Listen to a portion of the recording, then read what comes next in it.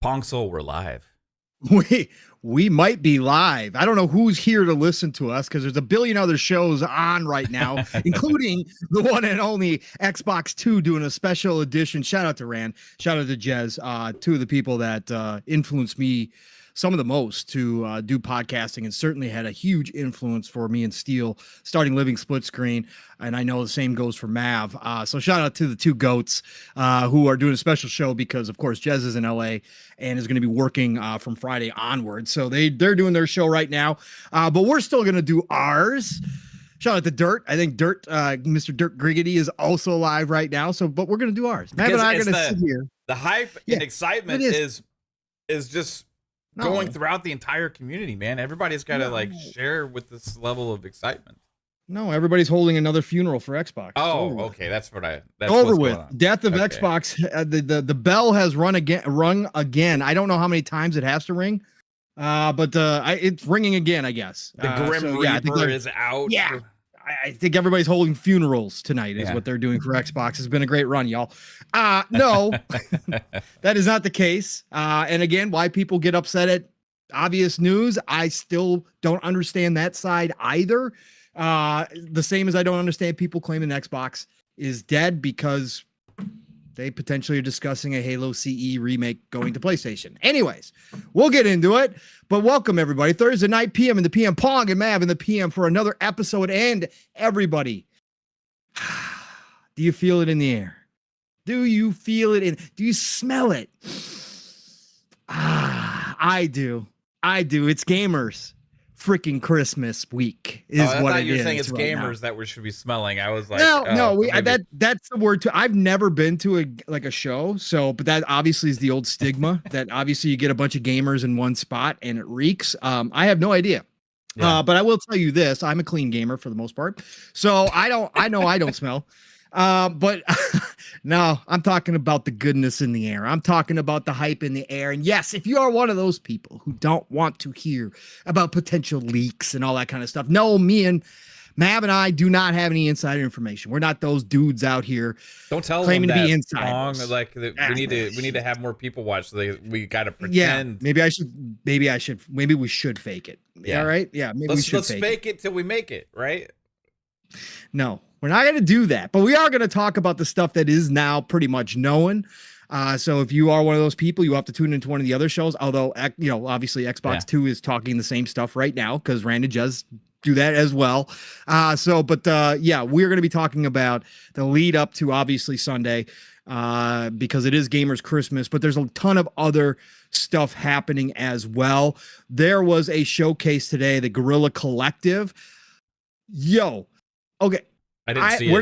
We're not gonna go through it because I knew Mav probably hadn't watched it. This was 3 hours, folks. 3 hours? Yes, almost 90 games showing, Mav. 90 games. How can you remember any games? Bro, I'm telling you, and it's indies, right? It's a Guerrilla Collective, so it's indie titles. Gamer must have been like just having a connection. I'm sure he probably was, but this, like, I was aware that this was happening because I was listening to you guys. Obviously, you were on Indy's show yesterday, and I knew he was kind of leading up to the Guerrilla Collective and stuff. And I know Indy watches all of these, but I did not realize how big it was. I started watching it at work, and like I was sporadically watching. I was like an hour and a half in, and I'm like, how long is this thing? And I was getting close to leaving, and then I want to hop over to Rand and Jez and listen to them, and all of a sudden I look at it, and go 3 hours. That's what it ended at because I was watching it back. Was right? it like an hour long like waiting screen or anything like that? No, sir. It's actual 3 hours. Yeah, it's like an actual 3 hours, almost 90 gigs. Because then I went online and Noble, shout out to Noble on X. He does a lot of good, recaps. He's like, I'm gonna get some things fixed before I even dive into this almost 90 game recap of Guerrilla Collective. But what I was seeing, Mav, I wish listed about 10, 15 games, right? In that hour and a half. Yeah, I went on Steam and wish listed. Now, a lot of these are going to be this is mostly PC, right? This is PC, but a lot of these games are coming to console as well, obviously, but it's PC focused. But yes, so this is a show I got to go back and watch. long-winded to say Christmas has started, folks. And it's just going to continue for the rest of the week into Sunday, into Monday. And we're even getting a little Tuesday special. Xbox is talking about having multiple days next week, talking about more stuff in their Xbox blog post. So we're going to get into all that because podcast too. On their podcast. Yeah. Yes, on their podcast too. So it is Gamers Christmas, everybody. So welcome. This is the best time of the year for us. Again, Doomsday is upon us yet again, but I think we've all heard this wolf, the boy who cried wolf too many times. So I think we all know what this is. It's an evolution. We're going to continue to hear this kind of stuff as we go forward. Most people are taking it relatively like they should. Like, hey, it happens, it happens. Xbox ain't going to reverse just because we go screaming all the damn time. It ain't going to happen on this one. So, but there are some doom and gloomers out there. There's some people that are extremely upset that anybody even writes an article about Xbox these days, which is also weird to me. But Gamers Christmas can't kill my hype, can't kill Mav's hype. Like, none of that stuff is going to kill our hype because Gamers Christmas, we're at a 12 out of 10, 15 out of 10, 20 out of 10 hype level for what we're about to see this weekend. 50. Yeah, Nav is now up to 50. We're in the like ultra hype mode. Like it's funny. Like there's so many, articles and different things talking about different topics that really aren't the focal point of what matters right now. You know what I mean? Yep. But news is news. If they hear this and they're gonna write their articles about it and put it in paywalls and all that kind of stuff, it's fine. Is what it is. But the interesting thing is still for me, like the news that we got of the one thing that everybody's freaking out about, right? I'm looking at it as one thing. Everybody else is looking at it as another because everybody else is looking at the considering putting it on PlayStation 5, much like considering before with all the other things. Well, considering to me doesn't mean anything yet, right? No. So that for me is like companies going to consider stuff, right? And until we get news, the second thing is the other report was this game was in early stages, right? So this wouldn't happen potentially for years away. Correct. With how game development works. At the earliest, maybe late 2025 in the most kind of positive, optimistic outlook. Right. So if this does end up happening for PlayStation with Halo CE going over there is what we're talking about, then that wouldn't happen till 2025, 2026 or later. Yeah.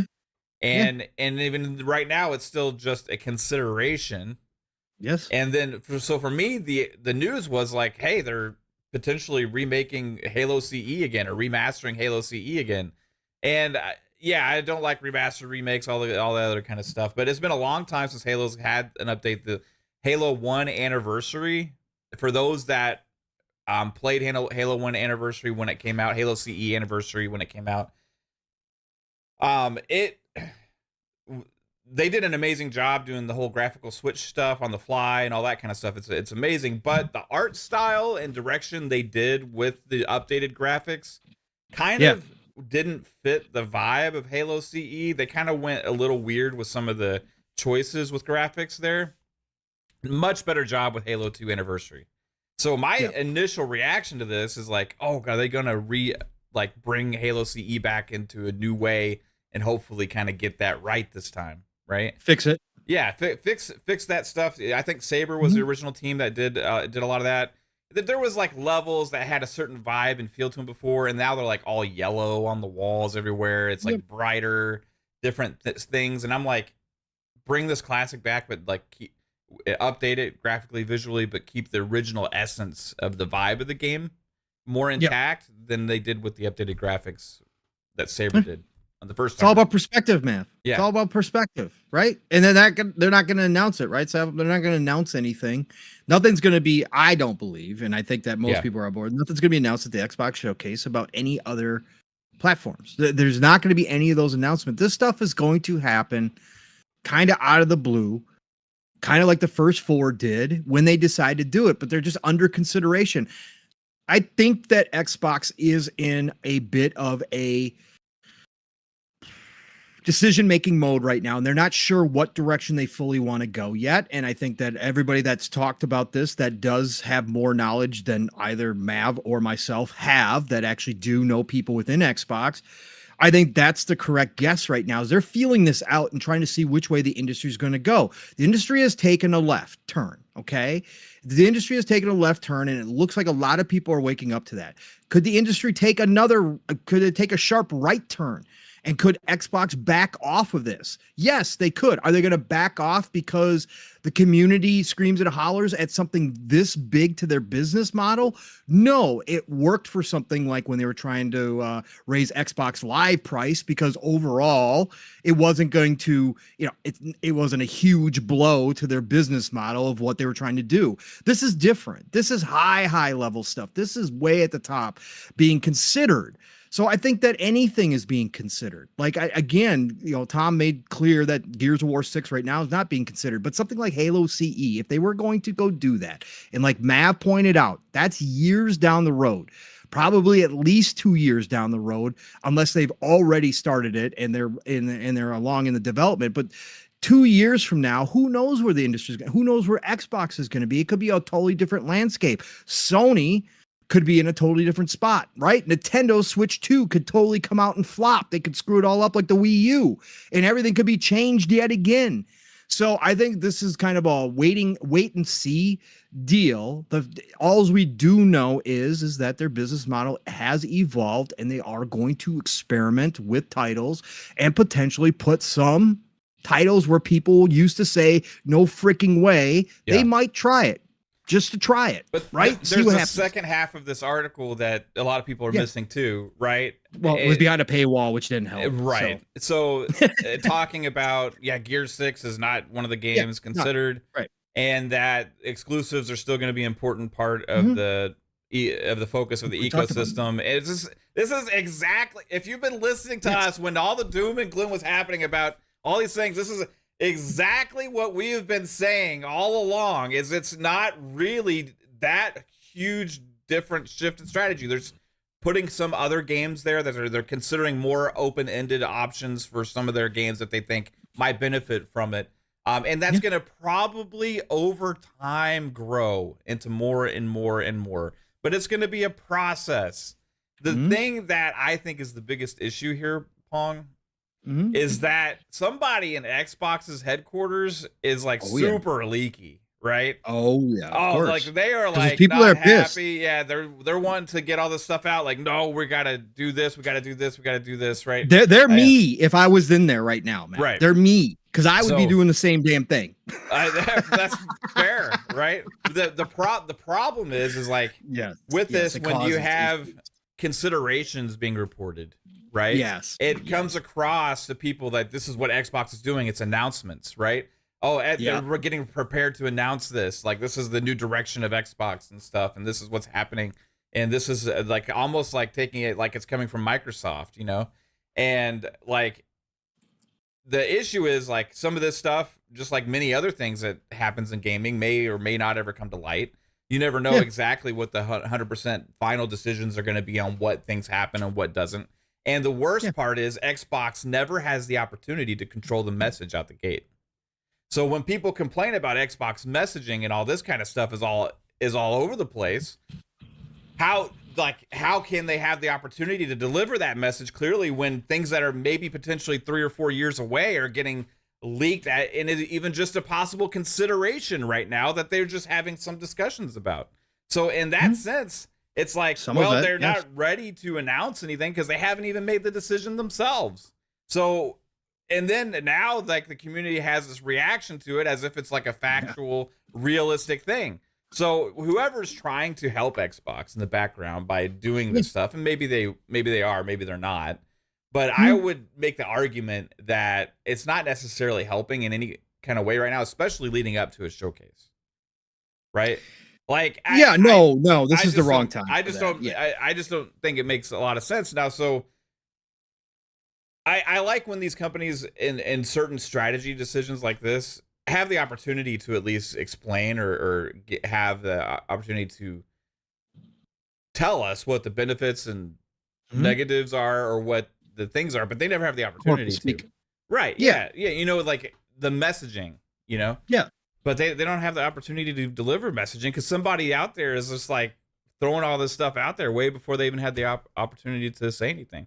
And it Yeah. may be way less of a situation than anybody thinks. It may be more in line with what we've Maybe been more. thinking, Yeah. right? And Yeah. or it could be the whole shebang, like some people are saying that's going to eventually happen.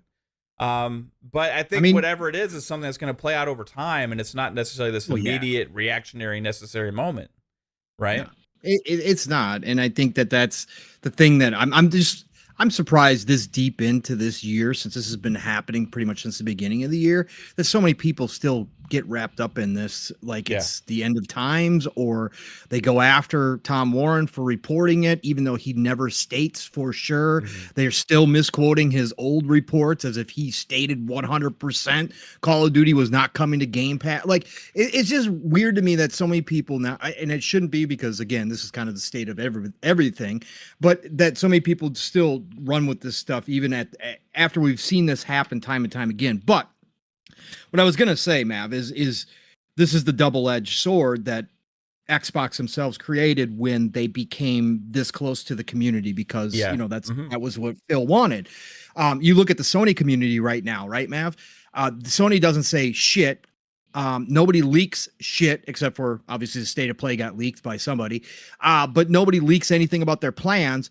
So you got one camp that is just like, oh, no, they're not doing anything different. They're not doing anything different at all. It's nothing, no day and date. Y'all are freaking wrong. And then you got other people going, there's signs things are happening, right? So you still get that from communities, even if there isn't somebody leaking. But to your point, the way that these leaks happen, when they've happened, and how frequent they've become, especially since the beginning of the year, is a massive problem for Xbox, because like you said, they don't have an opportunity to get ahead of this. And because, again, I don't think they've made any final decisions. I don't think that there's necessarily a fully winning side. I think that otherwise the report would be different. Right. Right. Otherwise, the report wouldn't be consideration. You know, you would think so, right? And I think the 4 games, again, the way that Phil and Sarah and Matt Booty had to respond with the business update podcast and with Sarah's last interview that she did, I think it's obvious that there was some rugs pulled out from underneath some people on certain decisions, especially for that group of people. I don't think that they were expecting some of the decisions to be made as fast as they were out the gate this year, right after ABK got finalized. But I just don't think the rest of it, how it's actually going to happen, how fast it's going to happen. I think there's still a whole lot of questions up there at the top 100%. That are still being talked about every single day. And it probably changes from one day to the next about what did ABK have an impact? Absolutely. Yes, of course it did. Right. Like this is the thing, like they're more of a multi-platform company than they've ever been before just by acquiring ABK. So these things are more of somewhat of a natural progression of the transformation of the company over time. Right. And yes. For me, it's like I play games to play the games, right? And I play the games on Xbox because of the ecosystem that's there, and I play the games because, like, I choose the platform because of the value it provides, the ecosystem that's there, the whole interface, the experience, the overall experience, right? That experience is brought to me, and I decide which games I like to play on it, and I play those games. It's as super simple as that. But never in any of those games that I'm playing, including if I play something that happens to be on another platform, whether it be a third party or first party, right? I never in the back of my brain being like, this game is worse and I'm getting less value because somebody else is playing it on another system, right? No. And this has ruined my experience, right? No. So for me, this whole thing about like I'm moving on from Xbox has always been kind of strange to me, because what are you moving on to, right? If somebody says that if this happens, I'm moving on to Xbox. Well, if you care that much about the game that they're deciding to put other places, you're moving on to because you care about that game and you want to have it exclusive, right?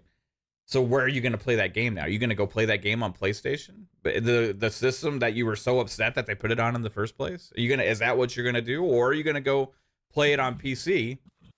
Guess what? The news flash, and I'm sorry to tell you this, but Microsoft and Xbox is okay either way if you're playing that game. Yep. No matter where you play it. That's why they release it in all those places, right? Because the money's in the games and the services. It's not in the hardware. Unless you're Nintendo. Right. And that's just what the model is. And the Xbox makes way more money on game content and services and software than they ever have before because of ABK. And there's going to be interesting things where they're still investing in hardware because they, guess what? Money still speaks, and they have an audience that wants to spend money in those places that love the ecosystem. And they're not going to just throw away 30 million people that want to use their storefront. So it never made sense to me that this means the death of Xbox hardware. No, for me, it's just meant like, okay, well, they're going to sell the console to the enthusiast of the people that love the ecosystem. And then the other people get to play the games where they are. But because there is still Game Pass, a subscription service, because there is still an ecosystem and a storefront, there's always going to be some form of exclusivity. Because that's what drives people to different storefronts and to different ecosystems. Is some form of exclusivity. Even things like Spotify has exclusive content. Correct. Right? Even things like where you think, oh, music is everywhere, right? No, there's exclusive stuff on Spotify or any other kind of subscription services like that, right? So for me, I just look at it as like, is this anything worth like having a cloud over all these new games that we're going to get to play, especially in a subscription service day and date that no competition is delivering this kind of value? And when we go through and look at this showcase where we have all these games getting revealed soon, like there's a lot of reasons to be excited because finally, and if you're an Xbox fan and you're thinking about jumping ship now because of considerations about hypotheticals that could happen potentially 3 or 4 years from now, watch the show and see what's real.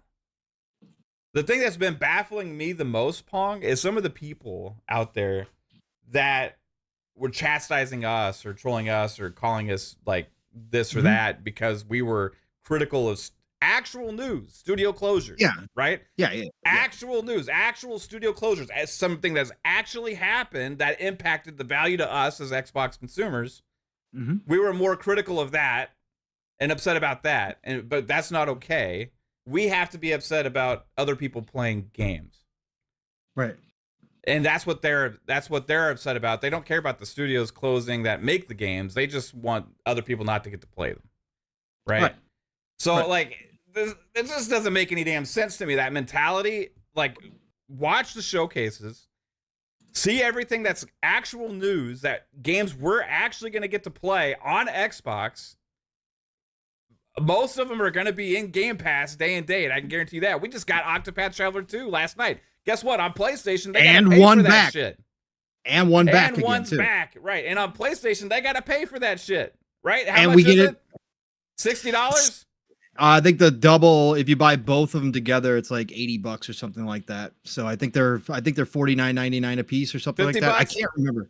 $50, yeah. And we get them in Game Pass supposedly for a year and a half. January 2026. If it's about the games, if it's about the games, it's about gaming. It's about what you love. It's about the passion of the hobby. It's about looking forward to what you can play. It's about your experience. Look into the showcase season what we got coming up over this next week and get fucking hyped for it because we're going to have so many new games revealed. We're going to have new game trailers on some of the most anticipated games we've had in years. And we're going to have lots of different kinds of surprises and things like that. We're already getting surprises now. Yep. I'm super pumped, dude. There is like no clouds here, bro. We are looking forward to this showcase, and we're gonna have a crap ton of coverage going into showcase season. Kate actually went and she like put up the events for everything. Yes, which is nuts. Yes, and we're gonna be crazy. Oh, I am. Yes, not you won't be there for everything because you have. I won't be there for everything. Yes, but I'm pumped, dude.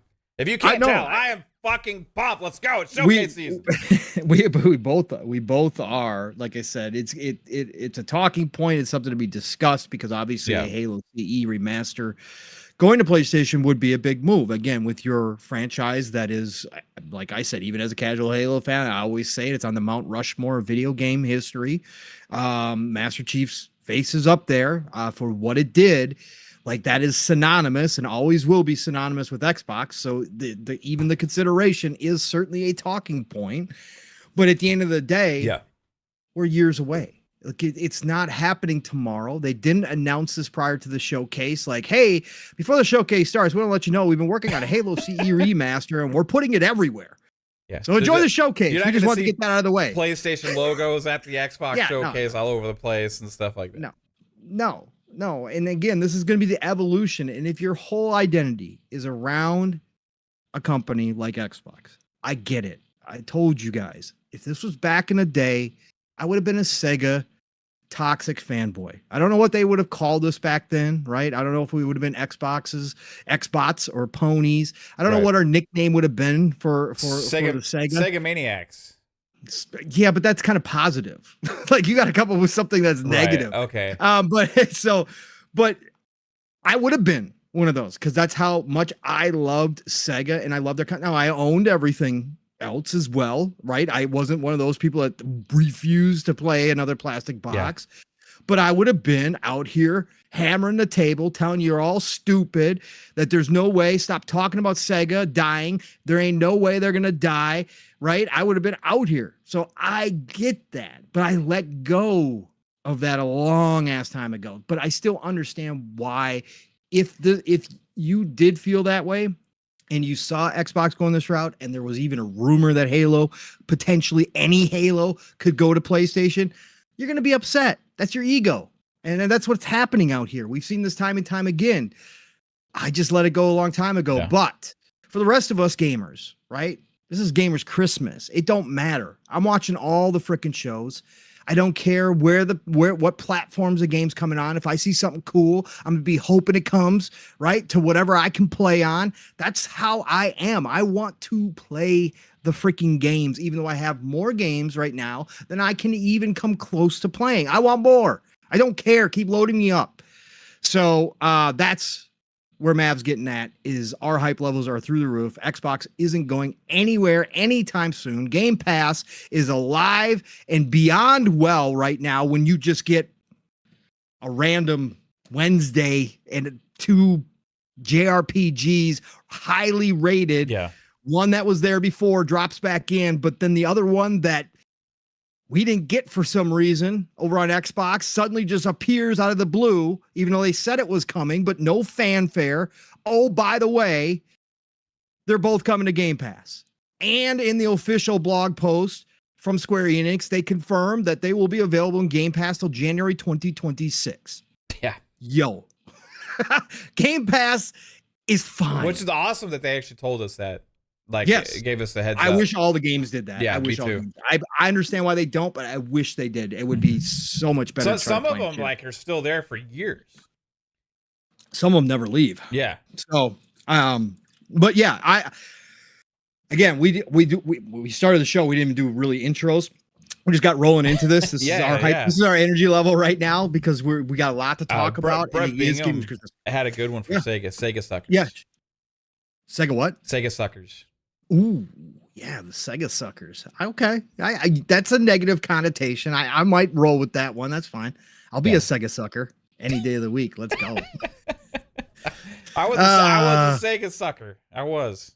Yeah, I don't know. I definitely was. But yeah, we didn't really get to intros because we were just doing this. We're talking because again, this is our energy level right now because it is that week and we are freaking excited to talk about the games and we're going to do that. So we got some of the, I guess, negative, less fun stuff out of the way. But we're going to talk about all the rest of the stuff that's been happening in the lead up to Sunday and what's going on. Oh, there's so much, man.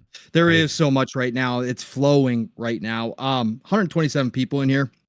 when we know we have other shows that don't normally go live at this time live right now. Thank you all for being here. If you're 2-tabbing it, 3-tabbing it like I used to back in the day, appreciate you. I know what you guys are doing and I love it. But Mav, I guess we'll start intro. Mav, how's your week been, brother? Oh, yeah. Have you been playing anything? Have you been actually gaming? What have you been doing? I've been playing some Diablo. Ooh, you're back? Yeah, level 50 right now. So back. Yeah, I've been kind of like in and out of it a little bit. Okay. I played some more Last Epoch.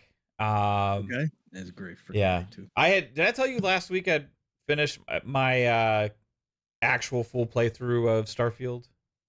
My Walter White. Yeah. No. I finished the Walter White playthrough, so I finally decided to go on the last mission and beat it. Wow. So I had done that. Yeah. Congratulations, sir. Yeah, thanks, man. It was some pretty cool, like. pretty cool ending and like start up to the new game and stuff. So I finally got to experience that. I don't watch the videos and stuff to get spoiled on that kind of stuff, but like I still wanted to kind of do my thing and casually play through the game like I do with Bethesda games.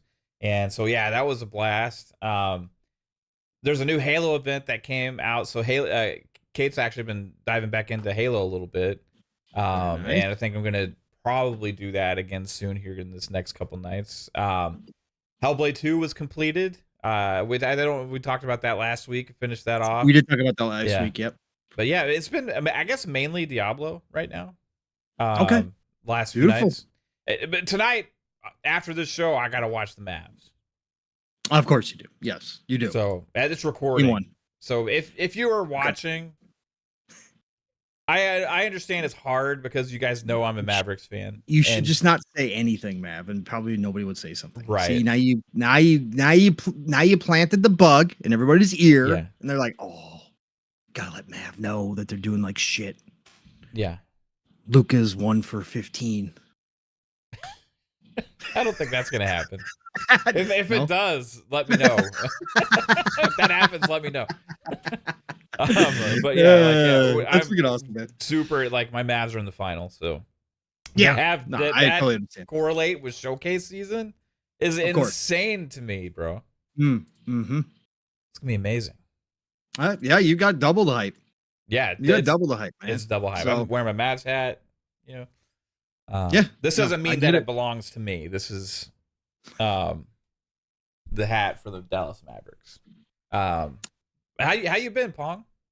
Been all right, man. Been all right. Not much new on the gaming front. Diablo and Ghosts of Tsushima. So that's been my 2-man rotation right now for the most part. Little games here and there, popping in, popping out. I'm level 85 in Diablo now. I think I am. So, by the way, I sent you an invite the other day in Diablo, and you ignored me. I did not get an invite, sir, unless it was while I was away, because there was a couple points. What day was it? I think it was Sunday. Yeah, I was probably away. I had left it on, and I had to go do some stuff. So I might have been in town or something at that time. But I don't. Yeah. If I would have seen you, I would have been like, because nobody's really. PTK has been back on. I've seen him pop on from time to time. He's been playing a lot. Seen Fuzzy maybe once. I think he's back in, but I haven't caught him. So yeah, no. I was questioning our brotherhood for a little while. And you know better. You should have texted me. You know to DM me and let me know that you hit me up. Because if I'm around, then I see the DM, and then I'll be like, "Oh hell yeah, let's go!" Because I can carry you, and we can get through. So, because I'm in tier 4. I brought myself to tier 4, did all that work. Been upgrading all my equipment, rerunning I got in some great random groups last weekend. In fact, Mav, running Helltide and running. They've got one of the rituals again, kind of like the blood ritual. Remember the one where all the stuff drops all the damn time? Yeah. I'm sure you've seen it. Yeah, you've seen it. Yeah, I've done that. It's amazing this time, dude. It's so easy to get the things you need for it, which is the best. Yes, it is. It's awesome. It gets tough in tier 4. Yeah. Especially if you're running with a group of 4 or more. Man, she is a beast. There's a couple hundred dudes have rolled through with us that have cleared her, within seconds. But otherwise, we've had some 5-10 minute long battles in that ritual, man. It's been nuts, like crazy. We got into some really good random groups, some good servers where everybody was running Helltide. And so we had some big groups doing rituals over. We had one time because we remember we used to count how many times in a row we did the blood rituals. Yeah. Yeah. This one, I think I think it was 13 at last count. It was either 11 or 13 at last count. I know it wasn't 12 because it wasn't even. It's like 11 or 13 at last count in a row. Oh, there was the screen. Remember the screen was just filled with yellow. Like I had no more room. Like I had to quick run into town, dump everything in the trunk, and then warp back and get back before they finished off the next one. Like we just kept running and running and running. And you're only like picking up the legendaries, right? Yes, only picking up the legend. Of course, at that point, you're only picking up legendaries. It was insane. And then now in the Helitide, you get your bar maxed out, and all of a sudden you get spawns on top of you. Yeah, that happened. If you don't die, you get spawns, and then you get that all the way up, and the bar starts draining, and it just continuously spawns new groups of enemies, new mobs on you, and then eventually you get the hell guy, the hell boss, to show up, and he's like he's leveled above you. Well, that was happening in the middle of our rituals. Right. So because there were so many of us, one of us was always getting powered up. And all of a sudden, we have all these mobs joining in as well, bro. It was insane. I was laughing my ass off. The first time when that happened, I was like, "What's happening? Why is this like, so crazy?" I was like running for my life. I was trying to get away, but and then people came in and helped me because I was surprised, and it was hard. It was hard. You know? Yes, it was hard. And then before you even power up, you get the big dude that pops out of the ground. That summons things. That big mouth looking dude, that big sandworm looking dude. Thing. Yeah, that thing too. And he summons a mob. Thing. Yeah, and he summons a mob. So yeah, Diablo 4 is kicking ass and taking names right now. A fantastic job on this season.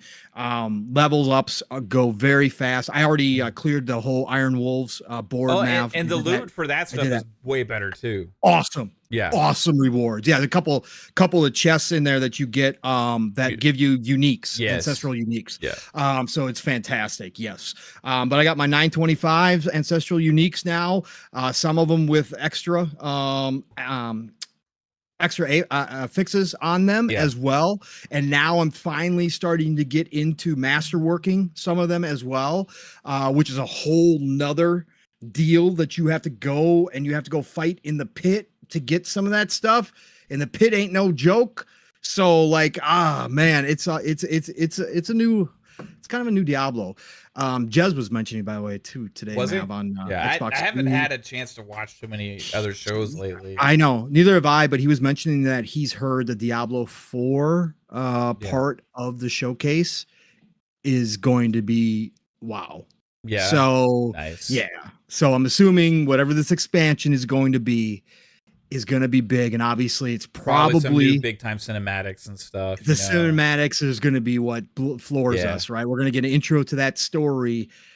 I'm telling you, one of the best, by far the best Diablo story ever in this one, Diablo 4, but the cinematics beyond, even beyond. Would it be like all this Halo talk lately? Yeah.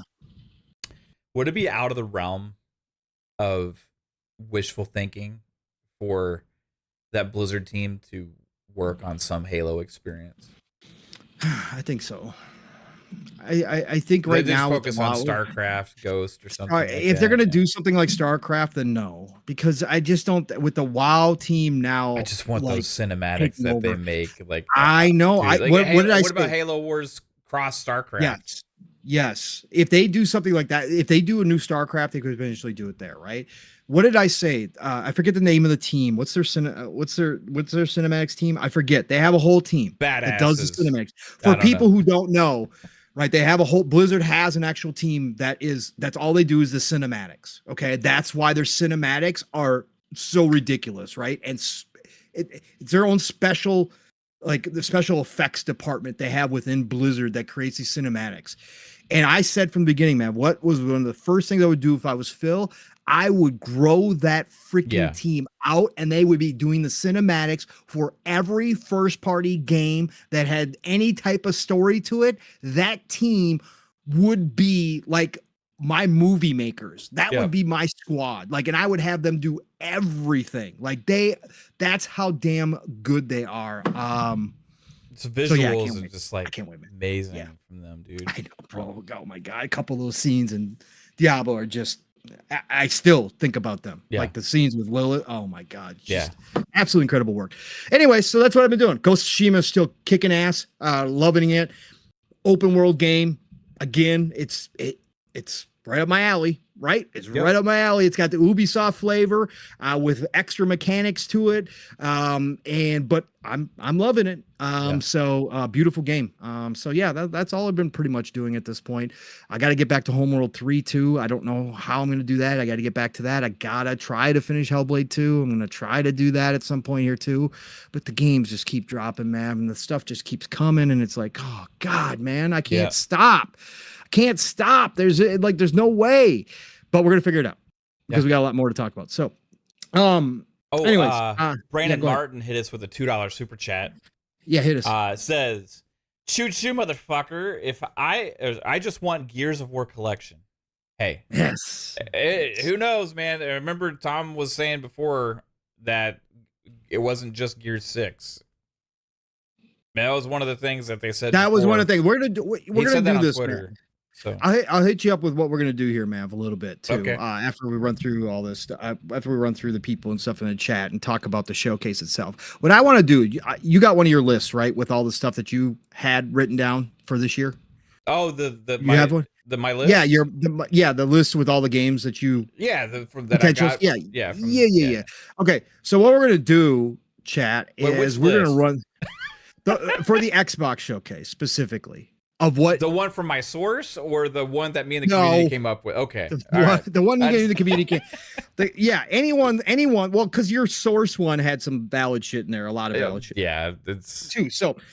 But what we're gonna do, Mav, is I want to take, because obviously Grub came out this week in an interview at Kind of Funny. They were on there talking about the showcase. I still don't know why Okay, I'm not gonna rant. I got to get this out though. Kind of funny. You had an Xbox show. I know why you guys are doing what you're doing 5 days a week now. That's cool. I've always said that there's room for there's a room for a 5 day a week show in video game news because of how much news there is. But why do you include certain people who obviously have zero fucking interest in Xbox to talk about the Xbox showcase? Why? Why do you bring the energy level down on something that's supposed to be exciting? I just don't understand that. Fucking 6 hype? A fucking 6 hype for Sunday? Who the fuck are you people? What would they give Summer Game Fest if they gave the Xbox show? I have no idea. I have no idea what their hype levels would have been before, but if they're not interested like that, why do you have them on to talk about the speculation about what's going to be at the showcase? Everything's like, I don't know. It really wouldn't do anything for me. Yeah, that's why. What the fuck? That's like the Keeley thing, like when he was hired to do the Xbox show, and then he had people on for the pre-show, right? And they were like, I just use my Xbox for Netflix. And it's like, why are you here then? Jesus why are you here? You don't matter. Your thoughts about Xbox literally are meaningless because you don't fucking play games on Xbox or even care about the ecosystem. So why would somebody even bring you on to talk about the showcase? And even do you even know what's possible to be shown? No, they probably don't have a fucking clue. They don't have any idea, and they still don't. That's what still bothers the fuck out of me. I get it, Greg. You're trying to be the guy who covers the entire industry, but you guys get paid and you can't even pay attention while you're getting fucking paid to the news. You can't even keep up to date on current shit. You can't even for a minute pay attention to the latest rumors out there about the exact company that you are going to hold a whole show about in the lead up to their showcase. Give me a fucking break. Well, Snowbike Mike and Paris should have been there too, right? Yes, of course. Yes, they were. Paris was there. What are they thinking when they're hearing this discussion from their counterparts? Well, we saw Snowbike finally go off on him a couple weeks ago, right? Well, which was great. It was fantastic. This time around, he kept himself a little bit more in check, but you could tell he was frustrated, right? And it's just like, I just don't get. Anyways, yeah. So I just don't understand why you do these shows. It's their content, is what it is. It is, but I just don't get why you want to do that energy, like in something that's supposed to be exciting, like video games. I don't understand. That permeates because, what I find, Pong, is people like that and the shows like that kind of are it's like a reflection of the overall general like general consensus into other casual gamers and like other shows that don't really follow, and it's just like them on a bigger scale. You know what I mean? And that's but that even goes to games media too, like IGNs and all those kind of things. It's like it's like obvious how much they pay attention to the Xbox brand and what's going on. The only thing they follow or care about is when there's like that negative news to latch on to, right? Yeah. Because that's like, oh, see, this is why it's bad. This is why it's bad. And they never focus on any of the other things, right?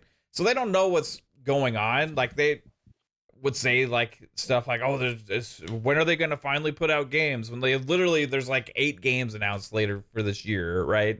And just stupid shit like that all the time. And it's been going on for forever.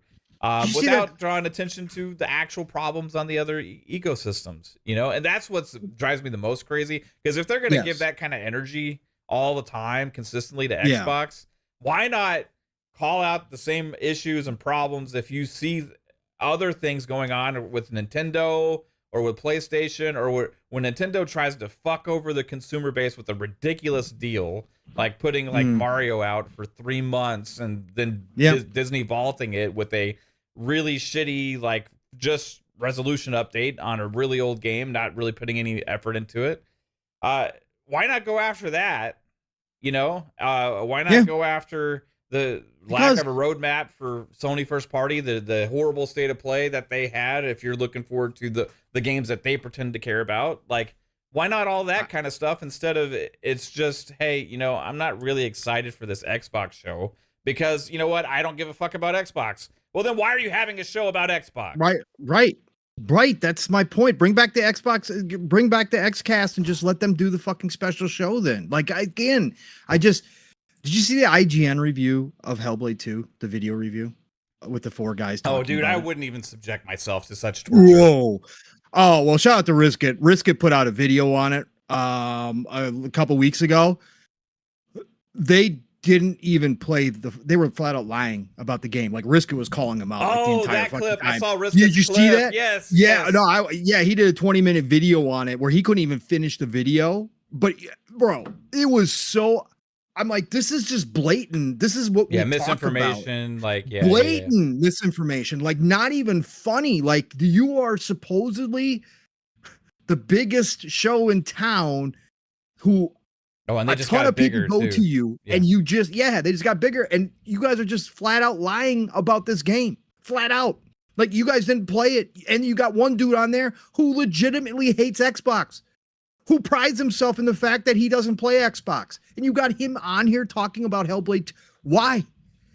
Oh, that's right, because there's no Xbox tax. There's no Xbox bias. There's none of that. That's right. Everybody's just a neutral in mainstream media. Anyways, back to what we were originally doing. I was letting Mav know what I want to do here, Mav, is because Grub, and I don't watch Kind of Funny anymore either. Yeah. But I did want to catch this one because Grub was on there in Paris and Snowbike, and I just kind of wanted to hear what the general sentiment was, not the other fools on there who I could care 2 fucks about. But I wanted to get kind of their general sentiment. And obviously I'm still a believer in Grub and I still like what Grub has to say most of the time. And I think that he does know some stuff. Again, not that he gets everything 100% right, but Grub he's been in the industry for a long time. Mav, you and I hear things in the background from our limited amount of context that we have. I don't know why this concept that these people that have been in this industry covering it for decades would not have context that actually tell them things. Like I don't understand. Like, so I still want to hear they actually know a lot more than they ever say also. Right. Exactly. But I'm just saying this concept that nobody knows anything, bullshit. Again, if you know enough people in the industry, you hear things like, especially from the development side and good stuff. Yeah. Now I'm not talking about fake bullshit. I'm talking about actual development. Yes, exactly, Matt. Development stuff, all that kind of stuff. But anyways, so I want to hear what Grub had to say. Grub said that what he's heard is it's about 2 hours long. Now, he didn't specify if that was with the Call of Duty or not the Call of Duty. Obviously, you and I had heard that it was much longer at one point and was being cut down. That would be a massive cut down depending on how long the Call of Duty direct goes for. But he said around 30 games. And when I heard that number, because you guys know on here, I've been guessing 40 plus, and I think all of us have been guessing more this year. So all I wanted to do, Mav, is we've got a pretty good list of games that are 80, 90% sure to be there already. Yeah. And I want to go through the list and put them into that category of 80 to 90% sure or 100% sure, definitely going to be there, but for sure going to be there type games, and see how much, what that number is just alone on what we've gotten so far from the smoke and what everybody's been saying. Right. Yeah. And then I want to see how much is left over, because I think Grub might've been underselling that number a little bit. I started thinking in my head and I'm like, because they had 32 just like 2 years ago. Yeah. Right. Yeah. Yes. And he said that there's going to be a handful of new announcements as well. So that's going to be stuff we don't have on this list. And Tom Warren had 2 big new game reveals in what he teased on his article today too. Yes. Okay. So yeah, I want to do that. But first things first, we're going to be Doom, the Dark Ages, and that could be Gears of War 6. Yeah. Yeah. Which it could be about. It could be, but we both know about. But anyways, I just want to go through that list and kind of put them together and then kind of see what numbers we're at, because then we'll look at like third parties and stuff like that and really get an idea, because I think he's underselling, but we'll see. But first things first, got to shout out the chat here. We got the Talos Ray in the house. What's up, Talos Ray? We got the Go Poe joining us tonight. We got the Ramon G in here. What's going on, Ramon G? Great to see you as well. Who else we got in here? Let's see here. We got the Robert Rice in the house. Thank you for dropping on by. It says Xbox is carrying 2024. Hell yeah, the second half for sure is carrying. It's going to be ridiculous, along with third party, but Xbox has got it. Takato, of course, is in here. What's going on, brother? Doom Reaper's in here. What's up, Doom Reaper? Who else? We got the Bold Alpha Wolfpack dropping on in here. What's up, Bold Alpha? We got the Serve in the house. What's going on, Serve? We got the Def Leopard in the house. What's up, Def Leopard? I see you guys making up new names for kind of funny. I like it in here. Buzz, what's going on, Buzz? Great to see you. Magnum's in the house. Grub is such a clout chaser. Let's be real. Anybody who's going to be out in public is kind of a clout chaser to some degree. So again, that's kind of their job. You know, that's how they get the attention. That's how they get, you know, the looks, the clicks, all that good stuff. It is kind of part of the business. Again, there's abuse, and then there's just doing what you do. And I again, don't care what you think about Grub. There's a lot of things that I personally disagree with him on. But when it comes to video game news, I think that he's got a good idea. Now, does he do things for his own reasons? Of course he does. Everybody does that. Does he leak things when he wants to leak things? Absolutely, of course he does. Like Mav said, they probably know a shit ton more than they're even willing to say. But Grub does have shows. He does have his family to feed. He does do it his way, but I don't think it's abusive the way Grub does it. If you disagree, that's cool with me. Again, I'm not gonna argue with you. It's personal taste. I just still appreciate Grub sometimes, especially what he does. We got the Web Dave in here. What's up, Web Dave? How you doing? We got, who else we got in here? Oh man, Gogo Poe's writing some stuff that's getting blocked. I gotta light the stuff up. None of these guys play COD or Minecraft, but guess what? It doesn't stop those games from doing fucking awesome every month. Don't worry too much about those folks. They're meaningless. Yep, pretty much, Gogo. Pretty much. Agree with you 100%, brother. Poison Maniacs in here. What's going on, Poison? Great to see you. Why So Serious is in here. What's up? Why So Serious? Great to have you part of the show as always. We got the brother Psychonauts in the house. What's up, brother Psychonauts? We got Shane G. What's going on? Shane, great to see you in here.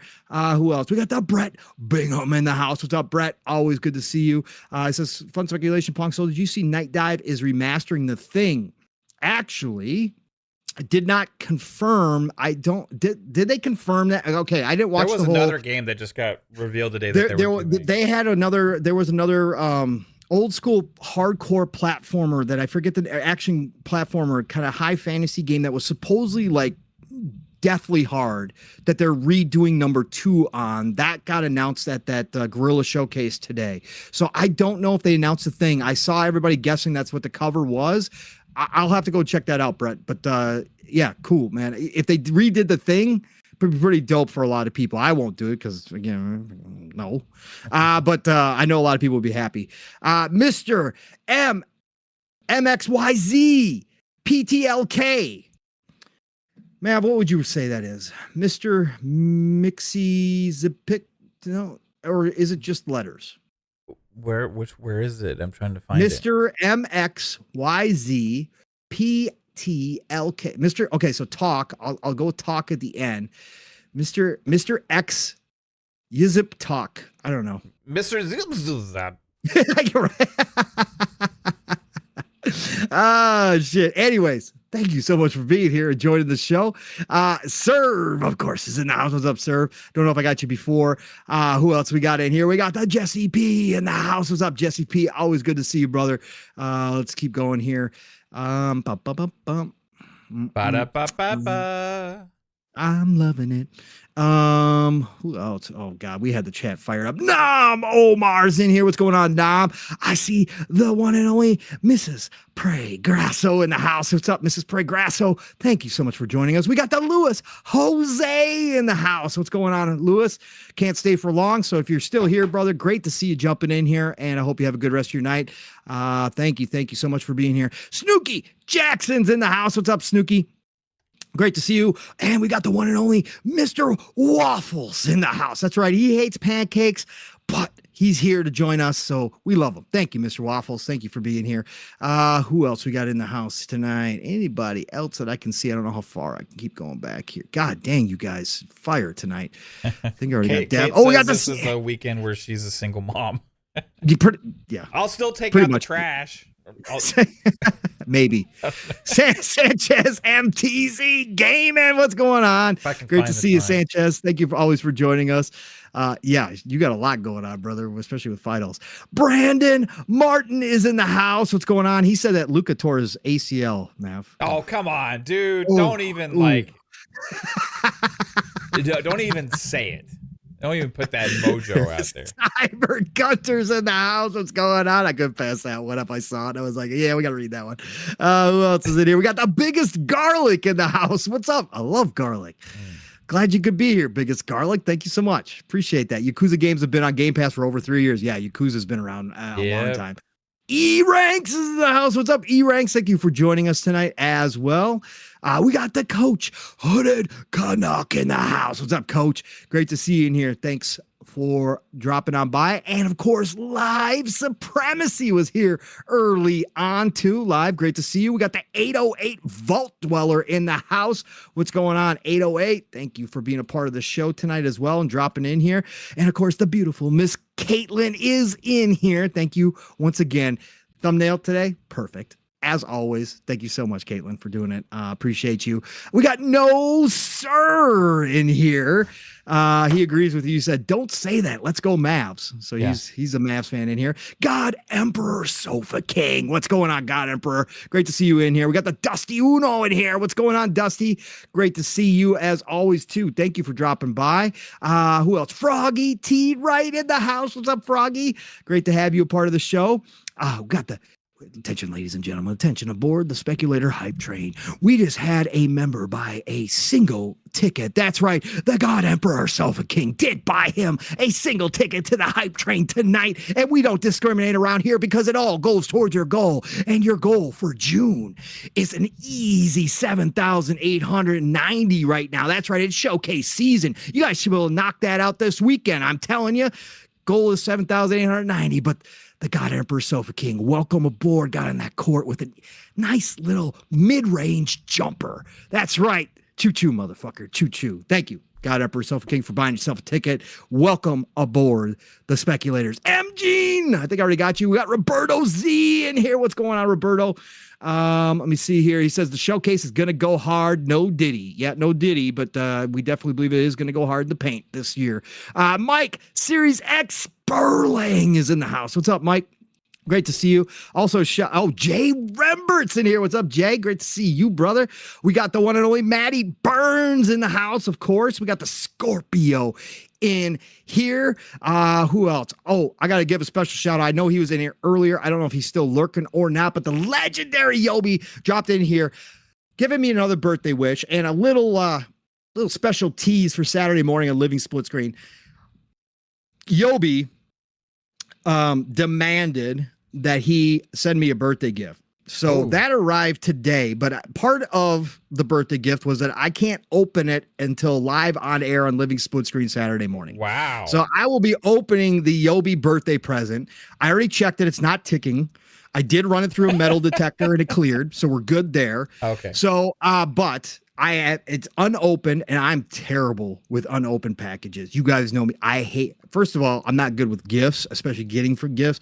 Like, this is not my thing. But I'm terrible when I do have a gift to leave it unopened. I already told him this is going to be a test of my ultimate willpower. It's just sitting right there. You can do it. And I know it's probably something cool because it's freaking Yobi. Yeah. So, but yeah. So Saturday morning, I'll be opening up Yobi's gift. And, you know, if it explodes in my face or I die or something, you guys all be witness that Yobi did it. Okay. But no, we're going to have a good time Saturday morning. Ghost Fixter's in here. What's going on, Ghost Fixter? Great to see you as well. All right. Thanks, dude. My birthday was last Monday on the no, I got to get to this one too. Attention, ladies and gentlemen. You heard us just shout out the God Emperor Sofa King for buying a single ticket. Well, that inspired the one and only Decado. Decado said, "Oh my God, God Emperor Sofa King's going to be sitting on that new car all alone. We can't have that. I got to fill up that car for him. So he's got some friends back there, some more speculators." So the Decado flew overhead and dropped off a bag of coal. He got on the court with the easy finger roll layup. The 5 bomb. That's right, everybody. We added another car and we got up to Mach 2.5. Thanks to the one and only Decado coming through. Choo-choo, motherfucker. Choo-choo. Thank you, Decado, for adding another car. Welcome aboard, speculators. Please take your seats. Please pay attention to the attendants. They will teach you how to buckle the special 4-point harnesses that we have on the hype trains. Because when you're at Mach 2.5, things can get a little rough. Things get a little fast and you might fly out. So buckle up, be safe. And we're going to continue the show because we got a lot of hype to get to. Choo-choo, motherfuckers. Choo-choo. A lot of hype. All right. A lot of hype. All right, Matt. You got one of your lists up there, sir? Yeah. All right. I got a list. So we're going to start with the Xbox Sunday Showcase here, folks. The main event of the week, for sure. There's going to be lots of good stuff, I'm sure, even though Keely's downplaying his Summer Games Fest this year. Yeah. We'll get to that. We have some confirmations of what's going to be there. We have some confirmations of what's not going to be there for Keely. He definitely said, hey, it's a slower year for gaming. So I don't know if this is people sick of Keely or if this is Xbox withholding everything and nobody else has really got a whole lot. Prices to be at his show. Prices. We'll get to the prices for the ads, which I don't think are outrageous. I don't know why everybody's freaking out. Again, tons of people buy, but again, we will get to it because that was interesting that it came out, how much it does cost. But the main event is obviously Sunday, right? We're going to have the Ubisoft Forward on Monday. We got Future Games Show on Saturday. We got the Devolver. Was the Devolver show today or is that tomorrow? That's after the Keely show.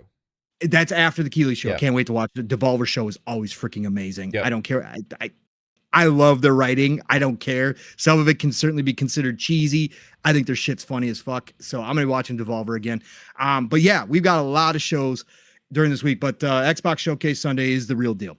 You're going to be right here, hopefully with us joining in or any one of the thousands of channels, obviously take your pick, but we hope you join us here because we're going to have probably what winds up to be about 5-6 hours of show that day, depending on how long this thing lasts. It's going to be crazy. But Matt, what I want to do is, like I said, Jeff Grubb said around 30. Oh, Go Poe comes in with a $10, says, I like Xbox. It has lots of cool games coming. That's a fair point. That is that 100% facts, bro. That is fact. Such a rational thought. Yeah. It's so unemotional. It's as simple as that sometimes. Yeah. It's simple. Right? Yeah. Why do we overcomplicate things I like Xbox. sometimes? I like games. Xbox has lots of games. I like Xbox. Easy. Wow. I know, man. I know. It doesn't have to be. Our shows would be really short if we did it that way, though. Yeah, it's true. It would be Hellblade 2, good. All right. I hope we have some good games showing at the showcase season. All right, everybody, have a good one. Yeah, have a good night. See you Sunday. See you Sunday. I really like my Xbox console and my PC and everything, so we're having a good time here. All right. let's do this, Matt. Let's do this. I gotta pull up a blank sheet here real quick on Word so I can keep track of what we got going on here. All right. So what we're gonna do is what we're gonna try to do here is we're gonna try to categorize a bunch of the games specifically for the Xbox Showcase. Okay. On what I'm saying is like a 80 to 100% gonna be there for sure. And then maybe we'll throw in as we go through the names, some of the 50-50s or maybes, right? So we're going to try and piece together this show. We're going to kind of piece together the show because, again, Grubb said around 30 games, 2 hours. Again, I think he's selling it short because of just going through the list in my head of first-party stuff. Like that doesn't leave a whole lot of third parties, and we know third parties are going to be there in a big way too. So like, I'm just curious where we think this thing's going to wind up at. All right, Matt. So, and if anybody has any that we do forget or that is being blatantly obvious that we're forgetting, please let us know. I don't care if it's first party or third party. I kind of want to get an idea of everything that we kind of think is going to be there or has real potential to be there. All right, so. Let's start with the easy ones, right, Math? So we got Avowed, right? Yep. We got Avowed. All right. We have, of course, Indiana Jones. Yep. All right. Starting out hot, right? Starting out hot. We got Doom. Yeah. Definitely heard Doom's gonna be there. All right. Thanks to the insiders, but yes. Yes, but it's been hinted very publicly. For a while. So, Gears 6. Yes. Phoenix Collection. What do we think, Mav? Now, Jez today, this is where things get a little discussion. Yeah, because there's been like, some people are 100% this exists. Some people are 100% that it doesn't. Some people are like, I've never heard of this. Right. Jez reiterated today. He has never heard of it. And he said he's been told it's not at the showcase. Now, what that means, I don't know. But he said that today.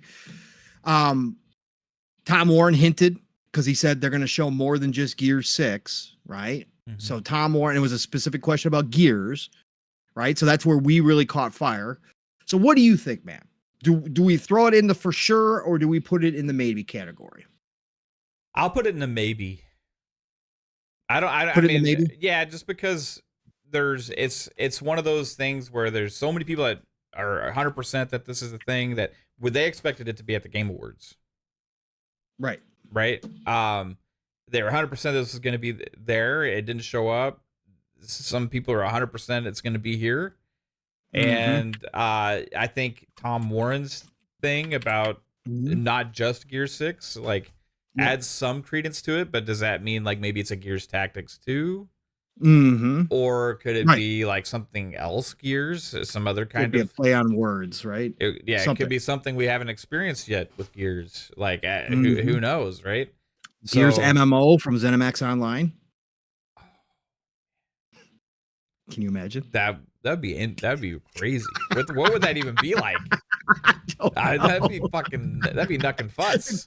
that would be out of the blue and be like, what? What? Yeah, that'd be crazy. Yeah. It just popped in my head when you were saying that. No, that's interesting. Gears is an MMO. Just the thought is like crazy interesting to me. I guess it'd be kind of like Division-y. Kind of, I guess it would be in a way. Yeah. Yeah. Build up your character into an actual gear, right? Yeah, I guess. I don't know. I would put it in more in like the 50-50 category. Okay, we'll put it in the maybe category. Here's the thing. If it exists, I think we see it here.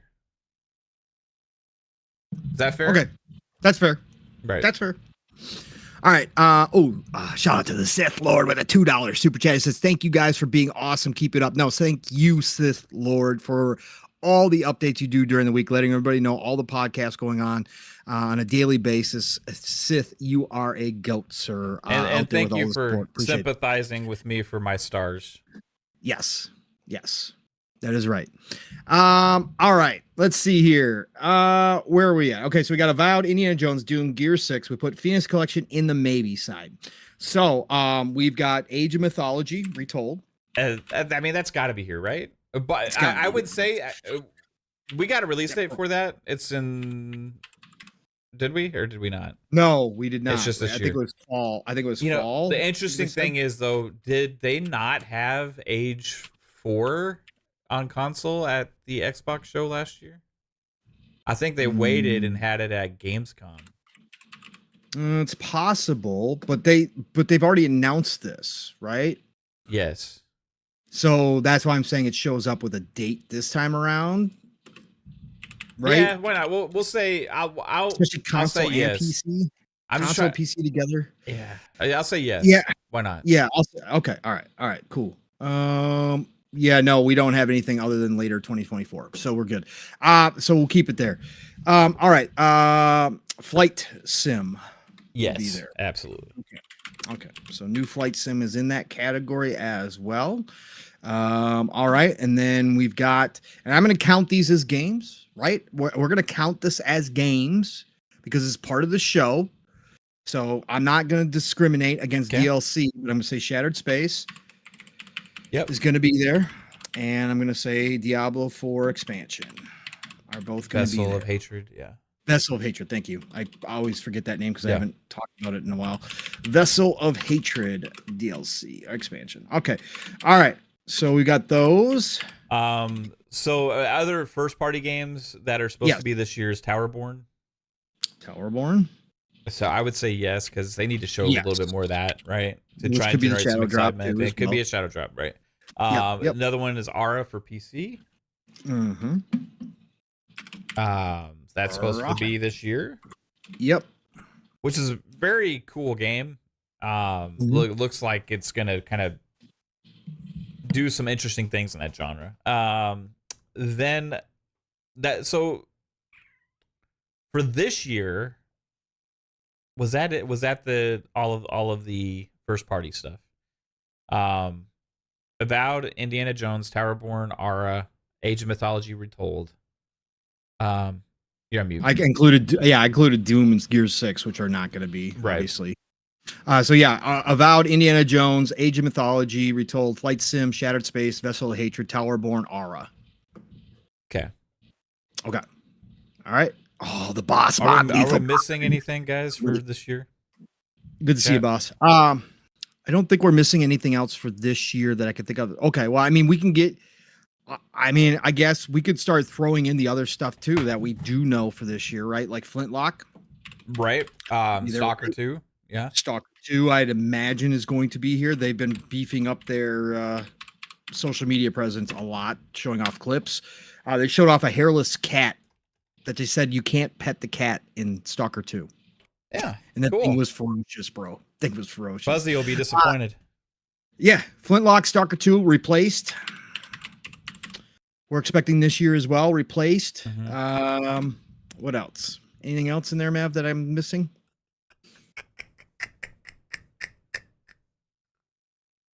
No. Okay. All right. Not that I can think of. Okay. All right. So then, Mav. Arc 2? Is Arc 2 this year? No, it's not coming out this year anymore, right? It was delayed again, I'm pretty sure, because they remade the other one to make more money again. So I'm pretty sure that they're not delayed again to 2024. Nobody's updated. It was supposed to still come out this year. Right. Do you think we get an update here though? I'll put that in the maybes because we haven't. I'll put that in the maybes. Yeah. So it is around and it is a deal. So third party wise as well, there's some games like that they have deals with. What about so if we're looking at the Game Pass deals, what about the Capcom's game? Kunitsugami Path of the Goddess. Yep. Path of the Goddess. Yep. Path of the Goddess. That's supposed to be this year, right? And then what about Metaphor? Is that this year? Yes, that is this year. That's not Game Pass, but it's still marketing with Xbox. But do they show it here, or is it at the Tokyo Game Show? Maybe they save it. Show it here again. Maybe they save it for TGS because they had their own little show that they did recently where they did a big reveal of the game. Yeah. Do we think Path of the Goddess falls in that same category since we've had kind of a big reveal and they've been talking about it? If we have it, I think it'll be a shorter thing. You know, Okay. but So, I mean, they could be part of a sizzle reel. Don't forget, right as well. So that is certainly possible too. So do we want to put metaphor as for sure or maybe? Maybe. I'll say maybe. Okay, we'll do maybe. Then there's Visions of Mana. Yep. Does it show up here during a Square Enix segment? I don't know, man. Or is this another TGS because we got it at a direct? I would say because again, it could be a sizzle reel. It looked so good at the direct, dude. Right, but we did get the direct on it. So does that mean Xbox holds off and they show it again at TGS closer to launch? Yeah, was it this year? Was that a this year game? Yes, that was a this year game. Wow, fuck! Visions of Mana is this year? Yeah. Yep. Okay. I forgot. Yep, it is. Yep. Visions of Mana. Yep. It's supposed to be this year. Wow. Okay. So do we think it shows up or not? Yes. Because of Square Enix. Okay. All right. So we're doing Visions of Mana in here as well. Okay. All right.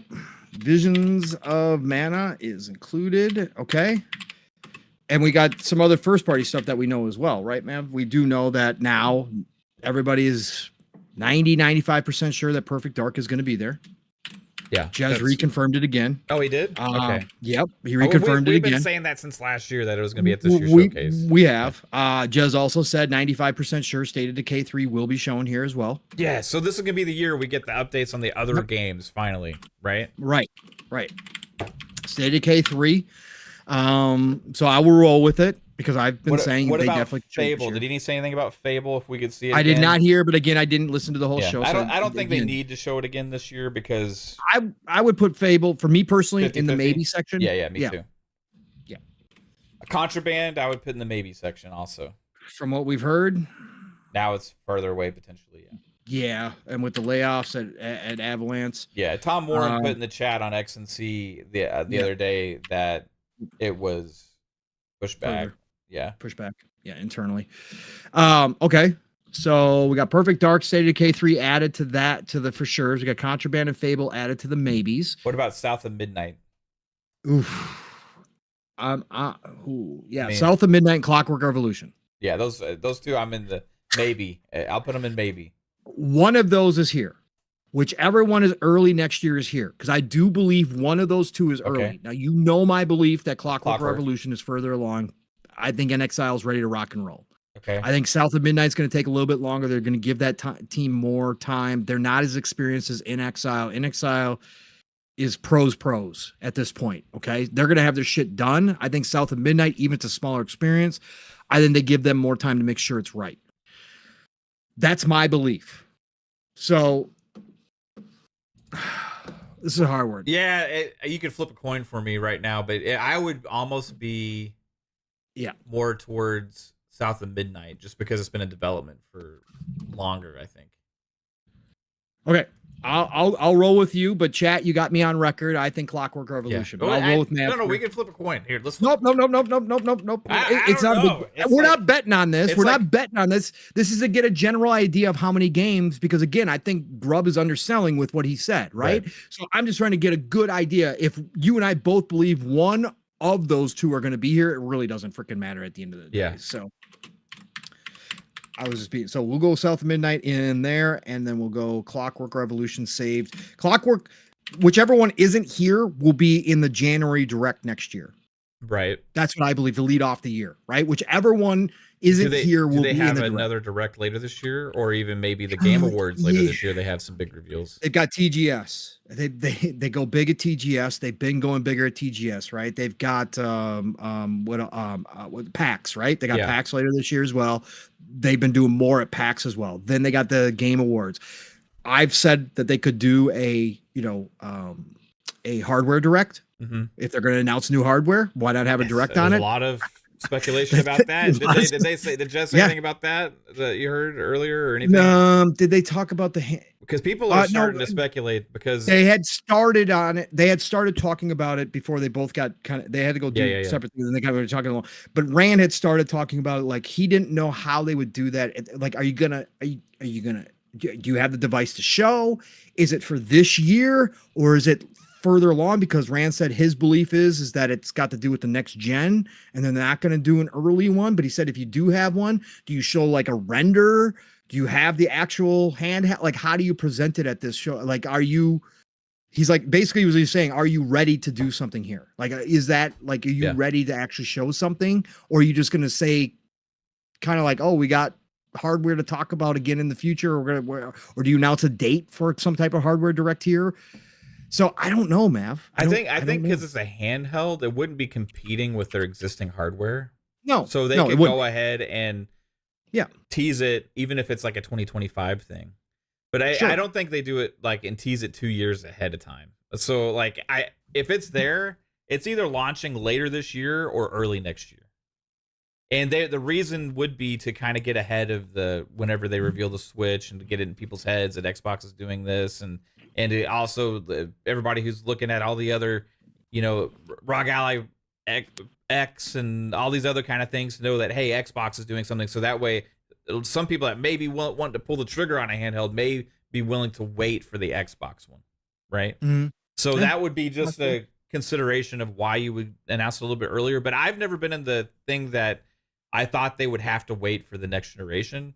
And for me, it was always makes more sense power-wise for the crossing that gap between generations and kind of being like a bridge where there's that cutoff point like 4 or 5 years later where they stop support on last gen, and that's when you release the new device, right? So that way you're always having stronger mobile or handheld hardware that's not launching at the same time you're launching your next enthusiast, bigger, more expensive box, because then you're hamstringing more of what the possibilities are for your generation, right? So if you release a handheld now, it's going to be like a Series S, probably, which makes a lot of sense because they're going to be supporting the Series S for a good another 5 years, probably, at least. Probably. Right? Probably. So if they do that, then we're looking at that as like, well, you can count on a handheld for 5 years and then maybe look at upgrading at that point. I would, if I was Xbox, I would look at it more in that direction. And then even if your ecosystem right now is tied to more how the hardware is today, your next device could be more of the switch over to the other style if they do that. So, I mean, I don't, because I've said all along, I don't know if they're ready to do like an actual like go on sale. Like I don't know if they're ready to do that, right? If they are, I do believe it'd be like a first generation test bed type device that they then work on the next 2 years up to next gen launch on a high end, like a higher performing version 2 to go along with whatever their new box is, right? That's what I've always believed. So if they are going to do this, it would make sense. Like here, if you're going to have this thing ready, tease it here for sure. Have a big showing somewhere else for it. Like have a big blowout when you're ready to really get down and dirty with it. But obviously you could tease it here as part of your showcase because it would be kind of a hype moment for a lot of people who are into handhelds. Like it would be, like you said, like if people are making decisions, deciding maybe this does make them hold off until they see exactly what Xbox is going to do. So from the marketing standpoint, it makes sense to do it here as well. I think the Elite 3 has a bigger chance of being here. Yeah, that's my personal opinion. I think we could see the Elite 3 here because that's something you roll out now. And again, this wouldn't be, like I said, they normally don't do hardware at these shows, but again, we got the special edition stuff with the Starfield Direct last year. So we got the, the controller and the headset and that kind of stuff. So it's not like they've never done it before. But I could see the Elite 3 for sure being ready with the haptics and stuff, and that getting announced here for a later release date as well. I think that one I could definitely see showing up here. So yeah, I think there could be some hardware here. I'm not getting rid of it. What if the success of the PlayStation Portal shifted their focus on the handheld and they just try and release a shitty device like that for the time being? No, You can't. You can't. I would hope not, You man. can't. But You can't. I don't. You can't, bro. You can't. They know. They've got to know better by now that that's not going to work. It's not. It's not going to work. There's. I'm just no. I shouldn't even put the energy out there. I'm just hypothetically thinking, you know. I don't think they will. I just don't think they will. All right, back. Let's see here. Where were we? Okay. So we left out of South of Midnight and Clockwork Revolution before we got into the hard work conversation, right? So a couple other things here, Mav. ZeniMax Online, for sure, right? Yeah, we're both that's going to be a game reveal. Yep, that's going to be a game reveal here for sure. ZeniMax Online. Fallout 76 expansion. Expansion. Yeah. You got to believe there's got to be something Fallout here, right, Mav? Yeah, for sure. There's no way they're not going to come with some. It doesn't matter what it is, but a lot of people have been talking about the new Fallout 76 expansion is going to be massive, and it's going to get even more hype now because of how many players are now engaged in Fallout 76. I got to say, I'm just going to put down Fallout. There's something Fallout here, but I'm going to lean Fallout 76 expansion.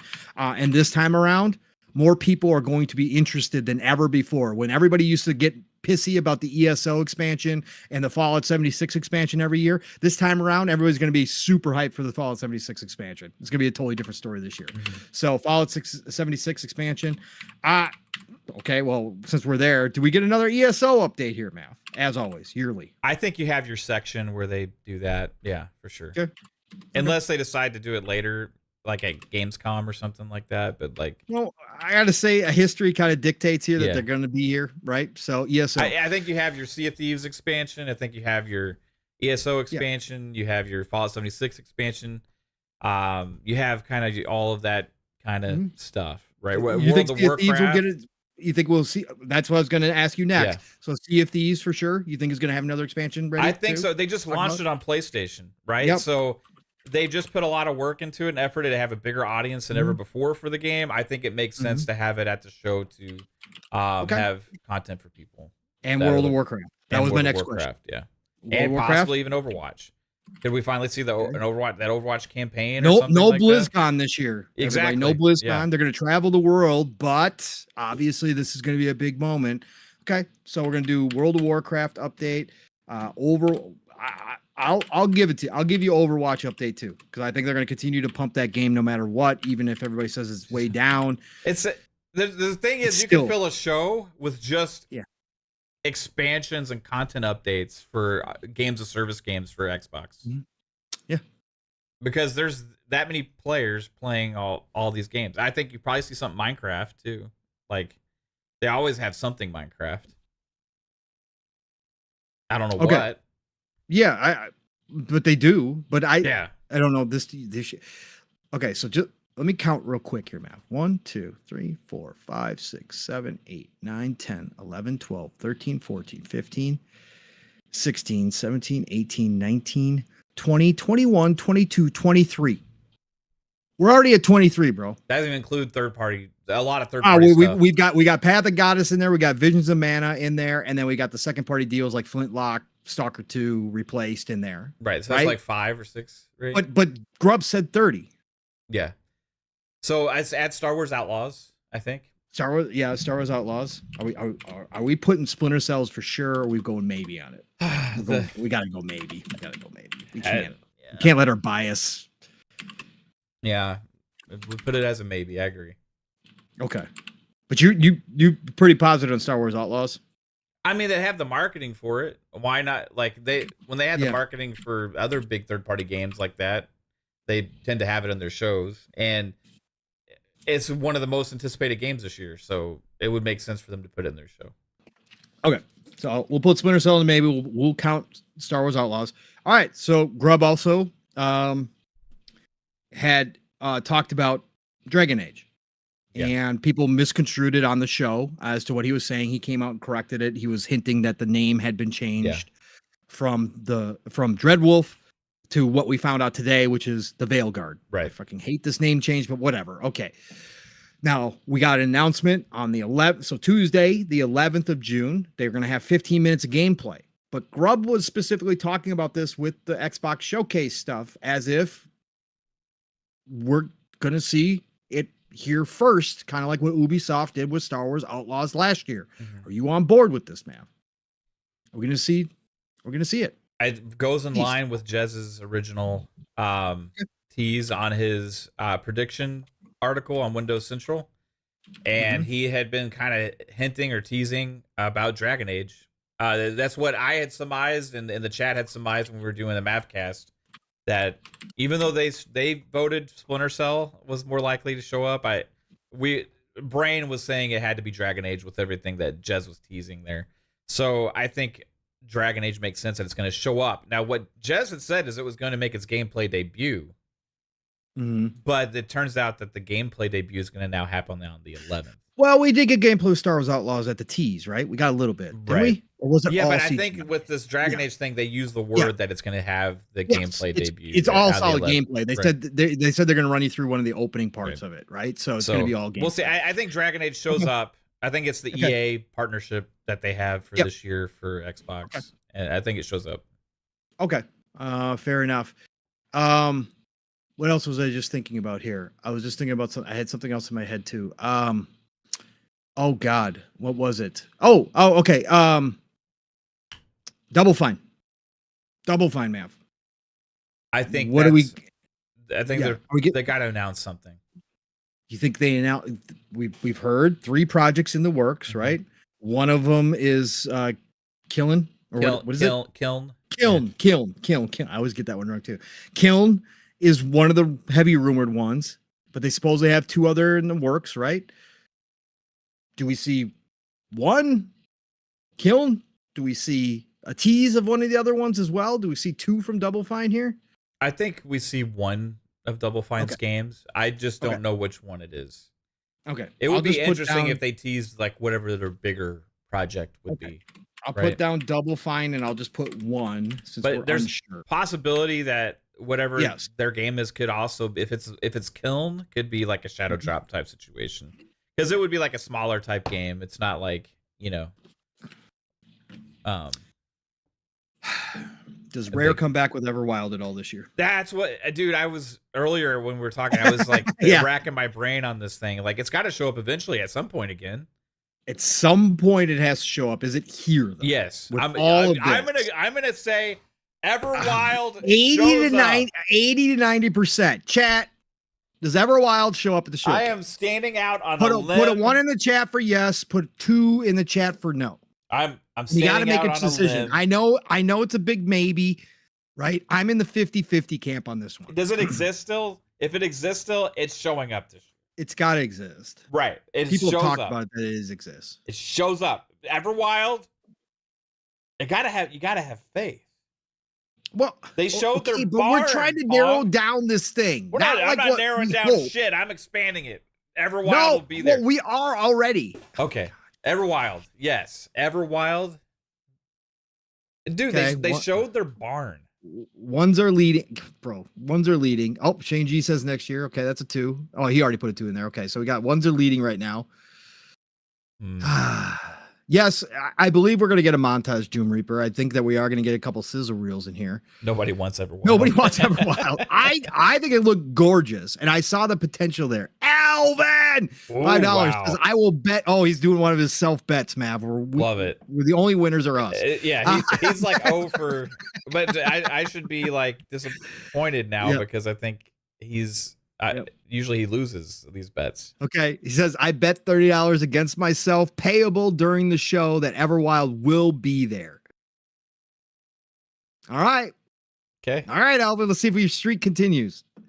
I thought the graphics in Everwild looked dope as hell. I loved it. Again, we had no idea what it was going to be, but artistically, I was all about it. It was gorgeous. Like, I was like, okay, I can definitely see it. Game. Especially that salamander thing opening up its mouth with all those fish coming out of her, whatever the hell it was. Will it be awesome. On PlayStation? Yeah. No, it won't be. No. I don't think so. Well, I mean, it could. Is it games of service? If it's games of service, it's possible. Timed, I think. I think that'll be another time. Yeah, like maybe like a year and a half, 2 years later. Yeah. Yep. All right. Well, I'll go with the ones. The ones are winning, right? So we'll put Everwild in here. Again, we're okay. All right. Everwild's going in. All right. Everwild. Okay. If people saw our list and said that we thought Yeah. 90% chance Everwild was going to be at the show, it would just completely obliterate Yes, it would be. the credibility of the list. Okay, Fastback brings up an interesting shout out to Fastback, by the way, brother Chris. Great to see you, brother. It says Kojima's game, OD. What do you think, man? Well, it is interesting that details were starting to come out about the game. Okay, has Kojima tweeted from LA yet? That's the sign. If it's at the Xbox show, it's pre-recorded, so he wouldn't need to be there. Oh, that's true. That is true. He could just do it. Yeah, that's right. He could have like a recording thing, Okay. And I don't think Keighley wants to promote Kojima's Xbox game. So I'm gonna say this has got to go in the maybe camp. There's no way I can put that in. I'll go with maybe too. Yeah, there's no way I can do it. Like there's just so it hasn't been that long ago where they kind of that could be the new Hellblade 2 where it shows up the Keeleys every year. Maybe could be. I mean, he did do it last year. So Shane G says we're missing Hollow Knight Silk Song. Lots of hints. It's there. Yeah. Okay. I would definitely put that in the 80%. I'd like, again, I know the Silk Song community is like so devastated and broken that it's now a meme that they just think every show it's going to be there, whether it's Nintendo, PlayStation, or Xbox, even though Xbox obviously has the deal. Yeah, it has the deal. But they're so broken, they just think it's going to be there every time, and they think that themselves are clowns. Yeah. So, but I will give that to you, Shane. That's a good one. Actually, I'll add that too, and also 33 Immortals. 30, bro. How do we forget about 33 Immortals? Of course, so the thing with Silk Song was that, and I was on Indie Gamer Show the other day, and he was talking about this. He knows better than most. Anybody. He's even interviewed the team and stuff there. Like, he made a point that last year Team Cherry had said through their community and stuff that they won't be at any shows, right? But they did not say that this year. Okay. They did not address it this year. So I think they will show up somewhere. Now, okay. Like Keighley doesn't tend to allow the whole Game Pass marketing as much anymore, or like the whole tags after the end of the trailers and stuff like that. Or it seems that way. I don't know if he does or not, but like after the end of the trailers and stuff, I remember last year we weren't seeing a lot of that. Maybe it's just because of the Game Awards. Maybe it's more likely at Summer Game Fest. I'm not sure, but I think with the marketing deal and how big of a game that is to the indie community, I think if it does show up somewhere, Xbox would want it to be there, even if it does also show up at the Keeleys. Yep. I think so too. And back, because Xbox has the marketing. It's coming in a Game Pass day and date. Gear Delta. So but Calorie, MGS3 remake. That's a good one. We already said Path of the Goddess. We do have Path of the Goddess on the for sure list. We agreed to put that one there. Metal Gear Solid 3 remake. Mav, we've had hints about this too, right? Jez put out there on X that he might, that MBG might want to show up to a different show if he wants to see Metal Gear, right? It showed up. They had marketing on it. It showed up at the Xbox show when they revealed it. So it's gonna be probably here. It's gonna be here. Yeah. Okay. All right. If it shows up anywhere this year, if it's ready to be shown, it'll be at the Xbox show. I just hope it shows better than Konami's other projects that they're working on right now. Let's see here. Okay, so we got that. Roberto Z says Final Fantasy. Mav, now this has been my speculation, right? That Square Enix is going to be here for sure. That they're going to solidify their statements that they are now a third party. They're going to be Mana, right? We already addressed that. We got that. We just got Octopath Traveler 1 and 2 dropping into Game Pass, right? Yeah. So I'll roll in a little bit of this week's news real quick too, Mav, while we're here, because Yoshi P came out this week. Shout out to Yoshi P. In an interview with Yoshi P, his team is working on 2 unannounced games that should be revealed soon, Mav. There are rumors of Final Fantasy IX remake, and you, brother, I'm pretty sure you saw this. Yoshi P also hinted it's probably time for another Final Fantasy Tactics. Yeah. The dude, I've been saying this like, Yes. and it was on my rumored like joke list or whatever, but it's also it's something I've been trying to put out there on some of the long shots and the predictions and stuff. I talked about it on Indie Show also when I was doing their Yes. predictions and stuff. Yes, I heard you say that. That I think that this is a actual possibility. So if PlayStation's not having a show for a while, right? An actual showcase. Summer Game Fest. Stop. You could show up with that at Summer Game Fest potentially, right? But Could. with the new thing going with Xbox right now, right? It would make a splash to have at least one of those two games there. But for me, Final Fantasy Tactics would be the one that I would pick. Yes, Remember, Tactics Ogre, they made exclusive to PlayStation, right? Yes, they did. So It's on Steam. Final Fantasy Tactics, Yes. Xbox show at the Xbox Which is the show. bigger game. Right, which is a bigger game. Yep. Maybe take the Game Pass money for it. Well, they could. I mean, it's a tactics game. Yeah, Thatch, we did put Flintlock in the for sure list as well. Yes, we did do that already. Okay, so we're in agreement that Square is going to be here. We said Visions of Mana is going to be here, right? Yeah. So is it going to be a Square segment like we've seen a Sega segment before? Is it more than just a sizzle reel? Is it Square actually on stage with a couple of games? So if we say Visions of Mana is going to be there, that's one. Yeah. Because that's coming later this year. Do they give us more? Okay, well, I will. Do we put it on the for sure list that we see?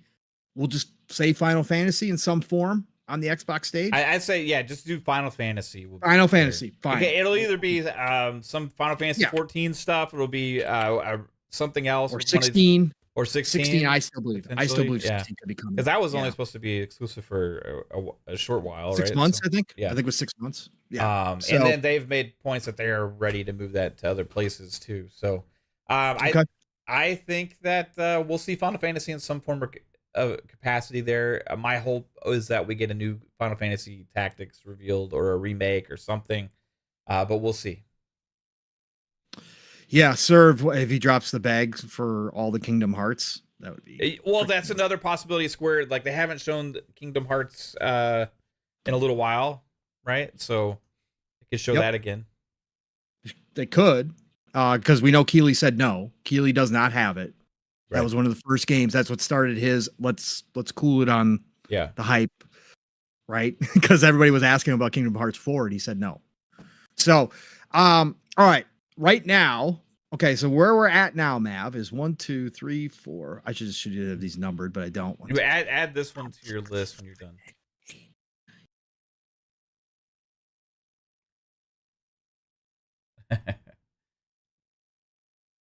That what? Which one do you want me to add? Pal World. They're going to talk about Pal World. Pal World? Yeah. There'll be some kind of Pal World short trailer thing there with content update or something. Okay. That makes sense. Okay. All right. I want it automatically. You should tell me the number. Let's see. I should have been writing these down. Yeah, I've got them. Let's see here. Roberto C says Pal World update. Yeah. Cygnus says Final Fantasy 16 sounds logical. I agree.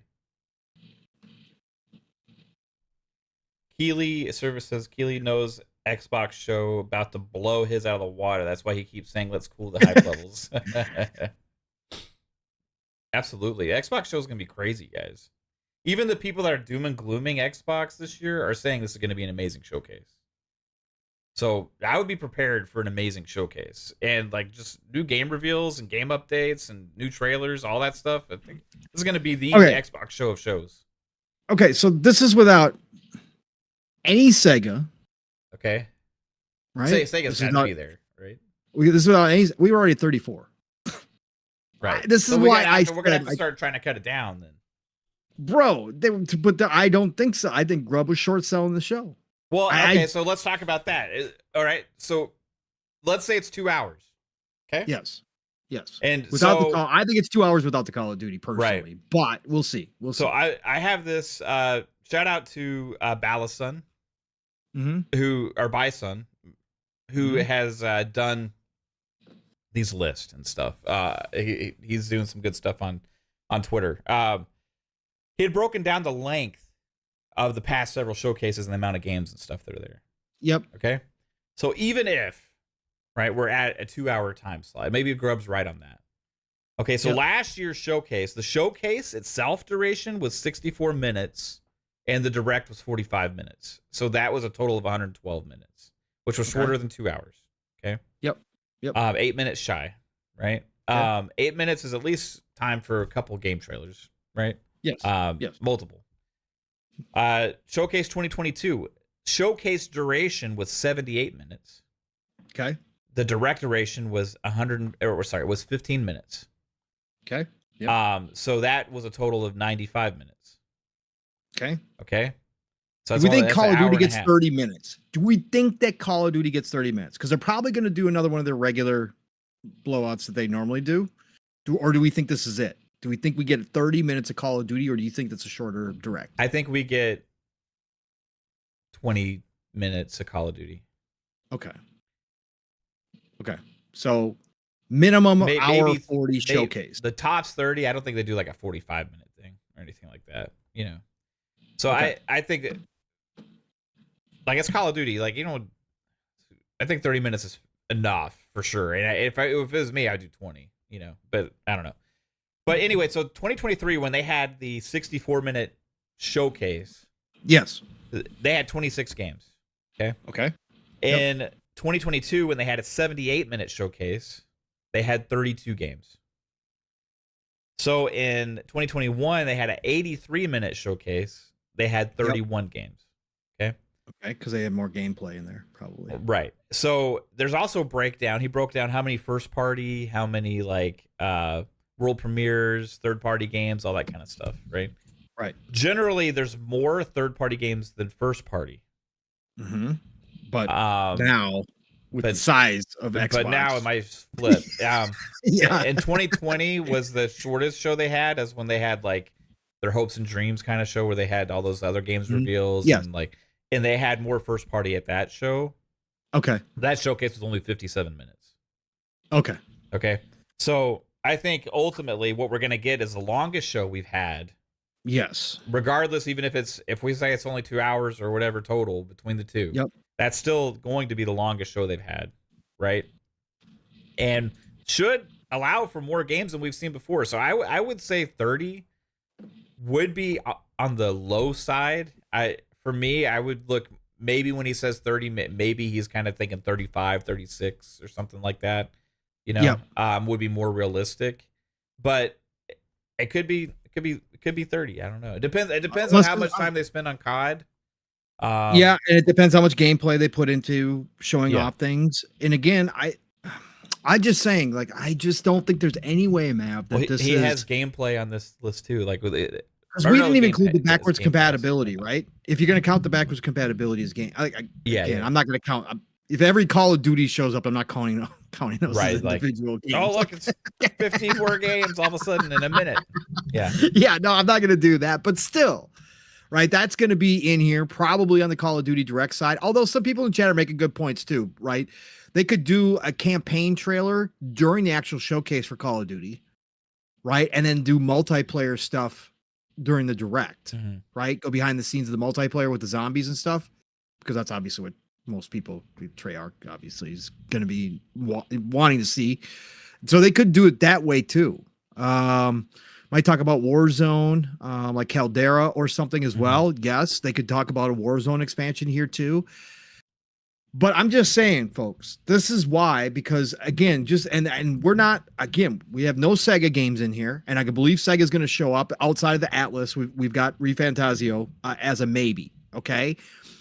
But we know that I've said that I think that they could tease Persona 6 here on the Xbox stage, which would be massive from Atlas. But I think that Sega's new games that are coming out, that Xbox is helping them with, their big massive game initiative or whatever the hell it's called, could definitely be here, right? They've already announced that those 5 coming.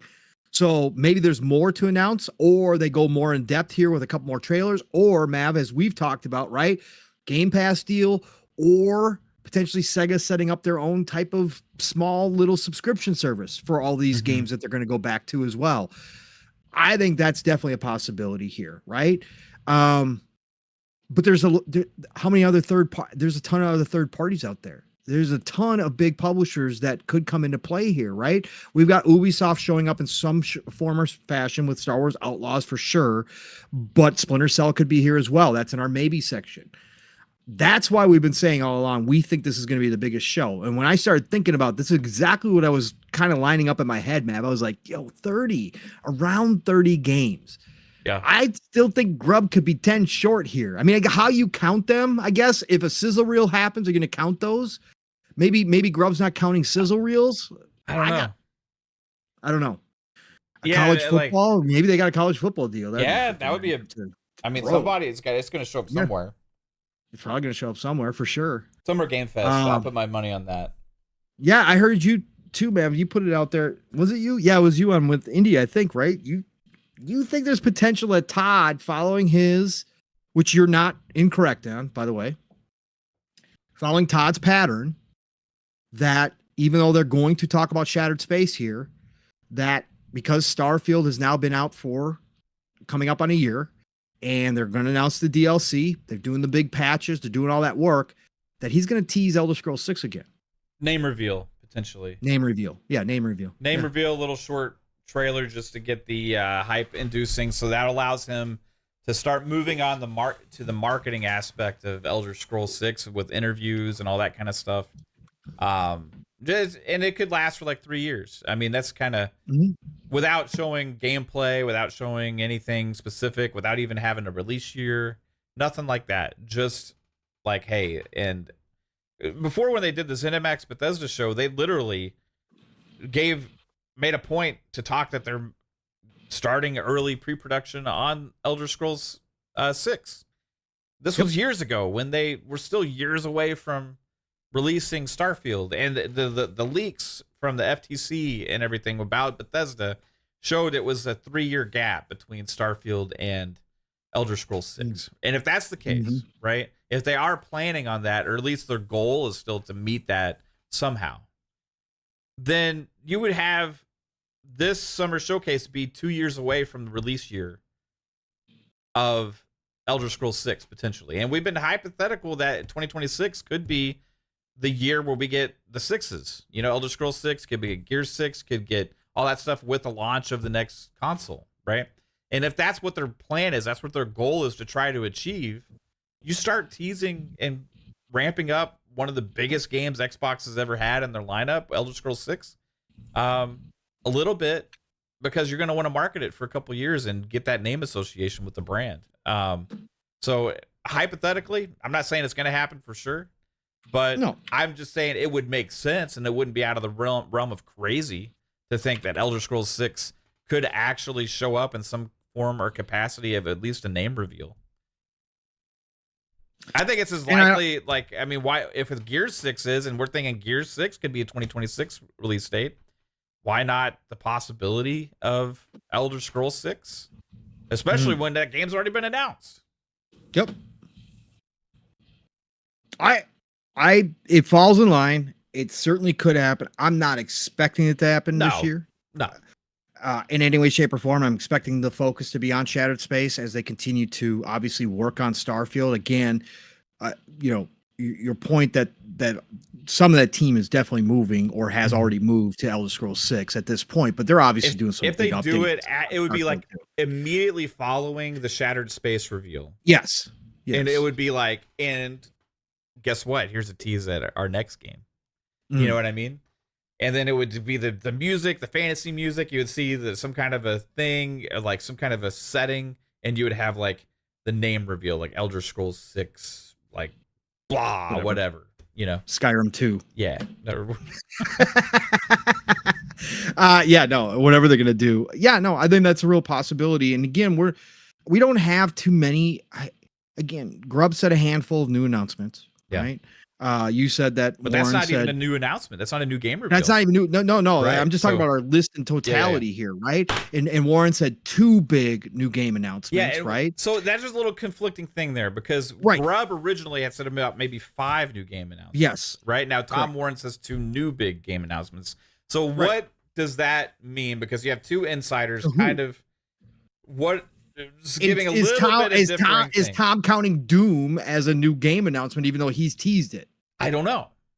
Right, because that's a big announcement, right? And that's what level is new big to them? And maybe like 5 includes some of the smaller games, and then like maybe 2 is like for the big huge games, you know?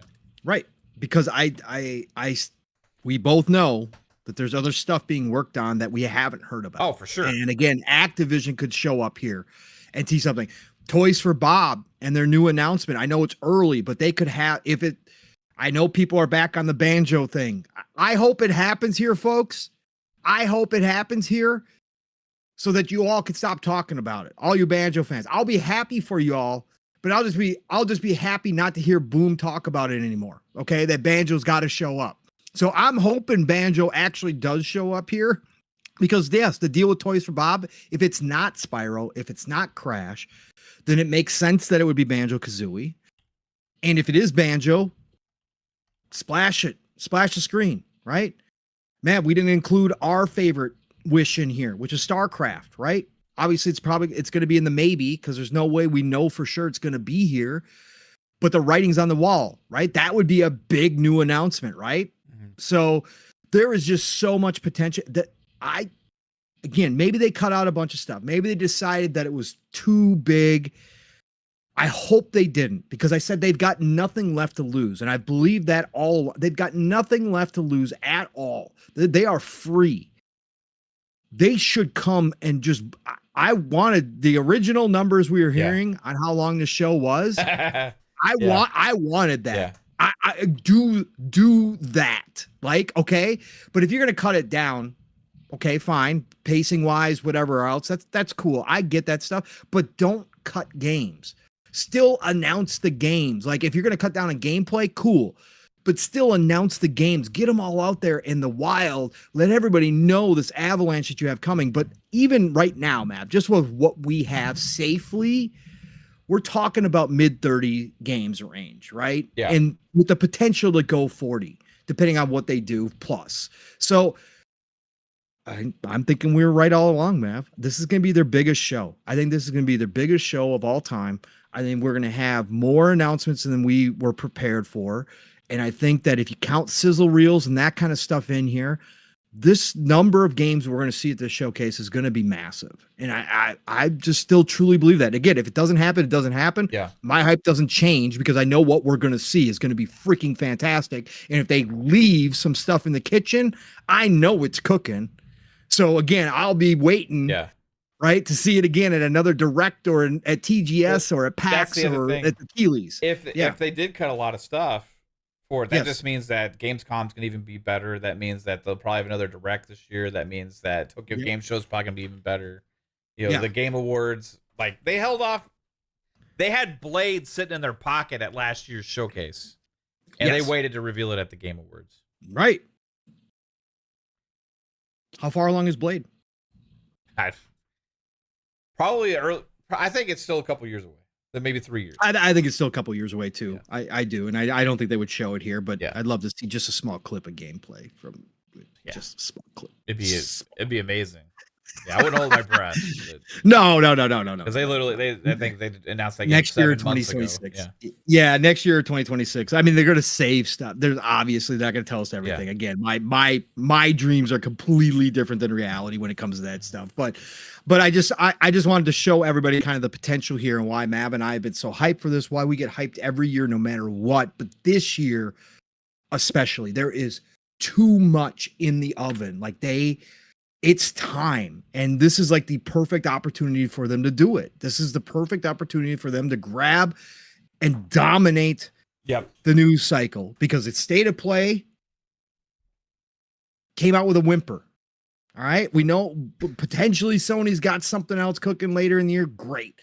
But they came out with a whimper. We heard Keeley now say, keep the hype down. I don't have, don't It's not going to be the biggest of years this year. We're kind of slow in the gaming industry. So you're sitting here all alone yet again to hold down the E3 spirit, right? The Christmas spirit of E3 is yours. Blow us out of the water. And I think they are going to. I just don't think they'll have any choice. Yeah. Like it's at that point now. So I mean, the games exist, so they're just going to show them, and that's going to blow us away. I mean, that's what I feel. And there's a couple other possibilities for game reveals. Like you have the IO interactive game, you have the Wu-Tang game. Yes. You know, I mean, Bond could be here. IO might be holding back Project Dragon because it's a little bit further. They could be very far along with Bond. Yeah, you could have something Halo, certain affinity Halo thing. You know, these are all projects that we know exist. People Can Fly is working on that new project. Again, and I know people hate it, right? But splash screens and teasing it are for hiring purposes nowadays. And there's a lot of talent in the industry that currently, unfortunately, do not have jobs because of the situation. But that doesn't mean no studios are hiring. So these other teams that are working on projects for Xbox, they might need to hire. They might need to get Entertainment's thing. You could have Infinity Ward's other project. Who knows, man? I have a feeling that we're not, with all of this discussion and all the possibilities, right? We still haven't really put enough thought into Activision Blizzard aspect at the showcase. Correct. Right? I mean, we literally just went through like, okay, because there's going to be World of Warcraft update, Overwatch update. You know, there's going to be Diablo update, you know, obviously like Call of Duty. And then they're going to have the Call of Duty thing at the end. But like, what if there's something else? You know, like Activision has other studios that we know now they've been working on other things, you know, so 100%. They could have something there. There's the whole, like you said, like the back compat possibilities and all of that as well. But like, what if they have some studio that's like, hey, we've been working on this, you know, hey, check this out, another game from Activision that we didn't think about. Generally, they have had at these, whether it's even like some like Crash fun mini game type, like kiddie game or whatever. Like they have stuff like that pretty frequently. You could have a new Tony Hawk show up. Could. You could have that open world RPG. Yeah. That first person shooter RPG with ex-BioWare devs, real BioWare devs that are supposedly out there. Like I said, that's the thing that we've been preaching all along too, Mav, is the fact that there are more than just the front-facing teams that we are aware of, because the teams have been splitting off, the teams have been growing, and there is the potential all the time for multiple projects. And we know there's studios with multiple projects like Double Fine, like ZeniMax Online. We know for a fact that they're working on it, right? Yeah. So at any given moment, they could tease that next big project. Any one of these shows they could show up at, we could be surprised. This is the thing with Xbox being one of, if not the, depending on how you want to look at it, world's biggest publisher now of games. We're going to start seeing this shit. We have to. They can't hold the cards forever. Like, they got to start putting them out there. This is the start, folks. This is the start. This is Gamers Christmas, man. Sunday is going to be special, bro. Fuck yeah. Choo choo. We're going to be riding that train, all right? Oh my God. Be penetrating down the lane, slam dunking with hype. Shane G hit us with a $2 super chat, Pong. Thanks, Shane. Says Shane G with the $2 super chat. What do you guys think? Open and closes the main show. I always love this question too. Yeah, me too. Always love this question. I've got my two, Bamf. So if you want me to go, I'll go. Otherwise, you go ahead. If you got your two, go. You go. I want to hear yours first.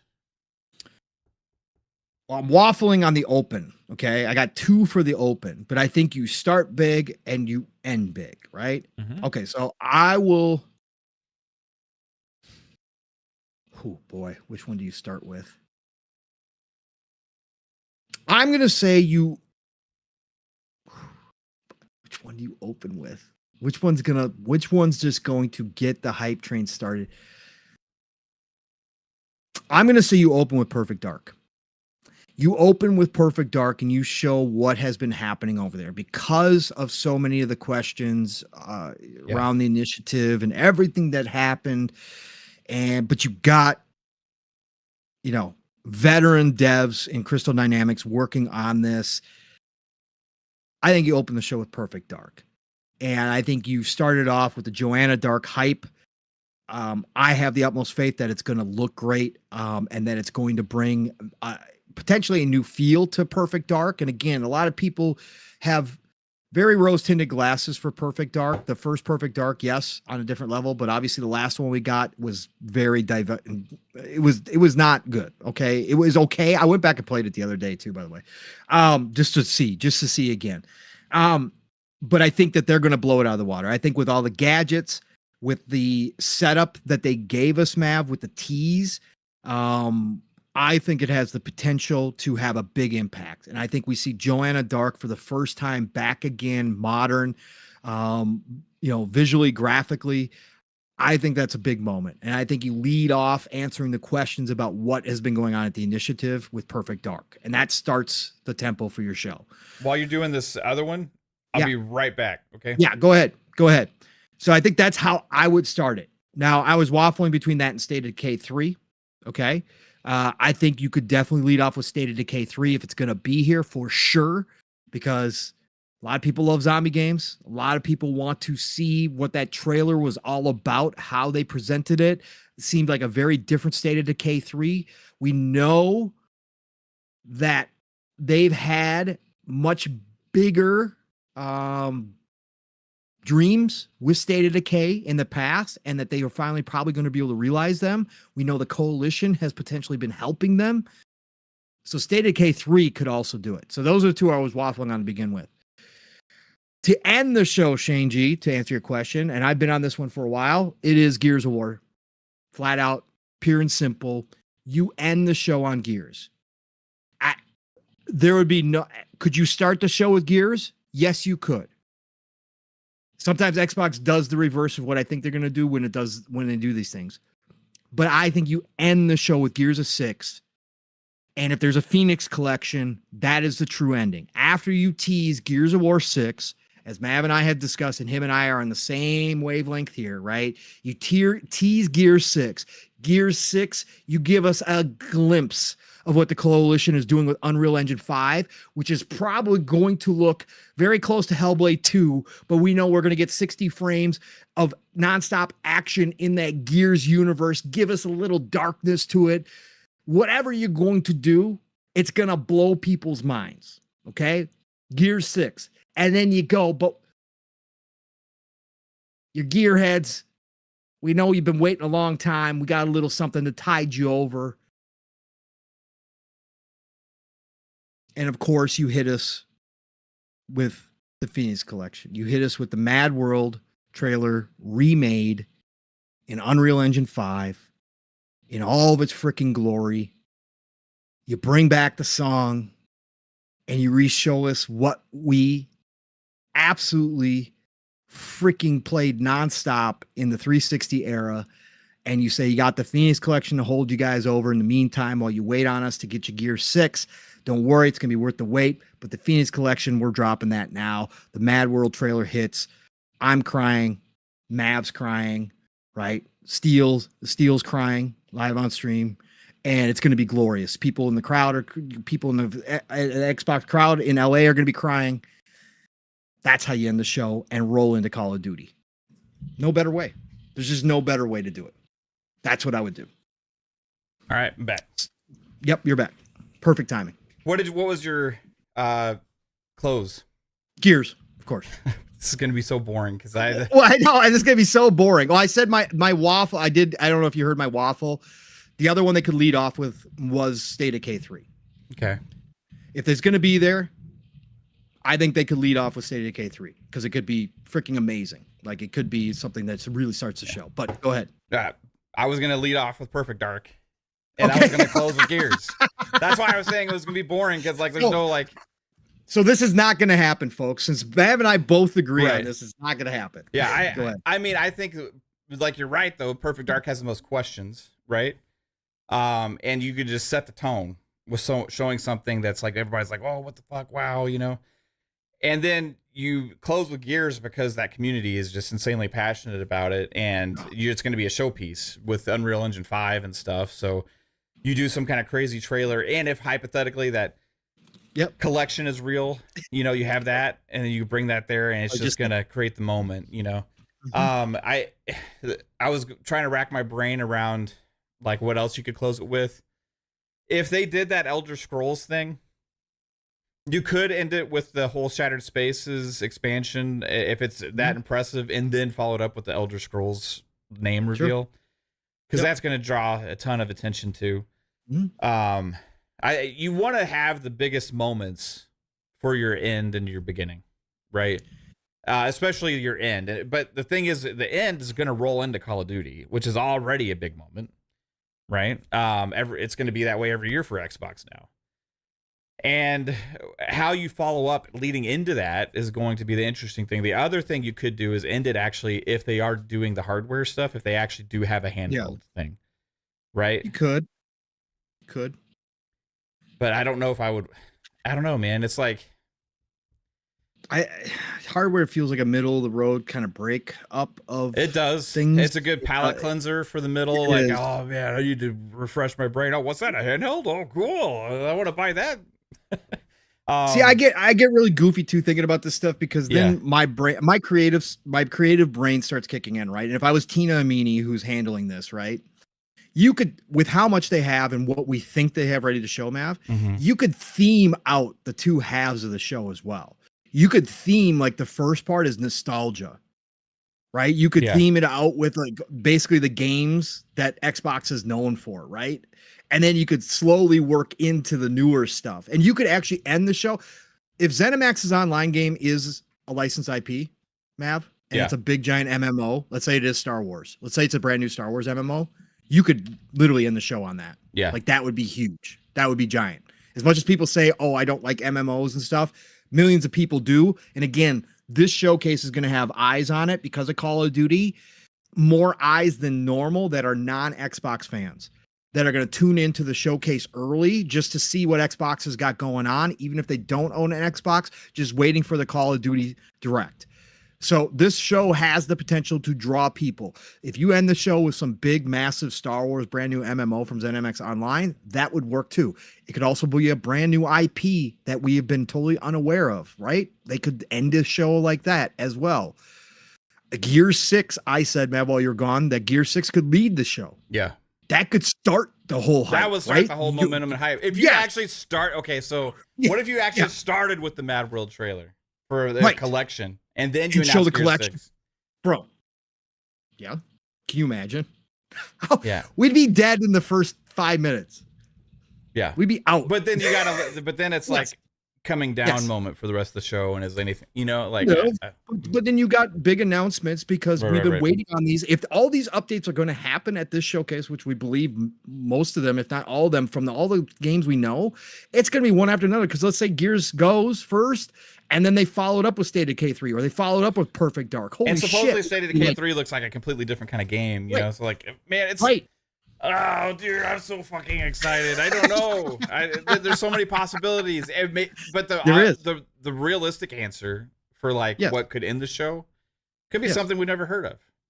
That's what it just said. A brand new IP. ZeniMax Online's game could be that too. What if they do the show? It's like, okay, here's like 140 minutes or whatever of, not 140 minutes, sorry, 100 minutes, right? Divided up into 25-minute sections. Okay. Yeah. Like you have 25 minutes of Xbox Game Studios. You have 25 minutes of third party. You have 25 minutes of ZeniMax Bethesda and 25 minutes of ABK. You could do it that way too. Right. Well, it's a little too form and functiony for me, but yeah, I mean, so they don't like specifically have to 100% adhere to that. No. I know what you're saying. When you were talking about the sections thing, it's kind of like, well, how do they make sure they give enough attention to like the ZeniMax Bethesda side, to the ABK side, to the Xbox Game Studio side, and to their third-party partners, and trying to allocate the time of everything? Like maybe it's broken up, kind of like that, you know?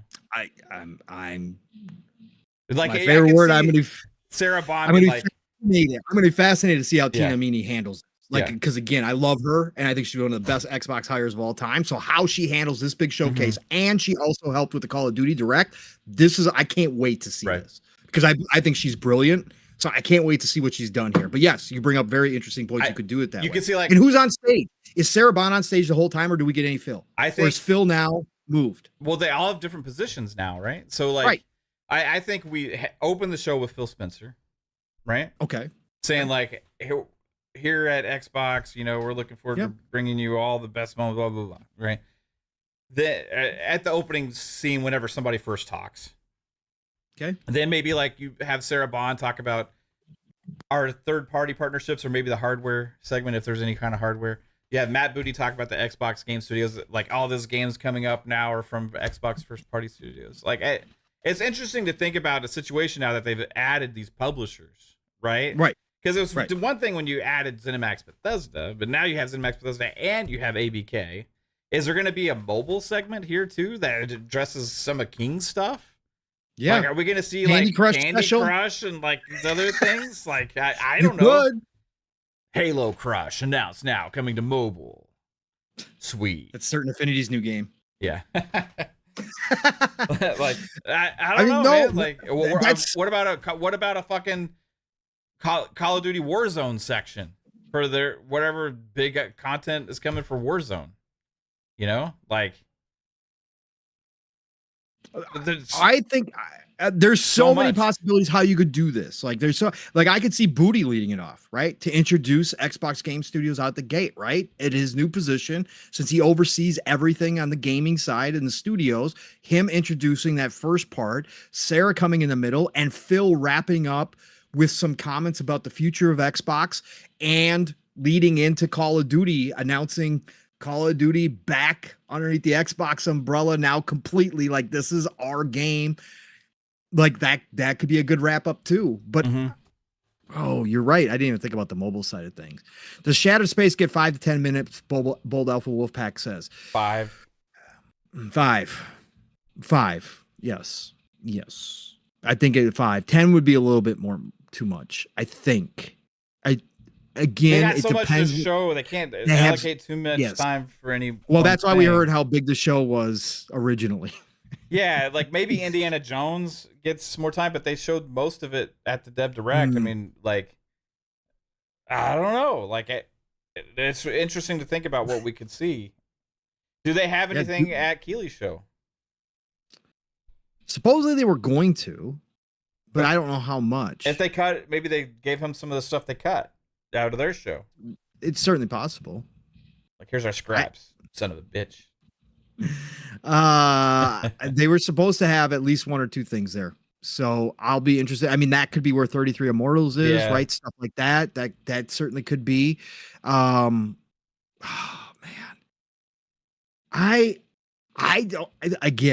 We get hyped every single freaking year. You guys can go back and watch all our lead ups to showcase season and how hyped we are. And we've shot for the moon every single freaking year.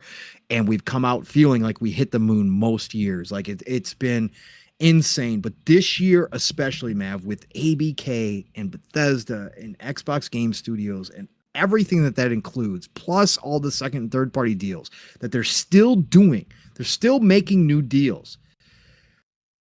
This year is going to be ridiculous, man. It's going to be so freaking good.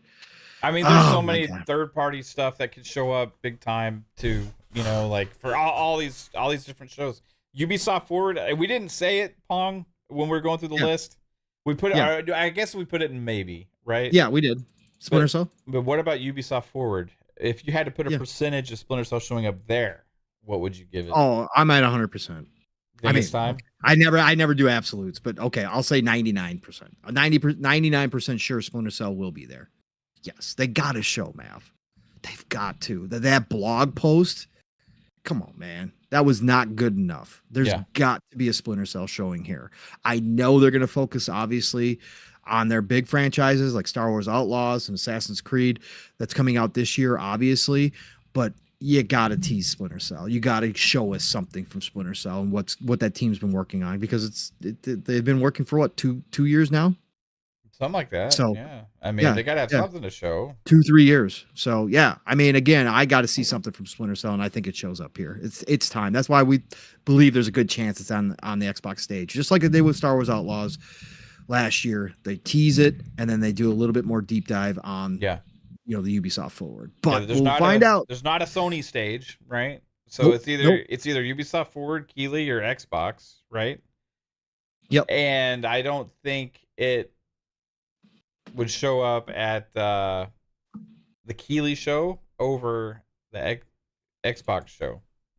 Like I think it's going to be at the Ubisoft Forward, but the Ubisoft Forward is after Keighley and Xbox. It's Yeah. on Monday, right? Yep. So we could have that moment, man. It's like, and there's a couple games if the Final Fantasy Tactics thing happens, right, and the Splinter Cell thing happens, there's a realm of possibility those both actually happen this year, where I get to see those in the summer showcase. If both of those games happen, I don't need anything else. Nope. Like, that's two dream things for me at the same showcase season. Like, finally, right? So that would be amazing. I want to know, like, what would be your thing besides those two potentially as well? Like, what would be your thing that is just in the back of your brain? You just kind of like really hope you see something from this, or have a game reveal of it or something. I mean, I've listed off so many hopes. Again, StarCraft. StarCraft. StarCraft is my one. Like, Yeah. I could say the ZeniMax Online being an actual Star Wars MMO, because I've wanted that forever too as well. But StarCraft legitimately as something that potentially could be teased here is that I think that they had started even prior to the acquisition, at least reforming the beginnings of a new team, and figuring out how they were going to do another StarCraft after this long. I think that would be freaking phenomenal. If they tease that here, it's gonna blow up the internet. Yeah. This whole show potentially could. They've got so much potential here to have home run after home run after home run. No, Pong. Everybody's just going to be wondering if every game's going to PlayStation. That's all they're going to care about. That's all they're going to care about. Those people can go waste their fucking time. Those people can go waste their energy and time. I'm going to be hyped because, again, you get to play the games regardless, right? Get to play the games regardless, and they're going to be in Game Pass day and date. They're going to be in Game Pass day and date. And in fact, I get 2 copies. I get one on the PC and I get one on the console. It's freaking the best deal ever. Yeah. So yes, I'm riding this train until the wheels fall off. Choo-choo, motherfuckers. But I'm not going to be worried about what's going to PlayStation and what's not. When it happens, when the stuff comes up, we'll talk about it. Again, don't agree with it, but it's neither here nor there. It's happening to some degree, but I'm not going to change my hype about a game being announced that I've been freaking excited about for freaking ever. I don't care if they announce the Phoenix Collection is real and they say it's coming everywhere on their own freaking stage. Well, I say, I was curious. I wouldn't have done that. That's a little strange, but I'd still be hyped out of my mind with tears rolling down my eyes if it's the Mad World trailer. Like, I don't care. It'll be more people. It'll be more people to shotgun. That's all fuck it. Bring it. Bring it. Steel wants to happen bad. He's like, we wall bouncing and shotting all day long. If we're getting everybody, let's go. We'll get everybody. So, no, it's not going to affect me at all. So, but you just said yours, Mav. So obviously, Final Fantasy Tactics would be huge for me. Obviously, Splinter Cell is going to be huge. We've talked about. But honestly, like my heart in the back, like is like I keep thinking about this, and like what it keeps coming up in the back of my mind, and I don't know why. Is like I want to see a new Halo thing. Like either a spinoff or a tease at the next one. Like that would be massive too. That would be really cool for me to see, just like something else. Halo Wars 3 would be a fucking dream, right? It would be an amazing pipe dream of an announcement. But you could do some kind of like a Halo Tactics thing, or you could do like some kind of a Halo spinoff from somebody else making something, or you could do, like tease with the next Halo experience. You could do another Halo multiplayer thing, like a Halo Battle Royale or something. Like anything Halo that's like a legitimate experience, I would be really, really excited to see. And I kind of in the back of my mind hope for that a little bit at this show. Yep. So we'll see. Yep. Alvin just tweeted us $2 and says Jez just tweeted about playing the banjo. Jesus Christ. Please, Xbox, bring back the bird and the fucking bear. Please do it. Please do it. Nuts and bolts too. Oh my God. Can you imagine if they pulled that out on everybody? Oh my God. Actually, some people would really enjoy it. I went back and played it. I went back and played it a little bit. It's not a bad game, right? Yeah. You guys know, I will be, and I'm not even messing around. You guys know I don't mess around. I will be super happy for all the banjo fans out there. I really will. I don't care if Toys for Bob is doing it and they're not giving us a Spyro. I would rather see a Spyro. If I had my take on Spyro, Crash, or Banjo, I would take Spyro all day long. But if they're going to do a Banjo, I would be super happy for that. And if all the smoke that's now generating again around Banjo is true, great. Can't wait for y'all. Okay, so we can stop hearing how Banjo needs to come back. I can't wait. And I don't agree with anybody who says there's no audience for it. You got to put these games out. Yooka-Laylee is coming back for anybody who doesn't know. Freaking, do you guys remember Yooka-Laylee? That's freaking coming back with that little lizard dude. You guys remember Yooka-Laylee? Yeah. That is being remastered and brought back. That was during the Gorilla Showcase as well today. Really? Yeah. If Yooka-Laylee can come back, if Tamba, the pink-haired caveman, can come freaking back, that is also being brought back, by the way. Xbox can bring back Banjo. Okay? Pure and simple. But they don't have the team for it. Well, they do. Toys for Bob, they do. Because Toys for Bob is they do. Yeah. And we said that all along that they'd be, since Double Fine didn't seem to have any interest in it, right? Rare said they were never going to go back to it. Toys for Bob is next best man up. Do it. Do it. Please. Do it. Do it. Yeah, I would love to see Viva Pinata. Viva Pinata now is my game. If I was to pick one to come back, I would pick Viva Pinata over Banjo personally. Viva Pinata freaking rocks, bro. Yeah. Love that game. Let's see here. Who else? We got a lot of different comments. Yeah, I know some of you guys are all, Xbox for Mike. I hear you, man. Fuck out of here with that shit. I ain't trying to see no Gears or Halo on PlayStation, bro. I get that. Again, if you haven't heard me before, Xbox for Mike, I don't agree with this strategy at all. Like I take it as a realist, and at the end of the day, I'm a gamer. Okay. I got rid of my ultimate loyalty back during when Sega left. Okay. The console industry. I don't roll that way anymore. I certainly favor Xbox. I don't own a PlayStation right now. First time ever that I haven't owned a PlayStation during a generation, and I'm not planning on buying one. So I am definitely more Xbox aligned, but I hear it. If I was Phil, I would not be Phil. I'd be Peter Moore. Everything would be freaking exclusive. We'd be going toe to toe with Sony. I don't care what the future looks like. I'm taking Sony out, right? I'm taking Sony out as much as I possibly can before that future happens, right? Yeah. So, but again, got to be realistic. Got to understand big picture, what they're doing, what's happening, and got to keep understanding that they're evolving. And as Mav and I started the show talking about, nothing's set in stone yet. Neither one of us believe anything is set in stone. We do think the experiment extends outside of 4 games to some of the big franchises, but when and how that happens, that's all up in the air right now. There is not tomorrow we're going to wake up and Xbox is going to be full third party. That's not going to happen. You could have reports of considerations across the board in the industry of multiple different things, but they're not announcements. That's the difference, right? So like when these leaks come out or whatever, people take them as an announcement, and like for me, it like kind of ruins the possibility from them getting the messaging right or deciding the consideration or whatever they're doing. But like, we'll see what happens. It's going to be a road that they go down, and little things are going to happen here and there.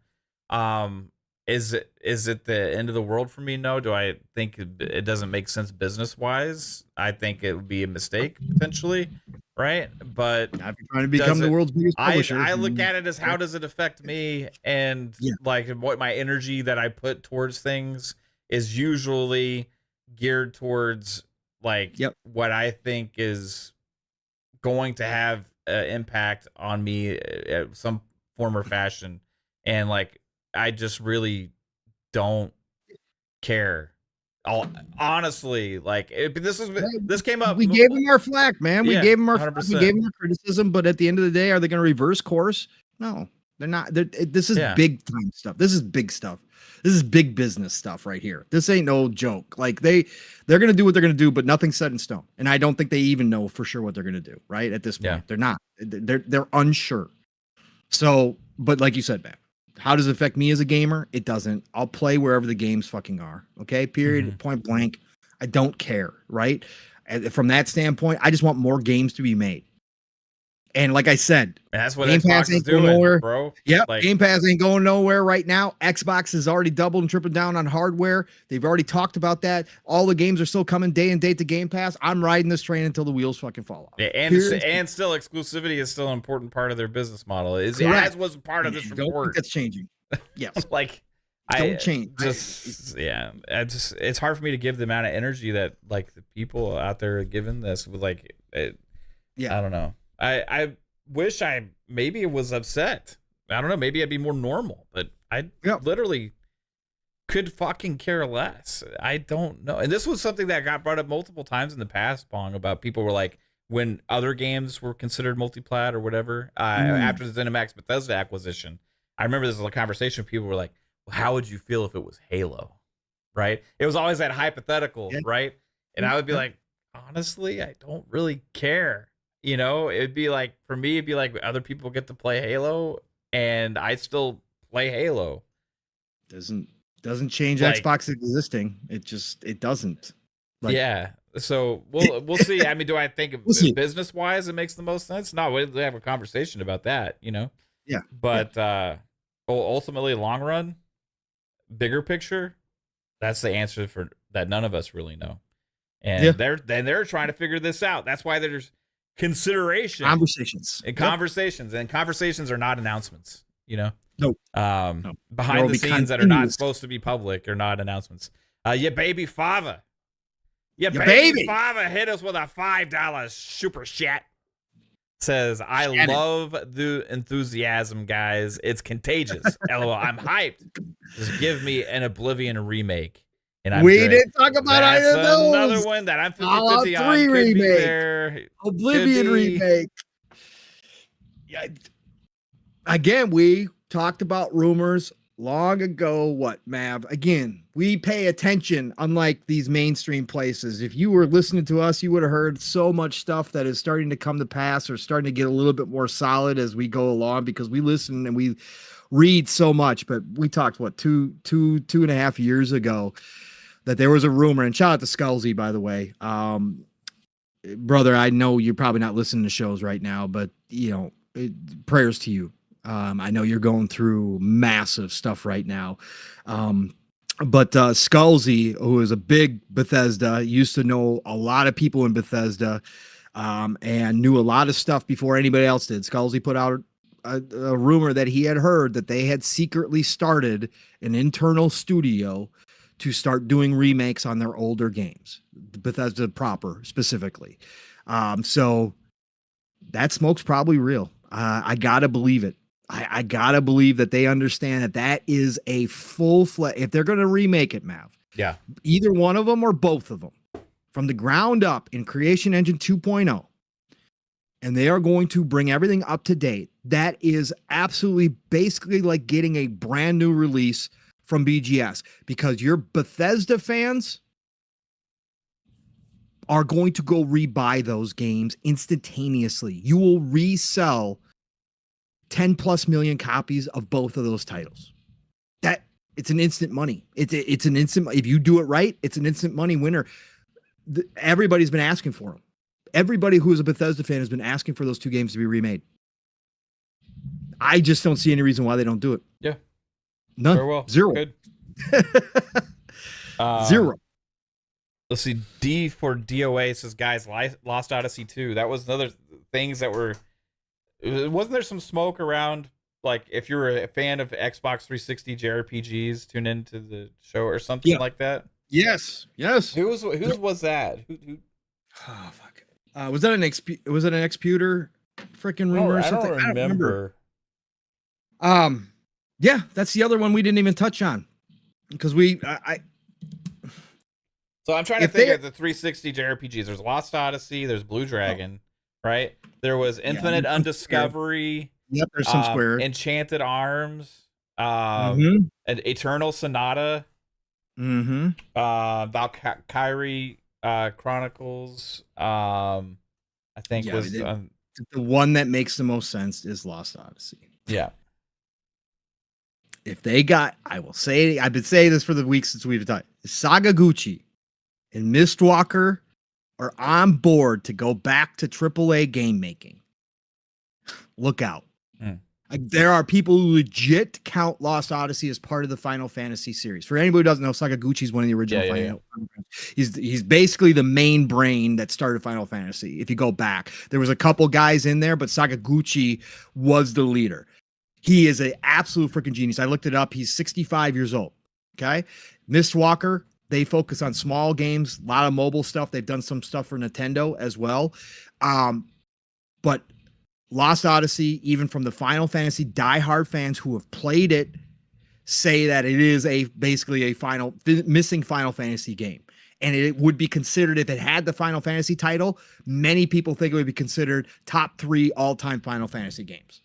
Okay, that's how good Lost Odyssey is. If they got him back on board to go back to Lost Odyssey, look out. It freaking would be amazing, man. Yeah. Would be absolutely amazing. So Brett Bingham says it was Jez. And Jez said, okay. Are you, and Brett said, Jez had said, are you feeling blue? ? If it's Blue Dragon, I'll be okay. Blue Dragon wasn't as high on my list. It was good. It was definitely a good JRPG. Didn't it have like a cartoon or something they were doing with Blue Dragon at some point? Yeah. So it was well, who did the artwork was Dragon Ball guy, right? God damn it. Toriyama? Yeah, Toriyama. Yeah. Thank you. Yeah. He did the Blue Dragon. My old brain doesn't work, guys. So put up with me. What if so that Toriyama was, did that with the whole transmedia era now, maybe kind of reiterating emphasis on some of those kind of things, you know? I don't know. Good. Even Pinata was one that they did some interesting thing with too in the past. That's not a JRPG, obviously, but you know. No. How about they bring back Connectimals?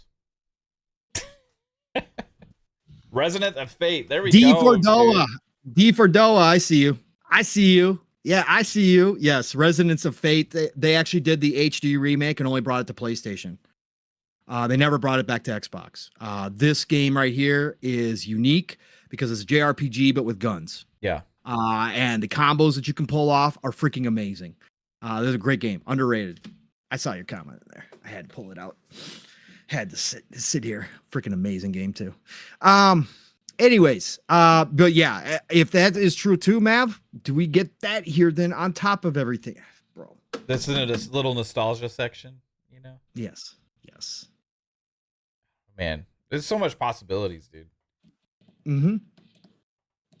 This is gonna be. I'm so fucking excited. We're gonna be covering all of this shit, all of these shows starting tomorrow.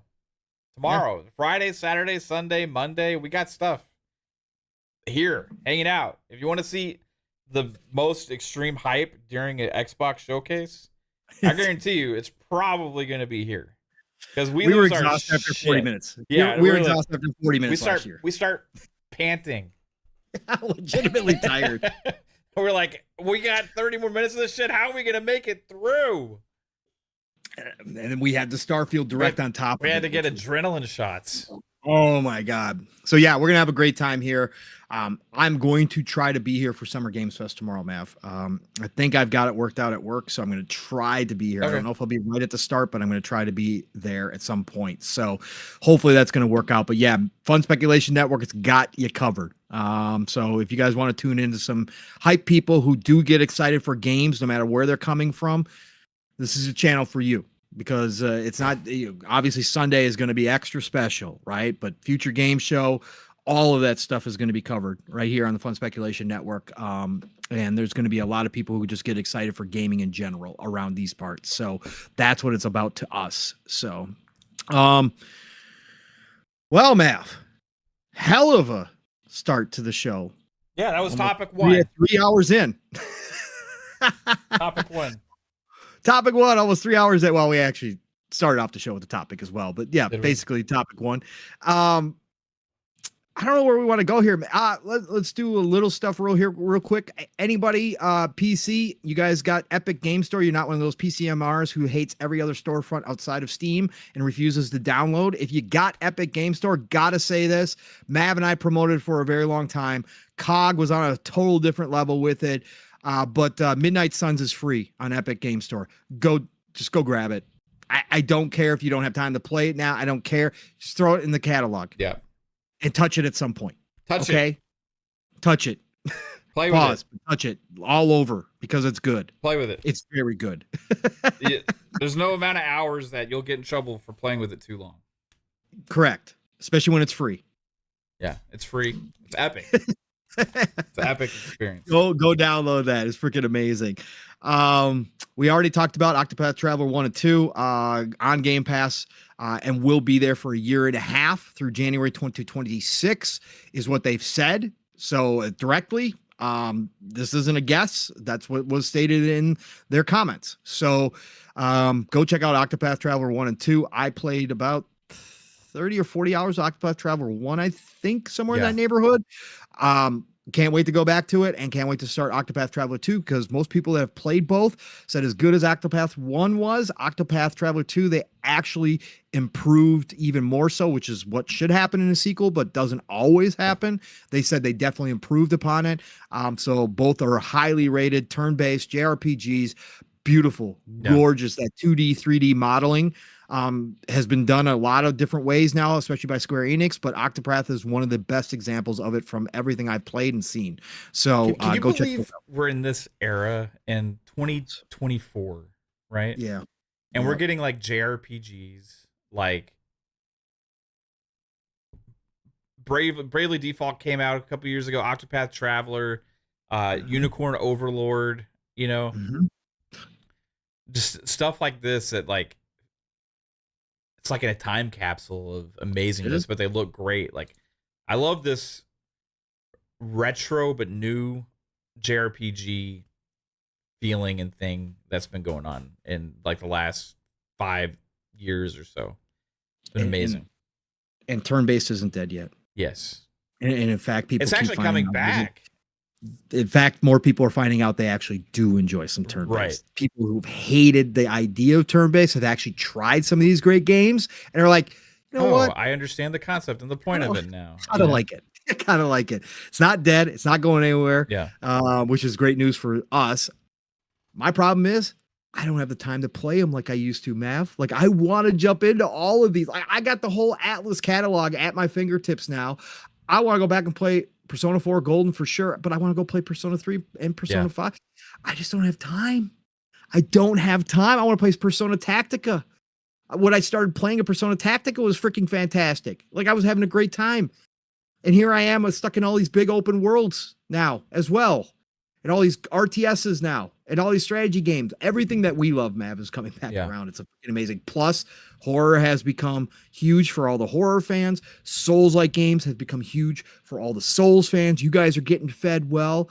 Like, everybody is getting something. That's why I say this is a golden age. And for all the people who still continuously say, and yes, I don't agree with everything that goes on in this industry, and I don't agree with everything that's happening, and I don't like every single game that comes out, but there is so much for everybody out there. This is the golden age to me. Like, I can't imagine, again, if they stop making games tomorrow, I have 5-10 years of gaming ahead of me with what I've got in my library right now. It's freaking insane, bro. I have a hypothetical because I just feel like talking about Splinter Cell. Okay, go ahead. Go ahead. So we saw what Metal Gear's done a lot with the remasters and stuff, and we know that the Splinter Cell that they're supposed to be working on as a remake, we're considering it more of a reboot because of what they described it as is going to be the launching point for the franchise in the future, right? But what if, like, in the lead up, they do some kind of remastery thing with the old school Splinter Cells to generate the excitement again for it, and get the servers back up and going and stuff for the online and kind of do that kind of thing. Metal Gear has done that with their games, with Metal Gear Collection, right? HD Collection. I know that on the classic Splinter Cell games, you can do like the up-res and stuff like that with automatically on Xbox. It changes it to 4K textures, but they still feel dated, you know. And like you were showing off Resonance of Fate, but for me, this is the GOAT right here, bro. What is If Splinter Cell, of course, yeah, like if we could get like some kind of just polish it up. Don't have to put too much work into it. Get the servers back going. Make it run at 60 frames. You know, all that. You would get players playing this shit. Of course. I would be playing it. I'd be playing the hell out of it. Mm-hmm. Let's go. We've talked about Ubisoft. it, right? Let's go. I think you got a better. I think that has a better shot than a lot of the games that we see coming out nowadays have to revive and come back. Yes. If it's done right. And again, the Splinter Cell team, the interview that we read, it seems like they're doing things right. Now we'll wait and see, but all their answers were spot on. And if they do it that way and they take that much time and care to preserve the old Splinter Cell, just making it more up to date but keeping that same classic style, you got an automatic winner in our eyes. We'll see, but I think you got an automatic winner. It's just not done that way anymore. I have a question also about Perfect Dark. Mm. Do you think Perfect Dark will have multiplayer? Because traditionally the franchise has had multiplayer. I haven't even thought about that. Perfect Dark Zero 360 launch title, right? Yep. Yeah. I just went back and played that, bro. Did you? It was so slow. Yes. It's so slow. It's but not. It's not. It's fun though. I like it. It's fine, but it's not good. I mean, like I'm not going to sit here and say I was the biggest Joanna Dark 32. fan ever. You can play online with like 32 bots if you want to. Sure. It had a lot of features. It was a pretty game for the time. They should be back Shadowrun. Then that's all they need to do. Yeah. Yeah. But no, but like I don't know, man. Like I would be okay with it. I don't think they'll do multiplayer out the gate. Co-op, maybe. The original 64 game had multiplayer too, right? Yeah, it did. Yeah, so you had both Perfect Dark games had multiplayer. Why not this one? I mean, is it out of the realm of possibility? No, it's not out of the realm, because I think they're going to be very focused on just making sure the single player experience is everything. Like I think because you're trying to reboot that franchise, right? You're trying to reboot that franchise, which a lot of kids have no idea who Joanna Dark is. Like a lot of kids have no idea. So I think they're going to polish the hell out of the single player experience first. I guess I wouldn't be surprised if they came out and said, oh, by the way, we've got, a multiplayer, kind of like, I just don't know how much time they put into it. Well, you could have like a simple, I don't think they need to blow it out to be like the biggest thing ever. You could have like start with put the emphasis on the single player experience, but have maybe like a simple little multiplayer thing that maybe develops a core little fan base and grows from there. Right. I'm always for that. You know that. That's why I can't get behind what that's what those original games were like. That's what you did. That's what 100%. You did back in the day. And I think that Xbox is very good. I mean, we saw it with Grounded. We've seen it with all these different experiences where they start small and then they build them out. So I think Xbox understands this concept. So if they were to put that in there, I wouldn't be shocked. I'd be like, cool, let's check it out and see what it is. And if it's more classic style, it might catch on. If it's polished to hell and it plays really well, it might catch on, like you said, and build a small fan base, and they can add some DLC. Why can't we go back to the old days of DLC with map packs? And you know what I'm saying? Why can't Xbox try that with some of their? I like that most of the maps and multiplayer games are free now, though. Yeah, that is true. Yeah, but a lot of them are. Yeah, that is true. I suppose you got to kind of do that. Yeah, because before it kind of split up the audience and the fan bases. Yeah, you're right. You remember Halo 2 with the maps and people took the memory cards for the controllers and they would plug their controller into the PC, they would hack their Xboxes. So when the expansions came out for the map packs, it ended up opening up the Xbox online servers to mods. So you had Halo 2 playing online and people broke the game. Hackers broke the game and modders broke the game. So you would spawn online and if it was a DLC map, you had a huge chance of running into a modder and you would just instantly die or you'd spawn in front of a turret. Or there'd be somebody flying through the air, just doing instant headshots all over the place with the sniper rifle. Just all they got to do is keep pulling the trigger. It was bananas, dude. But it was all because of how they did the map packs back then.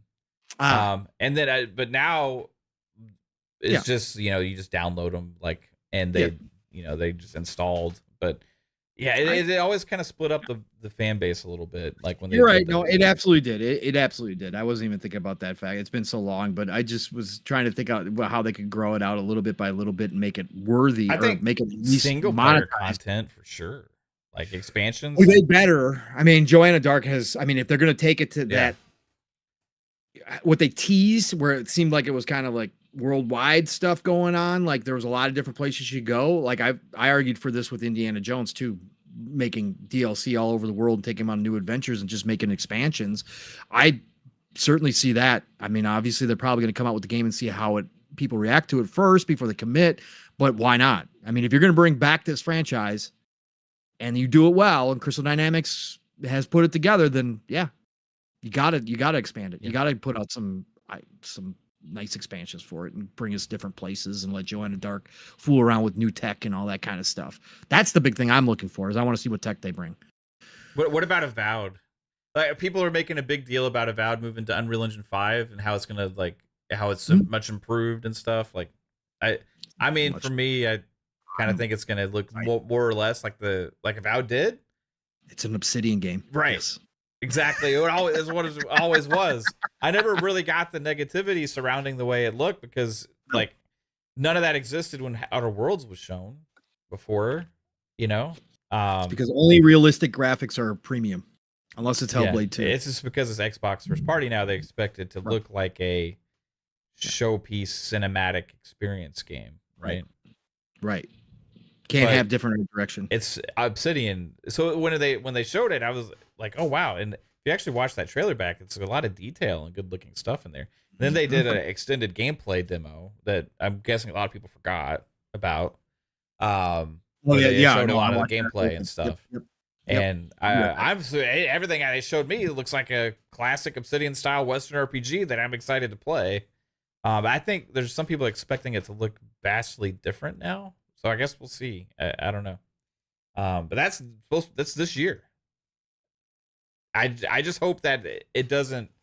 I hope Avowed doesn't fall in the same trap as this crazy expectation thing, because it's first party, that it has to be this big needle mover thing instead of being appreciated for what kind of game it is.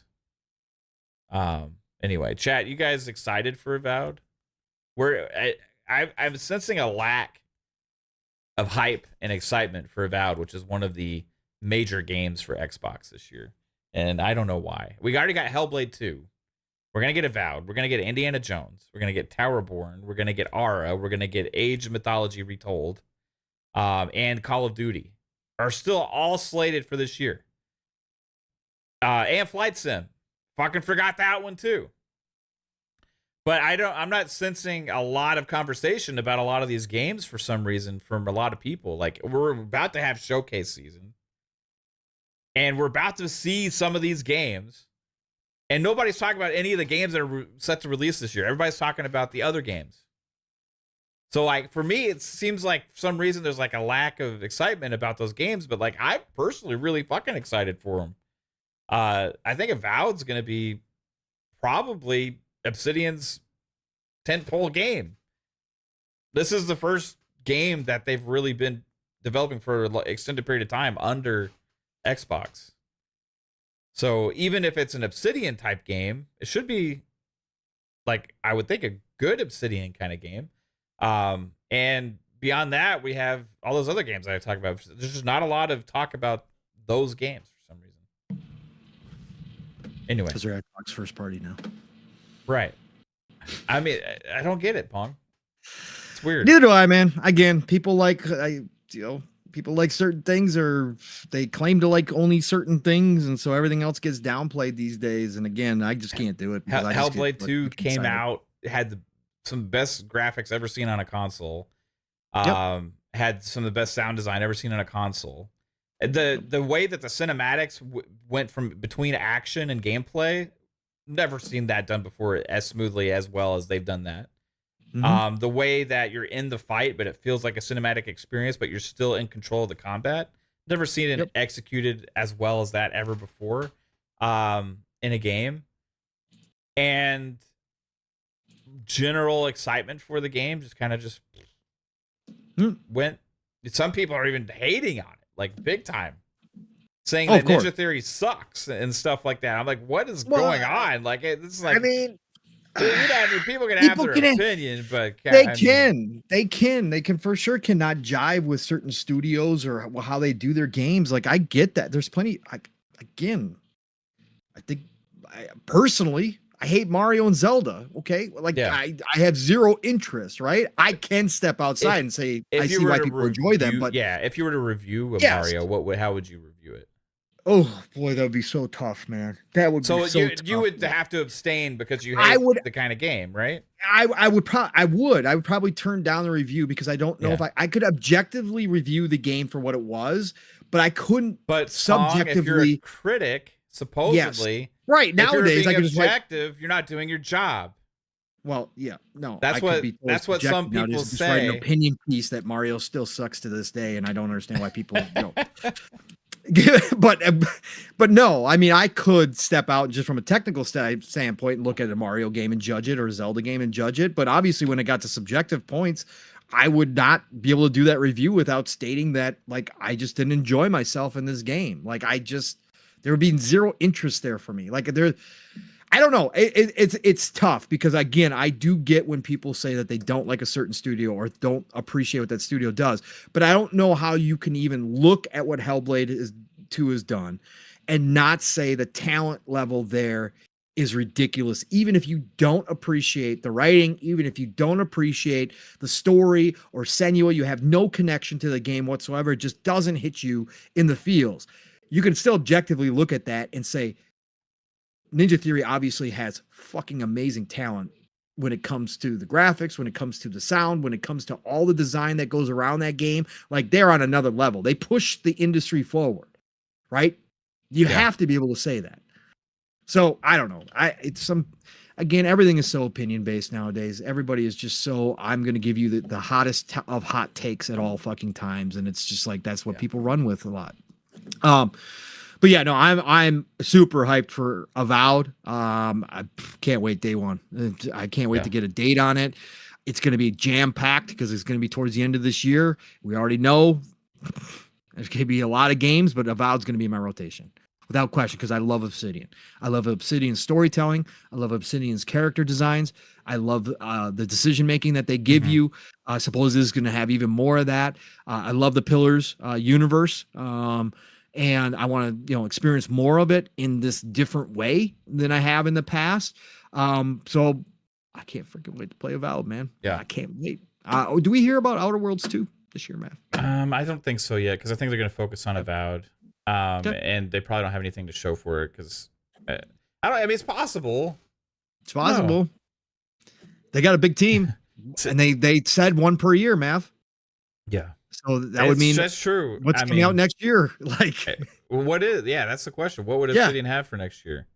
Oh, this is another smaller experience that they've been making, which would be a time to announce. I mean, this is the time, unless they're going to wait until early next year, like the first direct to do it. But yeah, I'm just saying there's a potential that we see Outer Worlds 2 here, just a little bit, because the first trailer was a total mock trailer, right? They were just making fun of themselves and making fun of Outer Worlds. It wasn't a real trailer, right?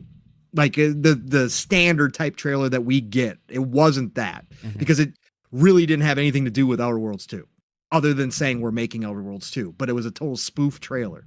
So could they come back with an actual real trailer this time? Yeah, maybe. I got to address something in the chat. Siki said, Mav, let's be honest, you wouldn't have played Hellblade 2 if it was PlayStation exclusive, let alone calling it a masterpiece. That's very interesting. Siki, you do not know me whatsoever, bro. Like, I just got to say, like, that comment, like, right there, like, I don't know. You think people kind of get to understand who you are as a gamer and stuff, like, in the years that they tune in and stuff, but, like, that right there is just, like, so fucking far from reality. for me, it doesn't really matter like where a game is if it's great. Uncharted is one of my favorite franchises, period. Right? I love fucking Uncharted games. If they had an Uncharted 2, game, yep. I would be buying it fucking day one. I don't care if it's on PlayStation or Xbox. Ghost of Tsushima, I was telling Pong how amazing Ghost of Tsushima is for so long. Hellblade 1, when it came out, I had a hard time getting into it, much like I also had a hard time getting into BioShock when it came out. And even Red Dead Redemption 2, for some reason, even though I loved Red Dead Redemption 1 initially when it came out. Mm-hmm. But each one of those 3 games, eventually I went back to and played. And I bought Hellblade 1 at launch because of the hype around it on PlayStation, right? And but I can still objectively appreciate it and not trash it for what they're doing. I just had a hard time getting into it. Same thing with BioShock 1, same thing with Red Dead Redemption 2. But the reason I'm bringing up all 3 of those games are masterpieces to me that I had trouble at first really getting into, and then I eventually really got sucked in and then completed, and are just like some of the best games I've ever played. So ever since I finished Hellblade 1, I was looking forward to Hellblade 2. If it was a PlayStation exclusive, I fucking would have still played Hellblade 2. But it just baffles me sometimes, bro. I just don't get it. It's really, people assume now, again, and like automatically like a game just because you have to be in one camp or the other. You have to be in one camp or the other. And because you host Xbox shows, man, there's no way you would ever admit that a PlayStation game is a masterpiece, which is like, again, that is Uncharted not 4, who you are as a gamer. Ghost of Tsushima are 2 of my favorite games last generation. Yep. I don't like God of War. I don't like Horizon. Mm-hmm. But if I was to review those games, I would look at them from an objective lens and give credit where credit's due. Mm-hmm. Right? Yeah. Yes. Like graphics are great. Give it credit for that. Great voice acting. Like give it credit for that. Gameplay solid. I just personally didn't have as much fun. That wouldn't make the game like trash for me, right? That would probably still grade the games high. Just say that I'm not as into it. Yeah.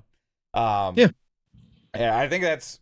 Me and Kate were talking about this with objectivity in games reviews because we were kind of talking about Gene Park a little bit, like in a roundabout way with his comments on Twitter, and there was a bunch of fiasco. I don't have any issues with Gene, first off, but it does seem like he has a weird little axe to grind with Ninja Theory, and like if you are feeling that way about the first game in the studio anyway, you shouldn't be the one to judge the second game, period, especially for a publication, right? So just because obviously you have a bias there, right? And you have a preference, it's not serving the audience of those kind of games if you don't like the games. That'd be like me picking you to review fucking Mario. Right?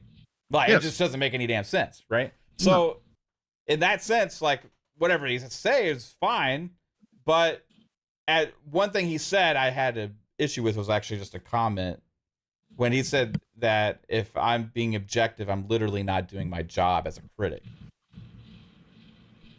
That is the new mentality of games media and games journalism as far as reviewing items. Imagine you took that approach to all consumer products.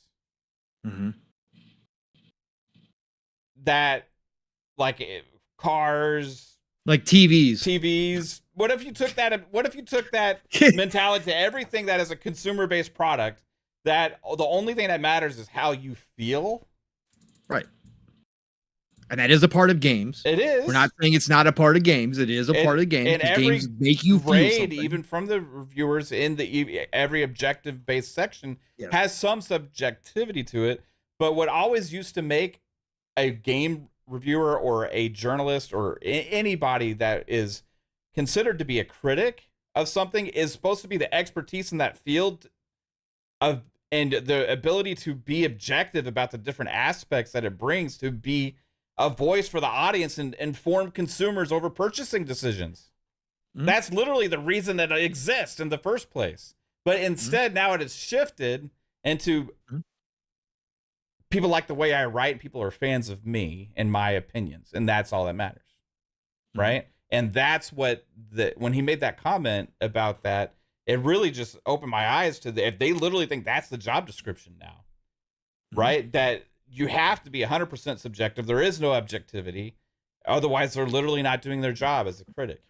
And that baffles me. That's just the same thing as just any kind of opinion-based writer, right? Yep. So that's what reviews are from out. They're not informative. The only person they serve is the writer themselves, not the audience potentially that would be interested in buying a product. Or people who are looking for that opinion from somebody else, right? That if you go looking for it because you want to find somebody who's writing about a game that you think is shit as well, you're going to find it with a certain person or vice versa, but again, yes, objectivity, not being in there at all, not being included. Yeah, no, that's why I thought it was crazy when Black Viking put out his scorecard and everybody blew a fuse over it. There ain't no way we're going to do this. It's my feelings that matter the most. They came up with every excuse instead of actually going, we could use a part of this, but it's not going to fit for every game. So there have to be some modifications here and there. And we'd still have to account for some subjectivity because that is a part of review as well, what my personal feelings are. But then, no, it was flat out, this never will work. This is absolutely ridiculous. There is no way any reviewers should ever use a scorecard like this. But that is so fucking ridiculous because they literally put a score on the review. Yeah. And they have nothing to back it up. It's just a feeling-based score. Like there's not allocating points or systems to anything, right? It's just my feeling is a 65. My feeling is a 7. My feeling is an 8. Right. Well, what does that fucking mean? It's always going to be different to everybody. So why put the score? If you are saying everything is 100% subjective and that there is no meaning because everybody's score means something different to that individual person, which is their argument all the time as well, and that everybody's opinion is different and that everything is 100% subjective, so nothing really matters at the end of the day, why put a score? Right. I'll tell you why they put a score, because it draws clicks and engagement and views. So they feel obligated to put a score. So if you're obligating yourself to put a score that should have some kind of merit and value to it, you have to back it up. Otherwise, it's just a meaningless thing that's utilized to sabotage potentially or prop up certain things, right? Or engagement. And mainly your engagement. Yeah, for sure. Yes. And knowing that the industry uses these things and what they mean, you're basically taking advantage of the audience there by saying, hey, here's a score that literally means nothing, but it's going to draw you here. And here's my feelings on it that don't really matter because the score is just my thing anyway. So there's no meaning to any of it. Nope. It just doesn't make any damn sense. Nope, it doesn't. Burn it all down, man. Burn it all down. Just keep burning away.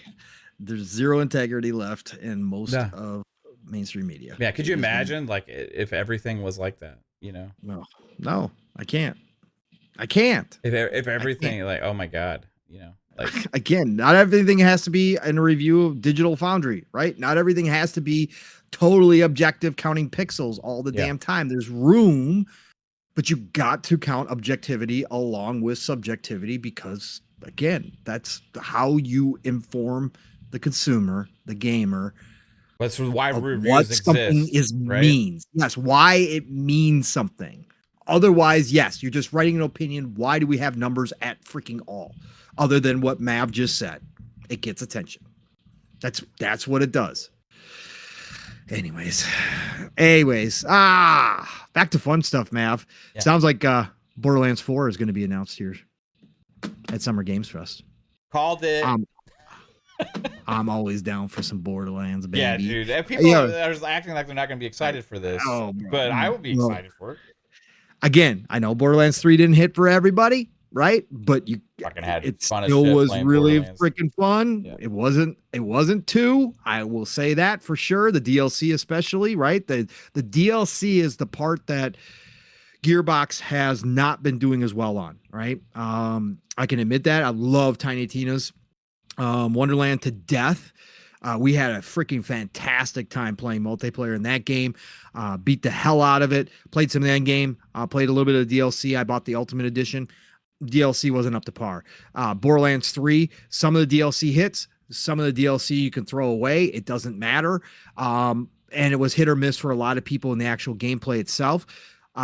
I'm always going to give Gearbox another shot with Borderlands because I love Borderlands to death. Borderlands 1 and 2, thousands of hours. Absolutely love those games, playing with my kiddo. Like, again, no better times. Love Tiny Tina's Wonderland. Again, main story, main playthrough, freaking awesome. I love what they do. Borderlands 4 will have my attention immediately. This was the game that people were speculating on, along with, I said there was potential for a new Mafia game because that's been rumored as well. But Borderlands 4 being announced at Summer Games Fest tomorrow night. If I'm live right here on the channel, you'll see me get giddy like a little kid because I can't wait for some more Borderlands. I love Borderlands. I always will. The loot, freaking. I had a blast with 3, dude. Like, I'm not saying it's the best Borderlands game ever, but like it was more Borderlands. Like I did. One. Yeah. You know something else I think could get dropped here or announced that nobody's been really talking about? What? The next Far Cry. Did we not hear that they're taking a break from Far Cry though, No. or potentially putting it on ice? The last things we heard, remember they had the fake box art somebody put out there with Andrew Tate on it, and everybody was like, "What? They've got Andrew Tate to be the next Far Cry game?" But the rumors at that time was that the next one's going to have some kind of a time limit thing, like it's going to have a time limit component to it. And then more reports came out about the next Far Cry matching that same description. Okay. And if they already know that much about it, there could be some smoke there that they're ready to bring it back. I think it's too big of a franchise for them just to like step away from for the long haul. I wouldn't say step away from the long haul, but I guess it makes sense. I mean, if they're gonna do it again, that's fine. Again, Ubisoft's my fast food. I played probably 15 hours of Far Cry 6. Really, it was gorgeous. It was beautiful. Yeah. Beautiful setting. Literally a day ago, Game Rant. Not that I ever like to really quote Game Rant, but a day ago, Far Cry 7's rumored time limit may change the series' gameplay dynamic, requiring players to strategize and prioritize in a new way. The time limit should expand to NPCs and side missions for a more immersive experience in Far Cry 7's open world. Making certain characters and quests available only at certain times could drive home the importance of player choice in Far Cry 7. It's played with a variety of rumors and leaks over the last 9 months. So it's supposed to feature a 72-hour time limit in game, which translates to roughly 24 real-world hours. It's going to task players with completing a non-linear narrative within these 72 hours, though it is currently unknown what happens if they fail. Far Cry 7's rumored time limit will place fans under a lot of pressure. The title needs to pressure more than the player to make the most of its central mechanic. So, I do remember this rumor now. Siki says they're also saying that it's supposed to be in the Snowdrop engine. If it's in the Snowdrop. Okay. If it is a time limit, I think Jasper says that it needs to scale back. I think it would be scaled back a little bit. Yeah. And they would have more of a focus on the certain missions you're doing and the objectives that you're doing, and maybe improve certain mechanics and stuff of it. And I'm just calling it. Maybe we could see it here. Maybe. Lore, Randy never stops partying. Okay, that's a simple fact. So you don't even have to ask that. He never stops. Like there's no stop to Randy's party. So he's definitely continuing the party behind stage before he goes on. You know that. Shout out to Lore Master Jasper. By the way, showing up in the chat from the future. Did you hear he announced what he's got going on when we were on Monday on FSP? No, in the chat. He told everybody. Oh, he did. Yeah, so we made it public. That he's in the future. Oh, okay. Yeah, he's in Space Force. Legitimate. He is. He's a guy. He's in Space Force. I know. It's part of the Enterprise. Legit. Real. Okay. Yeah. No, I did not know that. I did not know he announced that. Yeah. That's awesome though. Cool. He said because he's not going to be able to be on a show for a while because of his rooming situation. So yeah. No, I get it. Totally get it. So he went ahead and told everybody. Oh, well, that was nice of you, Jaspy. Yeah. Mav, what other stuff do we want to touch? Rocksteady. Yeah. I mean, I think there's been rumors this week that there's questions about whether or not the team sticks together. Obviously, this shouldn't be a surprise to anybody. There is also word that part of the team is now helping Hogwarts because the Hogwarts team is supposedly working on a director's cut of Hogwarts. We know Warner Brothers is going to milk that to death because Warner Brother needs it. It was kind of confirmed that it was a $200 million loss on Suicide Squad. Yeah. And Rocksteady potentially. There's been some people that say internally there's discussions of whether or not they close down Rocksteady and move the team, split up the team, move it to other places. And then I saw the Schreier report that they may be going back to work on they're trying to pitch another game. Right, that's the other part of the report from Schreier, is that they're trying to pitch another game that will bring them back to the old Rocksteady days. Now, obviously, we know that the founders both left during Suicide Squad, formed their own studio. What's the name again, Mav? Do you remember offhand? Don't fucking remember. I just talked about it. Man, I know. I don't remember. It was a cool name. It was a good name because that was rumored that obviously Xbox had signed a deal with them to create a new single player experience, because the two founders left and started their own studio. I'm scrolling back. I'm wasting time. 100 stars. 100 stars. Thanks, chat. 100 stars. Thank you, chat. Give me milk for help. Yeah. So obviously the founders are gone, which is never good, but a lot of talent's still there. But obviously if they do decide to if not close down Rocksteady, if they decide to trim down Rocksteady, a lot of those people have a home to potentially go, where, the two founders are. And if they're working with Xbox, even better. That'll be a sweet game that comes out of that for Xbox. But yeah, not good news for Rocksteady, as most people have pieced together with Suicide Squad not doing the numbers that they obviously, the Schreier report stated from talking to many sources that there was a, how do you say it? Positive toxicity. Yeah. That the Warner Brothers I said that correctly, chat. Yes. A positive toxicity, because even though the team themselves were expressing concerns with Suicide Squad, the upper management at WB was like, nah, you guys got this. It's all going to come together. It's all going to come together in the end. You guys are good. It's looking great. That's what he meant by that. Yeah. He also said that the upper management at Warner Brothers expected this to be $1 billion franchise. Look, I love Suicide Squad. You guys know, if you listen to me, if you listen to Steel, we talked really good about this. Mav got on board, right? After he was off, he got on. Really he didn't play as much as us, but when we were playing together with Jasper, Steel, we had a great freaking time. The game it's got Rocksteady DNA. It might not have the characters everybody wanted. In fact, it has the characters dying off that everybody likes, which was another problem.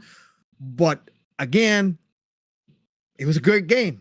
Some of the other nonsense around it, I can be sensitive to that stuff, and I didn't really get that opinion from it at all. But some people claimed that was a problem too. Whatever, don't care. Different show. They went dark on that game, bro.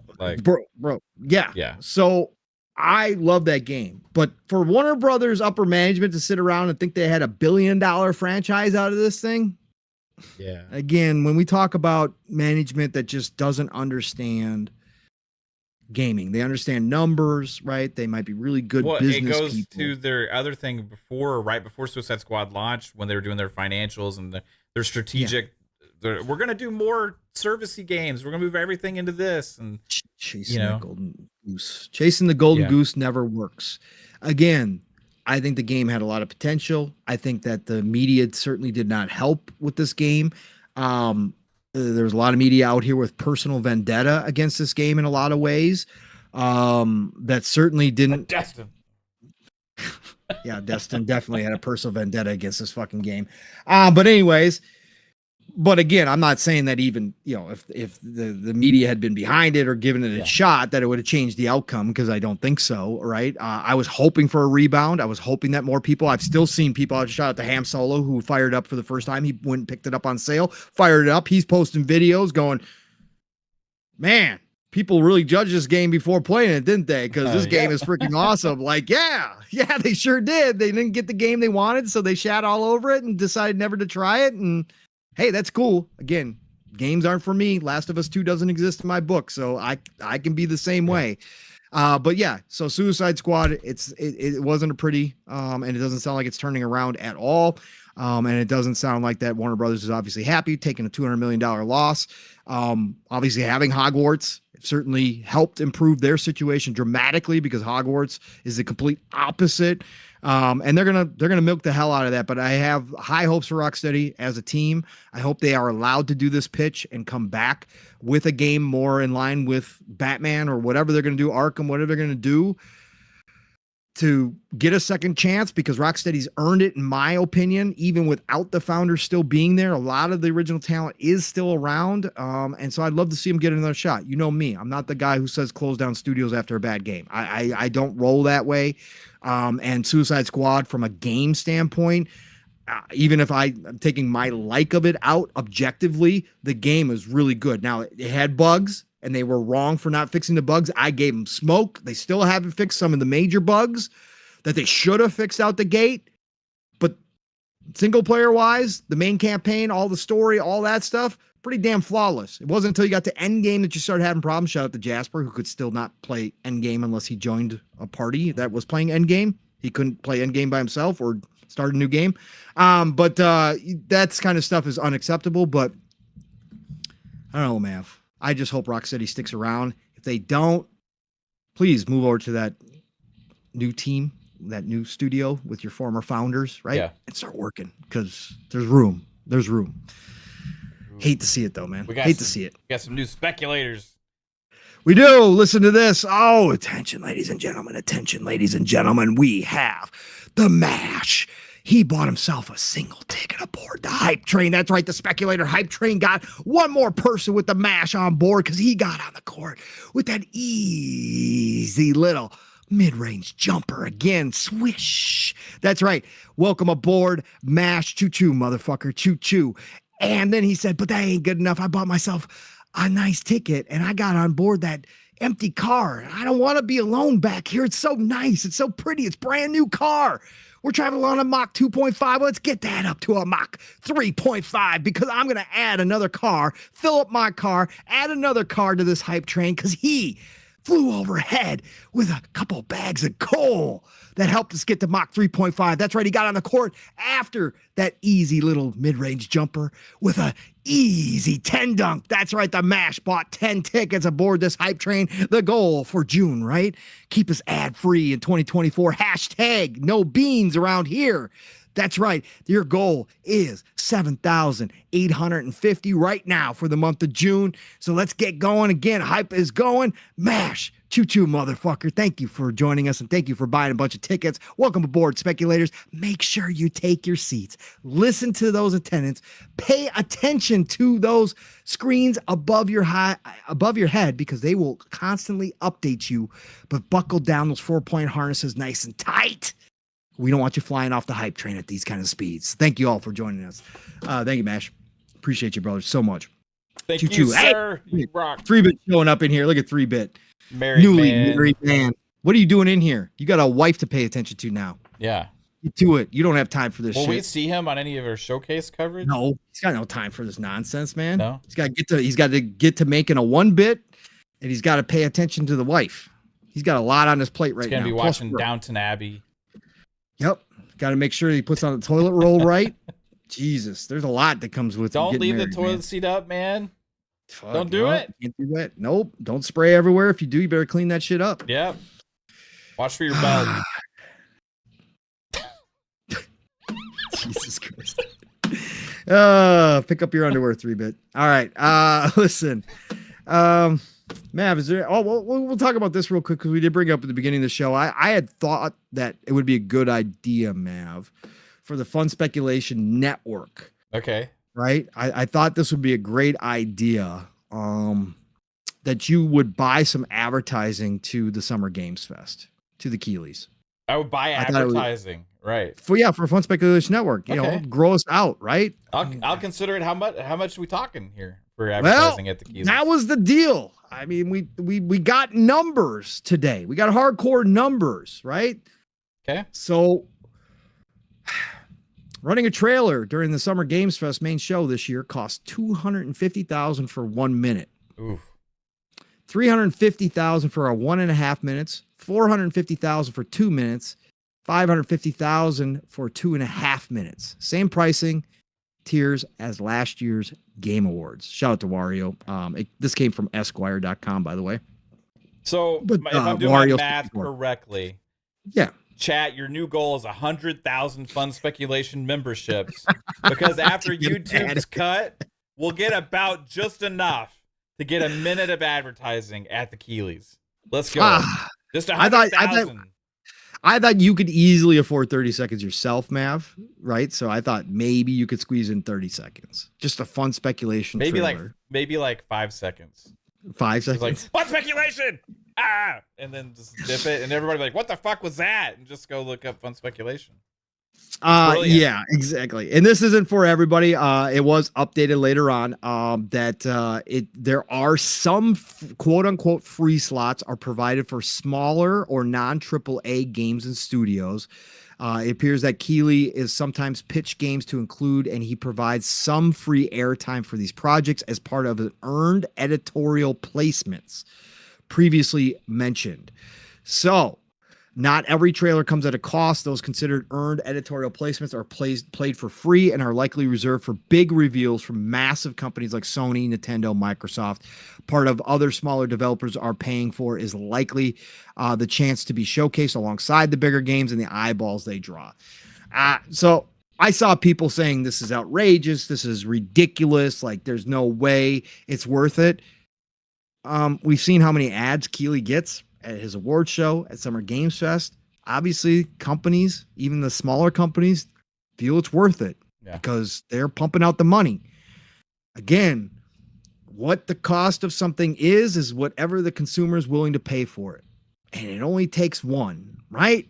So, Keeley's getting his. He puts on a big production. I'm sure it costs tons of money. I'm sure these prices are in line with any other type of show that gets as many eyeballs as he does. That's usually how advertising costs are calculated, or a big part of them is calculated. It's about how many eyes potentially are going to see your advertisement.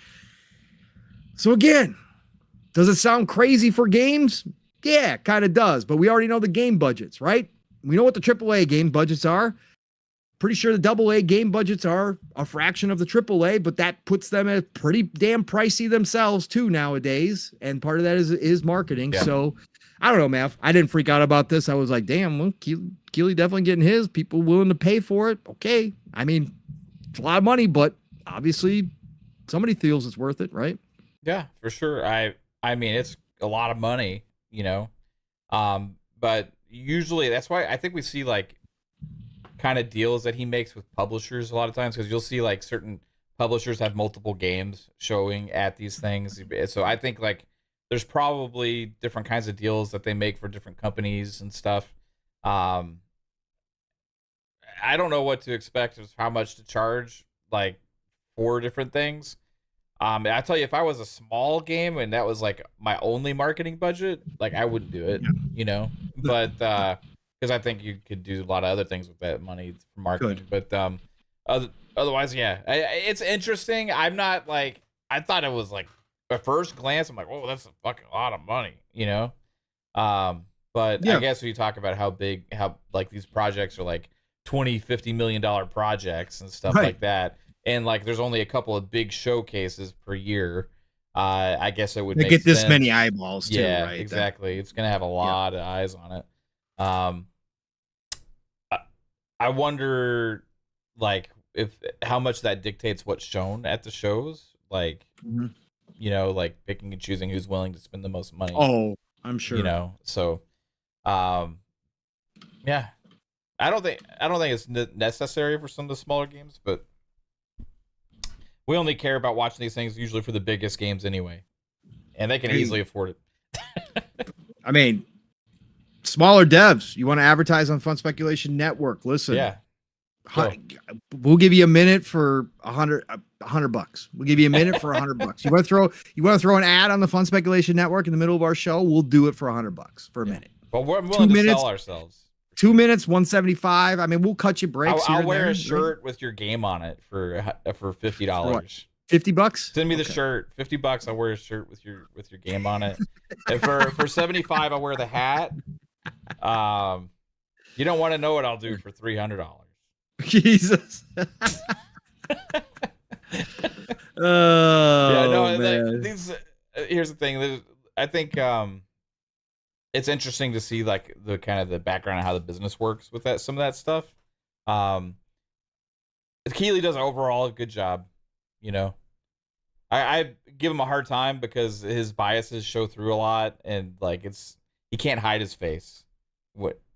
You can easily see how he feels about certain things a lot of times, and the way he talks about certain things is obviously different than the way he talks about others. So it comes through. Um, but overall, it's putting on a show and stuff. I'm glad he's doing it because it would be worse if there wasn't the Game Awards. It'd be worse if there wasn't Summer Game Fest. You know? Yeah. So Yeah. I said the same thing time and time again. You can think what you want about Keeley. I don't like him in a lot of ways, right? I don't like some of the stuff he does. The attitude is the way he says things.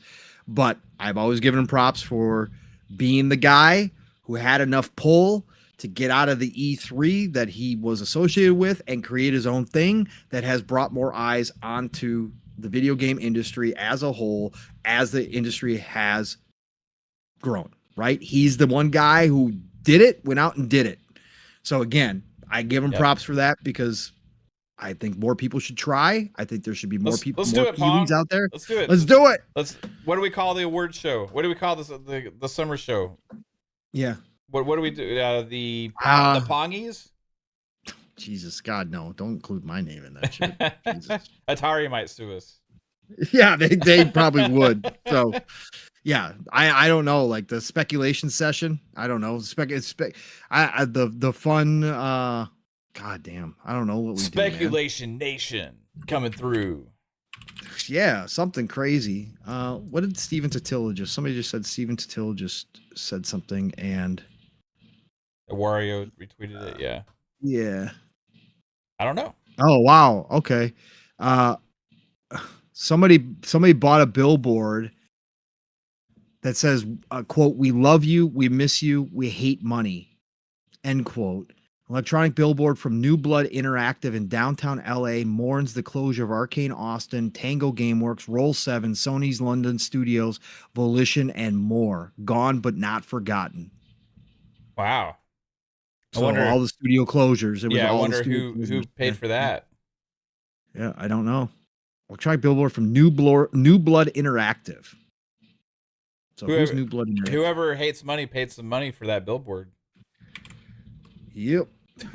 New Blood Interactive is a video game developer offering various titles like Dusk, Amid Evil, and Faith. So they're the Dusk devs. So they took out their own billboard to pay homage to the closed studios. Okay. Shout out to them. Yeah. Shout out to them. Yeah. I mean, there's been so many closed. It's sad. So, yeah. All right. What else we got, man? Have you got anything else you want to touch on, brother?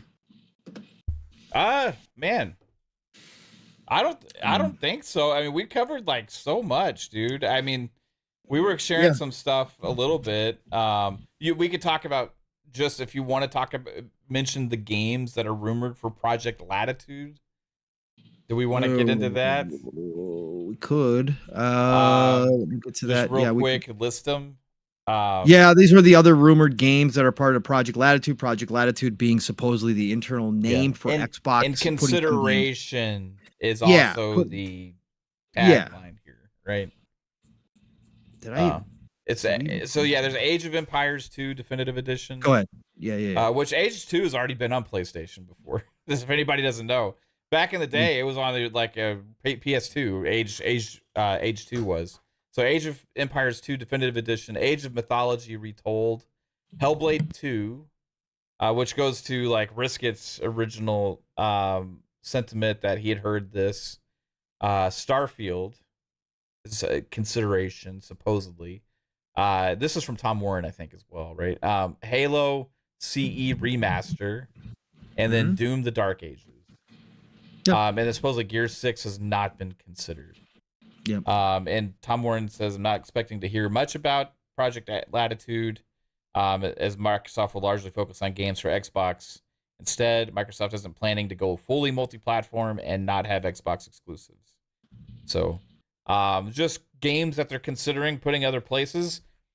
it kind of seems like something that they've probably already been doing like for a while. We'll see what happens with those specific games, but yeah. Yeah, There's I mean, nothing ultra surprising on there. Starfield would be the one, you know? yeah, yeah, it would be the one that obviously again that people would go, would certainly say something about. Yeah. But again, in this new age, is it actually anything that would surprise me? No. Again, it's not going to be. If it's under consideration, it's under consideration, right? If they Yeah. come out, the week after the showcase and start announcing that these games are going to play, I would be shocked. Like, I don't think it's going to happen like that. But we're going to find out. Yeah. But again, I'm not. I don't agree with the strategy, but if it happens, it happens. Again, if they're going to start introducing RTSs over there, go for it. Get them on RTS. Let's get more RTSs going, Mav, right? More money for RTSs. Let's do it. Absolutely. I fucking Let's freaking go. Let's go. Let's freaking go, man. The Steam Neckfest is going on too for everybody who does have Steam, because I know we have plenty of people in the chat who do have PCs outside. Neckfest? Next Fest. Oh, I thought you said Neckfest. I was like, what kind of festival is that? Next Fest is going on, so they have tons of demos from the Gorilla Showcase today. There's tons of demos there, but I wanted to mention this one too, Mav. I posted this for us. Test Drive Unlimited Solar Crown. Yeah, demo. The demo is out right now through June June 11th, I want to say, something like that. So you can go download Test Drive. I am currently downloading it, in fact, because I want to play some tonight. I'm going to check this game out because I told Mav I've been on the fence with it. But I'm always down for new racing games. But the fact that I'm going to be able to try this game out ahead of time so I can get a good idea of what I'm going to be playing is more power to it. But tons of the indie games that were shown today have demos on Steam right now too. So that is something to be aware of. Yeah, the Guerrilla Collective, correct. Go check it out. We really didn't touch on the Dragon Age stuff, Mav. Again, we did mention it. For anybody who hasn't been paying attention, a lot of you guys don't, which is cool. You guys are off social media. I totally get it. I wish I was more. Dragon Age Dreadwolf is now officially changed to Dragon Age the Veilguard. That is correct. That was what Grubb was hinting at on Kind of Funny, was a name change. So they officially name changed, and this is coming from Insider Gaming. I want to give you guys a little background because a lot of people have asked why. So I'll give you their explanation because they actually came out. So shout out to Tom Henderson and everybody over at Insider Gaming. I love them guys. BioWare has released a new update for Dragon Age Dreadwolf, which includes a name change to Dragon Age the Veilguard. In the new blog post, BioWare confirms that the game will get a first gameplay look on Tuesday, June 11th. I will be at work. Man, I'm going to have to take a 15-minute bathroom break.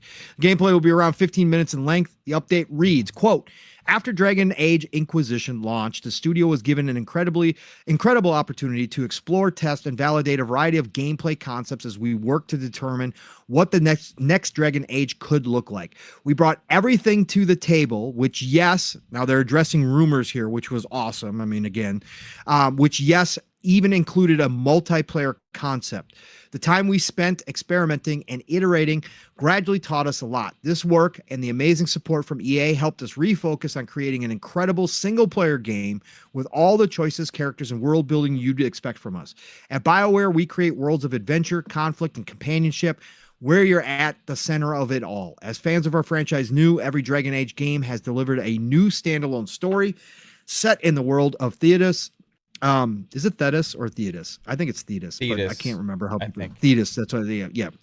These tales explore epic locales and threats, always thrusting you into a new conflict. Each game also introduces a new lead hero, the Warden, Hawk, the Inquisitor, that you can call your own. You can expect all that and more with the new game, and of course, much like your unique hero, it wouldn't be a Dragon Age game without an amazing cast of companions, right?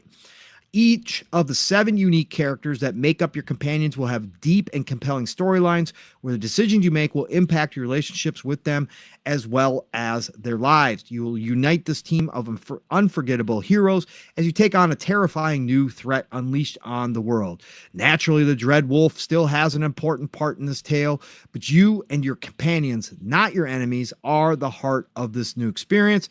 So to capture what that game is all about, we changed the name as the original title didn't show just how strongly we feel about our new heroes, their stories, and how you'll need to bring them together to save all of Thetis. So that's some of the thinking behind it. They addressed the rumor that this was going to be a multiplayer game. Obviously, they're stating 100% unequivocally that this is a single player experience only. So I thought that was good. Again, I like Dreadwolf better as a name. I understand the change, but why the Veilguard? Why not do the same thing you did with Inquisitor and just do Veilguard? Dragon Age Veilguard rolls much easier off the tongue. Does the name really matter? No. Gameplay, stories, that's what's going to matter. Can this new BioWare, and again, I say that because every last veteran of BioWare is now gone. Can the new BioWare uphold what the original BioWare creators created, especially with the first 2 Dragon Ages? We are going to find out. I'm interested in seeing it. Again, I'm not going to hold my breath, but I'm interested in seeing the gameplay on Tuesday. 15 minutes of it is going to be a good look. So, Mav, I know you're kind of excited. Yeah, I like what they said in that. You know, it kind of feels like they're bringing the heart of what the original games were. You know, so if that's the case, with Mass Effect are drawn about it too. Just so yeah, you know. Yeah. I want a resurgence for BioWare. Maybe they learned something doing the Legendary Collection for Mass Effect about the specialness of the kinds of games that they made in the past, and understood the feeling that they need to recreate with their new games, right? Hopefully, and maybe Dragon Age, all the testing and stuff for the years and wasted time that they spent trying to figure out how to turn Dragon Age into some kind of stupid games as service multiplayer thing, will turn out to be, well, we learned our lesson, let's just make a Dragon Age game, right? And maybe it'll be good. So I don't know. I think there's still talent there. It's just we got to see it come through. I think they were lost mostly from the direction of EA and pressures to make certain kinds of games, and maybe this is going to be the way forward. So maybe maybe EA is like Baldur's Gate 3, like all this stuff that's coming out now. Let's get on the marketing side, on that side of the fence, you know. I hope so. Again, I want nothing but the best for BioWare as a name. And I obviously I know there's talented people there. Again, if you're making games, you're talented in some form, shape, or fashion. So I want them to bring it back so that we think about BioWare just like we did of the old days. I don't know if that can ever happen. That's a magic moment in time that maybe never will be reproduced. But if they make a good Dragon Age game, right, without all the issues that, you know, Mass Effect Andromeda had, that Anthem obviously had, if they come out with a good Dragon Age game, I will be happy with that. That'll be fantastic. It'll be great. I hope the rumors of remakes are true. You know, we found out that Grubb wasn't meaning that the other night, which I was like, wait, well, what? We're about to announce a remake? Okay. I hope the remakes are true because I'd love to go back to those. I've gone back to them. They certainly, you know, story-wise, character-wise, still age because that is classic BioWare writing. That is timeless character development and world building. Like that doesn't age. That doesn't age at all. Okay, that's a fine wine. But the gameplay mechanics certainly need to be updated on those games, and I'd love to see new generation experience them under the best conditions possible, much like Mass Effect happened for so many people, including Steel, became one of his favorite all-time franchises now. I'd love to see that happen for the older Dragon Ages too. So I just hope they put out a good game, get the hype back, start feeling good about themselves. A lot of that team will transition over to Mass Effect as they work on the new Mass Effect. If they do a good Dragon Age, it will up my confidence that they're going to do Mass Effect right this time. Again, Andromeda is a great sci-fi generic game. It's just not a Mass Effect game. So my confidence will go up. And that will excite me more because obviously I'm looking forward more to Mass Effect, the next Mass Effect, than I am Dragon Age. But this starts it all. I was just looking for you, Ducato. I don't know. I didn't watch the whole Guerrilla Collective. Like I said in the beginning of the show, I didn't have it. It's 3 hours long, bro. Almost 90 games. So I was trying to see if it was there. I could not find out if it confirmed if they did show Hyper Light Breaker at the Guerrilla Collective. So I don't know. I was going to try to answer that question for you, but I don't know. Yeah, PoE Path of Exile 2 is also coming out this year. Well, at least the beta, or the early access form of it's coming out. Man, we are done. There's so many big games. There are so many RPGs. There are so many strategy games. There's so many RTSs coming out. There's so many of our favorite games coming out on top of all the other stuff, the open world, Assassin's Creed coming out, Avowed coming out. We are done. We are toast. There is no way, man, like that we're going to be able to play all these freaking games. There's just not enough time in the day. It's impossible. I have a question for you real quick. Yeah. Is it too early to see the Battlefield, the next Battlefield? And if we see it, where would it be? Where would it show up? Because like that would be a big game reveal, and Keeley was downplaying it, right? So his show. Yeah, it won't be. I mean, it won't be at these early shows. They're starting to talk about it like they've already seen enough that they think it's going to be a great games as a service, thanks to the CEO. Yeah. Stupid comment. Anyways, Game Awards maybe. Game Awards potentially, because 2042 is getting its last season, right? Its last update, last season. Support's ending on 2042. Finally, they did a great job bringing that game back. I don't care what anybody says. We had fun from the get-go. It just got better and better as they fixed all the stuff they needed to fix. I have been tempted over the past month to re-download Battlefield 2042 and hop back in again. I think we both probably have over 100 hours, approaching 200 hours in Battlefield. I don't even know what my exact number is at. It's a great game. They did a great job with it, given what happened to it in the beginning. I think, man, that end of the year, because I got to believe I think, did they even say they're shooting for 2025? I think they said they're shooting for something like that. Yeah. I think they're shooting for 2025. Award show would be great if you got a lot of faith in it. It is a Zampella baby now. A lot of people, even the people who have hated on Battlefield, do have faith in Zampella. If you're going to reboot this franchise once more and say that you're going to do it right this time and that Zampella's got the right team to do it, then yeah, you show it off at a big event like that. I think you go Game Awards for sure. Okay. Right on. Yep. Or maybe they just do their own little reveal because they don't really need the Game Awards or anything. They could. But they could do it at PAX. They could do it at a lot of the other shows. The reason I was asking, right? Generally in the past, they've done things with Xbox a lot. Yeah. Now the Xbox has Call of Duty and Halo. So it's like it'd be weird to see all three at an Xbox thing. Unless they may cut that deal that I said for Titanfall and they co-produce Titanfall. Then Titanfall would make sense. Oh, quick over-under on how long the Call of Duty thing is.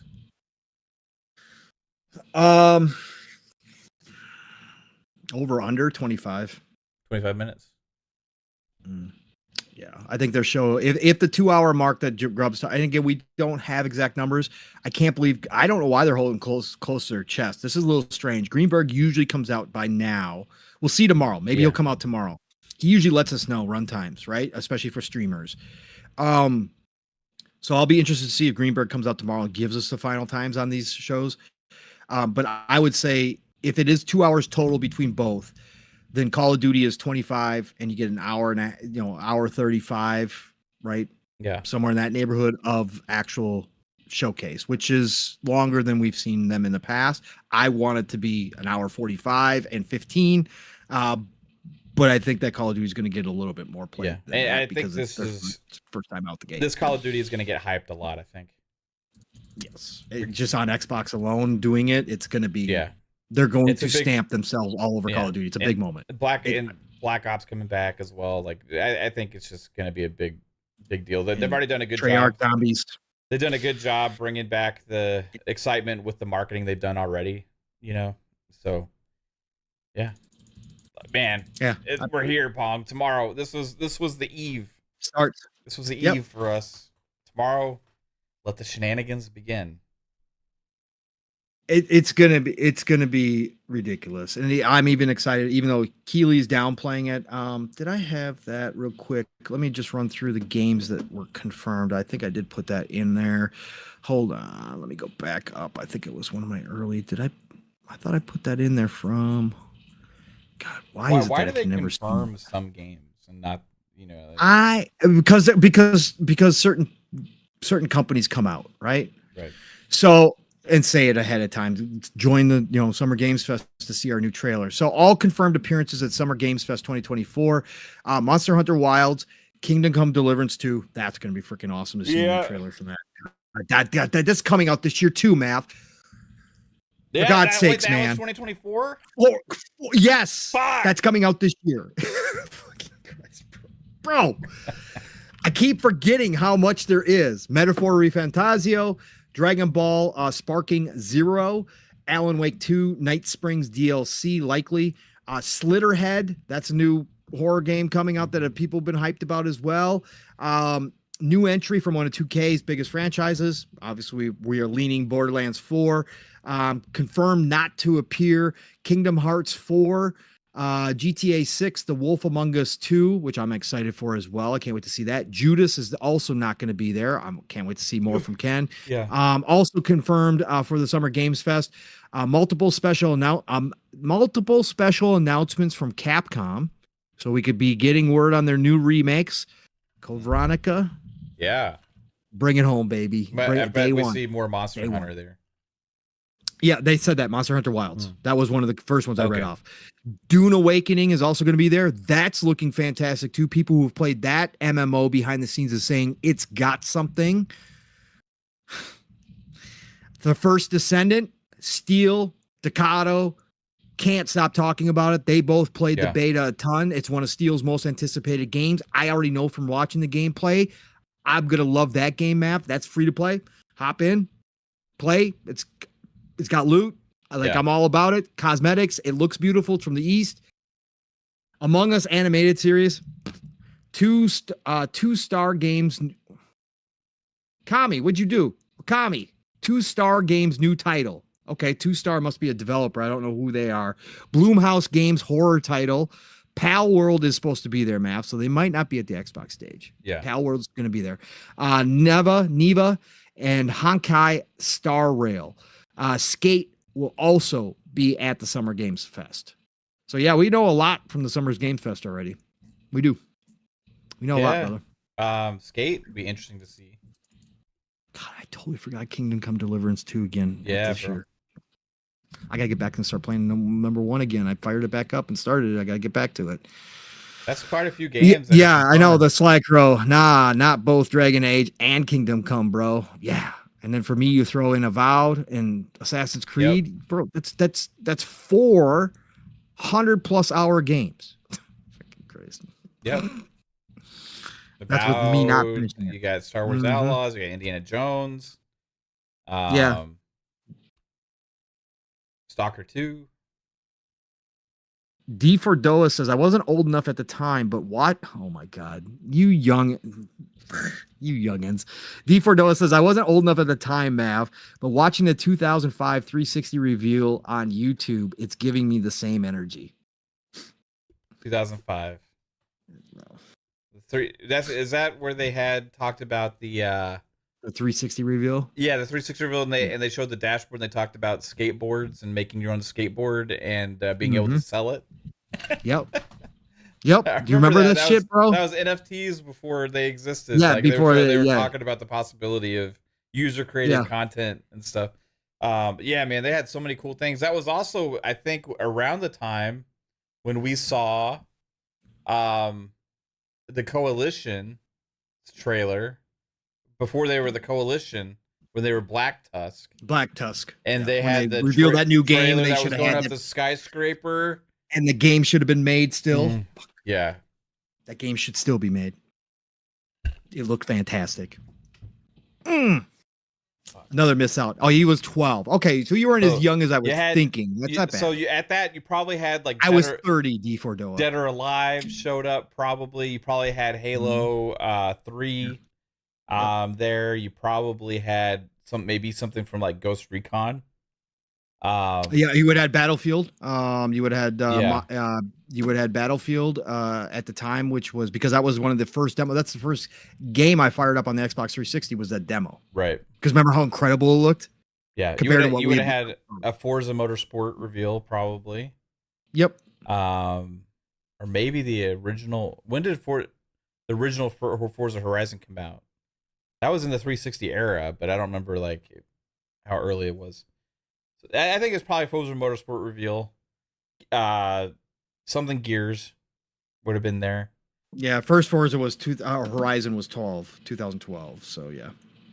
No, it's something Gear. Well, maybe would they have done something Gears if 2005? I don't know. No, I don't think so. Because if Black Tusk was there doing that, then it would have been. Gears was 2006. Okay. So they probably which Gears was? I would have to go back. The first Gears. The first. Right? Yeah. Yep. So that's before Black Tusk. Then Black Tusk wasn't until later. Yep. Black Tusk was like later in that generation, maybe 2010, 11, 12. I don't. Yeah, know. because it would have been after the first 3 Gears, right? Right. Okay. I was at the end of the generation instead of the beginning with my mind. Yes. Because mid is where it really started pumping, right? You got BioShock early, right? You got Gears of War early. Mass Effect was Splinter Cell Double Agent may have been there. Yeah, that may have been there. Oh, fuck, what a time, bro. That was a great time too. That was a great time. Nate, dog, I was 7 or 8. What? Yeah. Nate, are you that young? It's a long time ago, dude. I was 23. 22. I can't do math. Yeah, no. Yep, you were in your 20s. I hit 30. So, yep. No, we're old. That's cool. I don't care. Dino Crisis would be awesome. D4Do. Yeah. I hope Dino Crisis comes back at some point too. Capcom's on. Capcom can do no wrong. We need Power Stone. We need Dino Crisis. We need Lost Planet. If they do that trifecta right there, they got a Capcom fanboy for life, right there. Like, I already love Capcom and I love what they're doing right now. But if they bring back those 3, it's over, man. I'll be a fanboy. I'll be a fanboy of all that, man. What else? I think that's about it. Oh, Calorie brings up obviously the pricing for some of the Sony games that we saw at the State of Play. Jasper was 9 years old in 05. I know, bro. It's just sad. Jasper's so fucking young. Let's see here. Calorie brings up the pricing point. Astrobot is supposed to be 60. I said 50. Yeah. Would be a good spot. I think 50, but like 60 is not like too crazy. I guess. I don't know. But like, it's not crazy for how big they're saying the game is. Like, they are saying like this is a massive game, right? Mm-hmm. Again, I'm not an Astrobot fan, could care 2 shits about it, whatever. But for the Astrobot fans out there, I think 60 is all right. I still would have liked to see them come out at 50. But then, of course, Mav, we also got the pricing for whatchamacallit, Concord. Yeah, that one was worse for me. Bro, this is bad. Yeah. It could have been even worse, but it's still bad. Now, a lot of people are running with the Canadian prices that got put out there with the US dollar sign. Those are Canadian dollars. US prices are going to be 40 for the regular edition and then 80 for the deluxe edition. Which was, I guess it's around the same as Helldivers. It is around the same as Helldivers, but hero shooters again. Mm-hmm. All the big hero shooters are free. Yeah.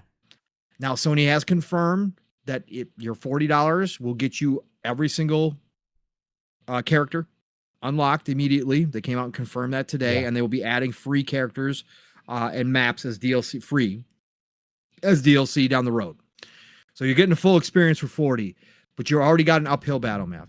You already came out to a very overwhelmingly don't care or this looks like shit audience, right? Reaction. And now you're asking for $40 from both PlayStation and PC players. PC players, like, again, Helldivers is something different. So unless Concord, I think both of us didn't say the game looks trash. I think both of us said the game looks okay, fine, it's good, whatever. It looks fine.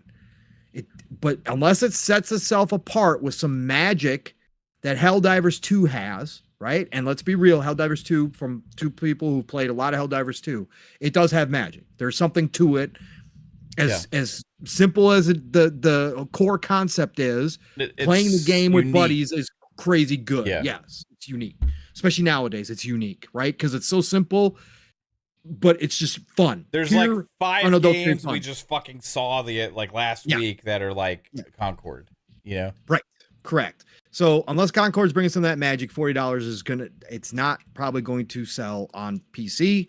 And PlayStation 5 players, are they going to fork over 40 for Concord, Mav? Maybe they'll put up PlayStation Plus day one. That's what they should do.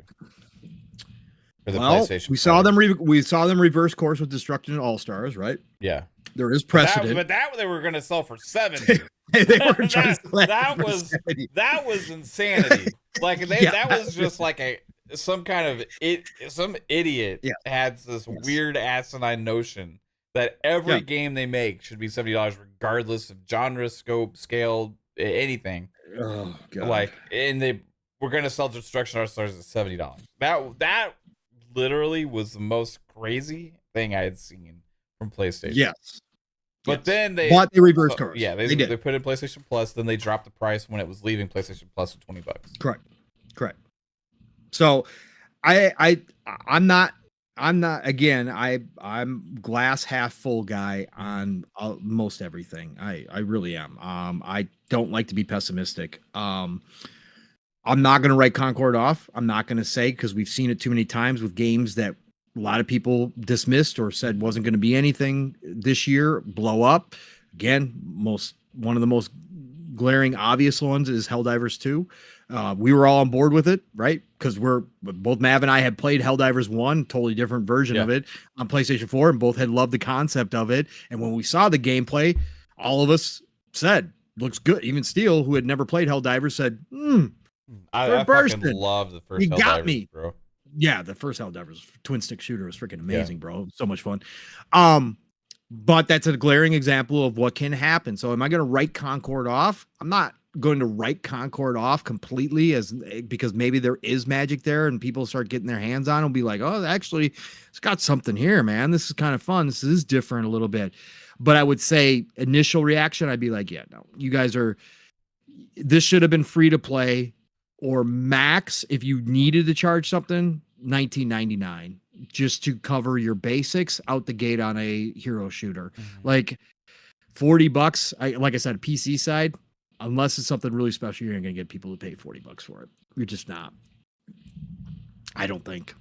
Right? Yeah, I think Astrobot's going to do pretty good because there's a lot of fans of platformers. I don't think the price for that seems like as outrageous. I would have priced it at 50.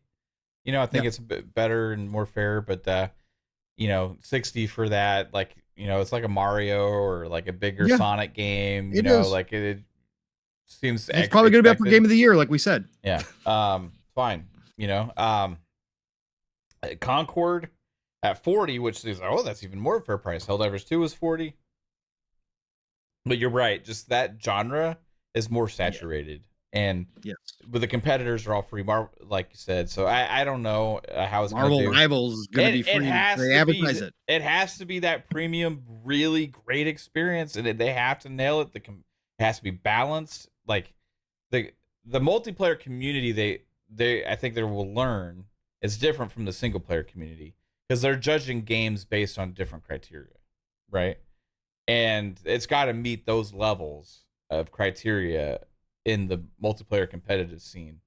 Updates, like content flow, like weapon balancing, matchmaking, like just several different factors that they're not used to having to meet, right? Even you can look at Helldivers 2, and they don't really have to do it in there because it's PvE, right? They have to have a lot of that stuff, but they don't have to have as much of the competition aspect between players right now. And it's going to be successful based on what kind of ongoing player base they have. And if it doesn't nail it, then they will abandon ship very fast. Yes. And then if it does great, there will be an amazing word of mouth and it'll explode, right? Yep. Just like Helldivers. It's the way it is. So, it's gonna be interesting to see. But right now, there's not a lot of hype around it. Nope.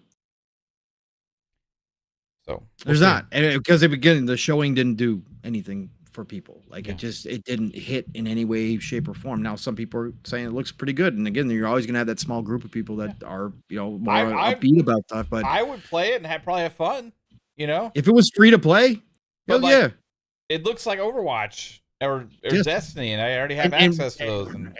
And let's be real, Mav. Marvel's Rivals is coming out. You probably Yeah. play Marvel's Rivals over Concord. Like if both of them are downloaded, it's free. you probably yeah. So. Right. I mean, even if they both were free, chances are you probably side with Marvel Rivals just because of the characters. And but it's an uphill battle. Apex Legends, a hero shooter / bolt battle royale is free. You know, there's a lot of different games that are, even if it's not exactly the same genre, are going to be competing for the same space. So I want to try it. I do want to play it because I want to see what it plays like. I want to know what it feels like. I don't want to just write it off. No. But I wish it was priced accordingly to the competition. Free. Honestly. I think we had a better chance. Maybe if it doesn't sell right away, they will drop into PS Plus early to try to give it a boost, and you'll be able to have a chance to try it out, obviously, at that point. So it's just, it'll be interesting. I don't know. They're learning. Again, there's going to be a huge learning curve for Sony. Again, everyone's going to be a learning. I just still can't believe this got greenlit over Factions, over Spider-Man, over Twisted Metal. I just can't believe this is the one that survived. That's my biggest mental roadblock with looking at Concord is like they greenlit this over those. Like Sony, it just seems too similar to the other stuff that's out there, bro. It does. That's what I was talking about last year when they revealed that in Fair Games, was like, how are they going to differentiate themselves from every other thing out there? Like, and the only way, really, because they're picking games that seem like a bunch of other games, it's got to nail it in the quality. That's the only saving grace they could have. Like, that's the only way. Like, they really have to nail it. It has to be a supremely great experience to be able to sell a game like that at that price. Because the other games that sell, that are multiplayer games that are for money, are the biggest franchises, like Battlefield and Call of Duty and stuff like that. And even those games don't last like they used to. No, everybody's playing the free versions, like for Warzone and stuff like that. Warzone. X Defiant just came out. It came out for free from Ubisoft, right? Like, it's tough. It's a tough space, man. We'll see. Yeah, it is. Yeah, we will see. Yeah, Robbie Gold, I heard that too. I read that today as well. I heard if you pre-purchase the game, you get five free codes to test the game with your friends as well. Yes, cool. I did hear that as well. So that's cool. That's gonna. You're obviously understand they got to try to get people interested. So that's one way to do it. And lore, yes, we had talked about that during the state of play, that this is from former Bungie devs, right? I said the gunplay looks good. I mean, again, Jasper pointed out that kind of bullet spongy, 5 headshots with the pistol, but that is Destiny, right? That's Bungie. So, I mean, again, it's not anything different, but it looks solid. It looked tight. Again, without playing it, that's just kind of the impression I got, but we'll see. Again, this is the interesting times. I just would rather seen a Faction or even the Spider-Man freaking game or Twisted Metal, for God's sakes, than this. God damn, man. But anyways, we're going to find out. I don't got anything else, man. Have you got anything else? We've been going 4 hours. Yeah, we're good, man. Nice long show. Rolling in here as we always do. We just knew it was going to be hype season, that we're going to talk about the showcase. You guys were definitely engaged through the entire conversation. Appreciate all of you. Over 100 people. We had more shows going tonight than normal at our same time. So appreciate you all for rolling in here. Whether you're here from the beginning to the end or just showed up for 5 minutes to say hi, don't care here on the Fun Speculation Network. You are all respected and loved exactly the same for all the shows you come out and support, even the ones outside of the Fun Speculation Network. Again, you guys are amazing. You guys are what makes the show go. You guys are a part of the show as much as we are. I say it almost every show that I do, and I mean it. So thank you all for coming in here. It is Gamers Christmas, folks. And if you were around earlier when Mav and I had about an hour and a half long talk about the Xbox showcase and what we were expecting and what we were kind of looking, you understand that gamers at heart. Not everybody in this community is that. And I can say that with full confidence. But what you get here is that we are gamers at heart. We will talk about the high level stuff. We will speculate. We will criticize. We'll do all that stuff. When it comes down to it, this type of week, again, I can't wait to go and play Test Drive Solar Crown tonight. Tried out the demo on Steam, but I'm also want to watch the Guerrilla Collective, the rest of the Guerrilla Collective with all these freaking indie games. Almost 90 games were shown today. Almost 90 games were shown today off of one showcase. Yep. A showcase that not everybody knew about. This industry is ridiculous right now. It is the golden age of gaming. So thank you for joining us tonight, and thank you for being engaged with us. We love you all. But Mav, give them the lineup, man, because you got a hell of a lineup. I'm going to try to show up as many as I can, but you got a hell of a lineup, man. We're going to try and give you everything we got here coming this week, guys, and it starts tomorrow. I'll bring this up on the screen thanks to my beautiful wife, Caitlin, who posted the schedule here. We got, I don't know if you guys can see it or not, but we got tomorrow, 4 p.m. Eastern time, Summer Game Fest. We're going to be going live. That's an hour before the actual showtime start. I want to give kind of a little early peek about what maybe could show up here at Summer Game Fest. So we'll be going live for that at 4 p.m. Eastern time here on Fun Speculation. Then guess what? We're not done, because after Summer Game Fest, there's actually more shows happening right after that, and we'll be covering those as well.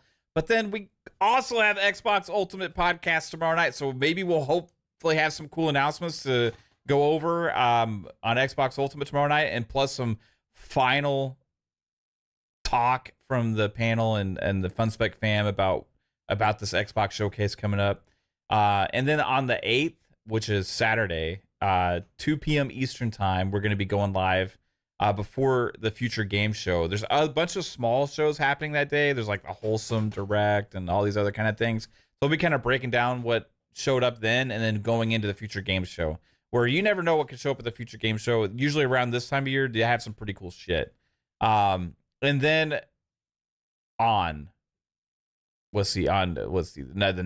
12 p.m. Eastern time, Xbox Game Showcase. An hour before the Xbox Game Show, we will be live.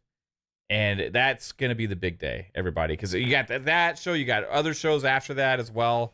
And then on the 10th, we also have Ubisoft Forward at 2 p.m. Eastern time, followed by FSP that night, and for a recap of everything. And then we just found out about this fucking Dragon Age thing on the 11th that I might want to do a small little reaction stream or something to. I don't know.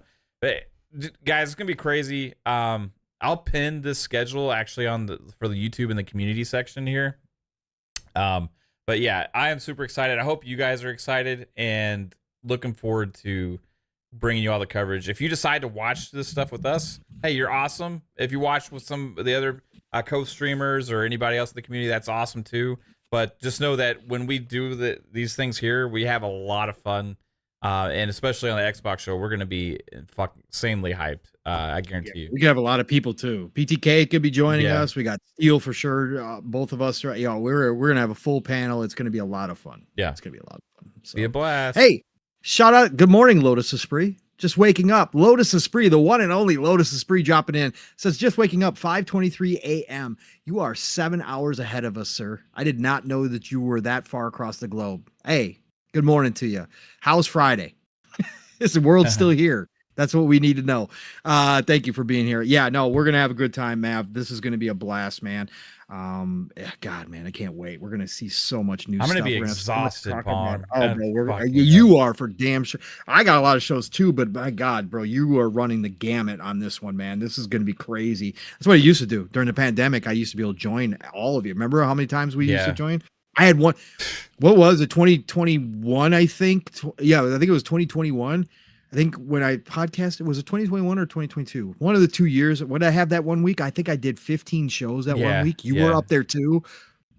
We were guessing on everybody's shows. We're doing our own shows. And then I did that fucking crazy Fun Speculation prediction special thing with took me so many hours to edit that. Dude. I just can't do it anymore. Physically, I don't have the time, to even try and think about doing that. Like, freaking amazing, man. Oh God, those were the days. Those were the COVID days, though. You know, they were. Work where was we had- shit. Yeah. We were just sitting at home. I could take as much time as I Get that wanted government to. check. Oh, we did so many shows together too. Holy shit, man. It was so Yeah. much fun, man. We were doing everything. Anyways, but yeah, look forward to that, folks. Obviously, you guys know the drill. Pongsoul Xbox, Pongsoul X, formerly known as Twitter, Pongsoul everywhere else, Steam, GOG, Epic. Find me, I'll find you back. I am going to try to make the show tomorrow for Summer Games Fest. I think I've got it worked out at work. We'll see if I'm there from the beginning, but I hopefully will be hopping at some point for Summer Games Fest. So I will be there for that. Obviously, Xbox Ultimate, I'll kind of wrap up things and talk about things. That should be a blast. So tomorrow night, be there for that, 10 p.m. Eastern, 9 o'clock Central Time, right here for Xbox Ultimate. And then, of course, Saturday morning, Living Split Screen. Steel just put up the ad. I retweeted it out. We will be going live right before the Future Game Show for Living Split Screen. 10 a.m. Eastern, 9 o'clock Central Time. Me and Steel, we are going to get down to business, talk a lot of stuff. Mr. Wuthering Waves himself, Steel Rain. That's whole all he's been changing playing. now. Bro, he's he Mr. is Wave. a gotcha gamer. He's a gotcha gamer Yeah. now, man. He's even joined some of the community over there. He's been telling me some crazy stories about that community and how wild they are. They're just like this community. They've got their toxicity. They got their fight. Yeah, he said it's nuts, man. So Wuthering Waves talk, but so much more. We're going to be getting into the hype mode on Saturday morning. Living Split Screen, 10 a.m. Eastern, 9 o'clock Central Time. And then right after that, you will see me make an appearance on over. Let's see, where am I next that day? Because Future Games Show starts, but Boxing Burgers. We're going to do the Boxing Burger prediction show. Tons of people from the community hopping in and out for 10, 15 minutes to give their predictions on the Xbox showcase. So check out Boxing Burgers channel for that. I'll be doing that at some point Saturday.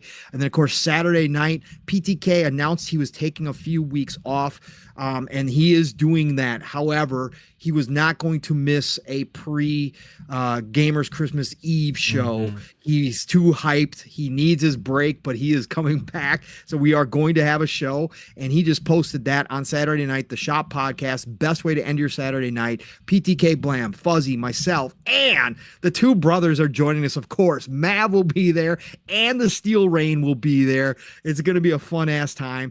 After that, PTK is going to be taking a few weeks. We'll see how long it lasts for himself off the shop. So join us for the Last Shop Podcast, at least for a few weeks on Saturday night. Have us on in the background. That is now 10 p.m. Eastern, 9 o'clock Central Time. Later start there. So be there for the Shop Podcast. Sunday, I'll be right here, of course. Morning till the end of the show. As always, as Mav said, we are going to have a blast. And we're going to be continuing that as well, because Steel and I, as we have done over the past couple years, right after the showcase, we're going to give our final thoughts on the Fun Speculation Network. Of course, we're going to wrap up. And then we're going to head over to the world of gaming with Boxing Burger and Wandering Dutch, who are doing their show afterwards. This has become a tradition for me and Steel. So we're going to join those two gents on Sunday as well and talk about the Xbox showcase over there. So listen, y'all, Monday, Tuesday, I'll be at work, so I'm not going to be able to join in, but I'll certainly going to try to lurk and chat. But listen, y'all, it's Gamers Christmas. At the end of the day, all of us love all of this shit. So the nonsense, kick it to the curb for this week at least, and go out here and watch some of these shows. Future Game Show is freaking amazing too, man. People miss out on that shit. A lot of those games come to console now. So just get out there, enjoy this. It's the golden age of gaming. Tons of new games coming out. I can't believe the Guerrilla Collective had so many games today, and there were so many cool indie games coming, man. Go watch this stuff. Please, please. The golden age is here, everybody. Get out there, play what you love what you play. Play some games too if you got some time. And I'll talk to y'all real soon. Mav, get us out of here, brother. Right on, man. Did you get Lotus? I was like, oh, I'm sorry. Yeah, no, I was talking. Yeah. Attention, ladies and gentlemen, to end the show, the one and only, the man who just woke up somewhere across the globe at 5:23 in the morning. That's right, the one and only Lotus Esprit. He doesn't fly overhead because he's Lotus Esprit. So he pulled up alongside the hype train and said, look, in my trunk, I got some bags of coal for you. That's right. He got on the court with the easy 5 layup and got us to Mach 4.0 to end the show. Got the goal for June down to a nice easy 7,750. I gave you all extra credit for this late Lotus Esprit drop off. That's right. Lotus Esprit coming through, added a new car. Welcome aboard, all you new splitters. Take your seats, pay attention to those screens above you, listen to the attendants that are walking around, and buckle up those 4-point harnesses. We may be done here for the night, but the hype train rolls on. It's Gamers Christmas. Choo-choo, motherfuckers. Santa Claus is coming to town. Choo-choo. Choo-choo. Santa's sack is huge this year. Pause. It is huge, though. Yeah. Have a good one, everybody. Love y'all. Bye. Thank Bye. you so much, Lotus. Everybody, peace out. Have a good one.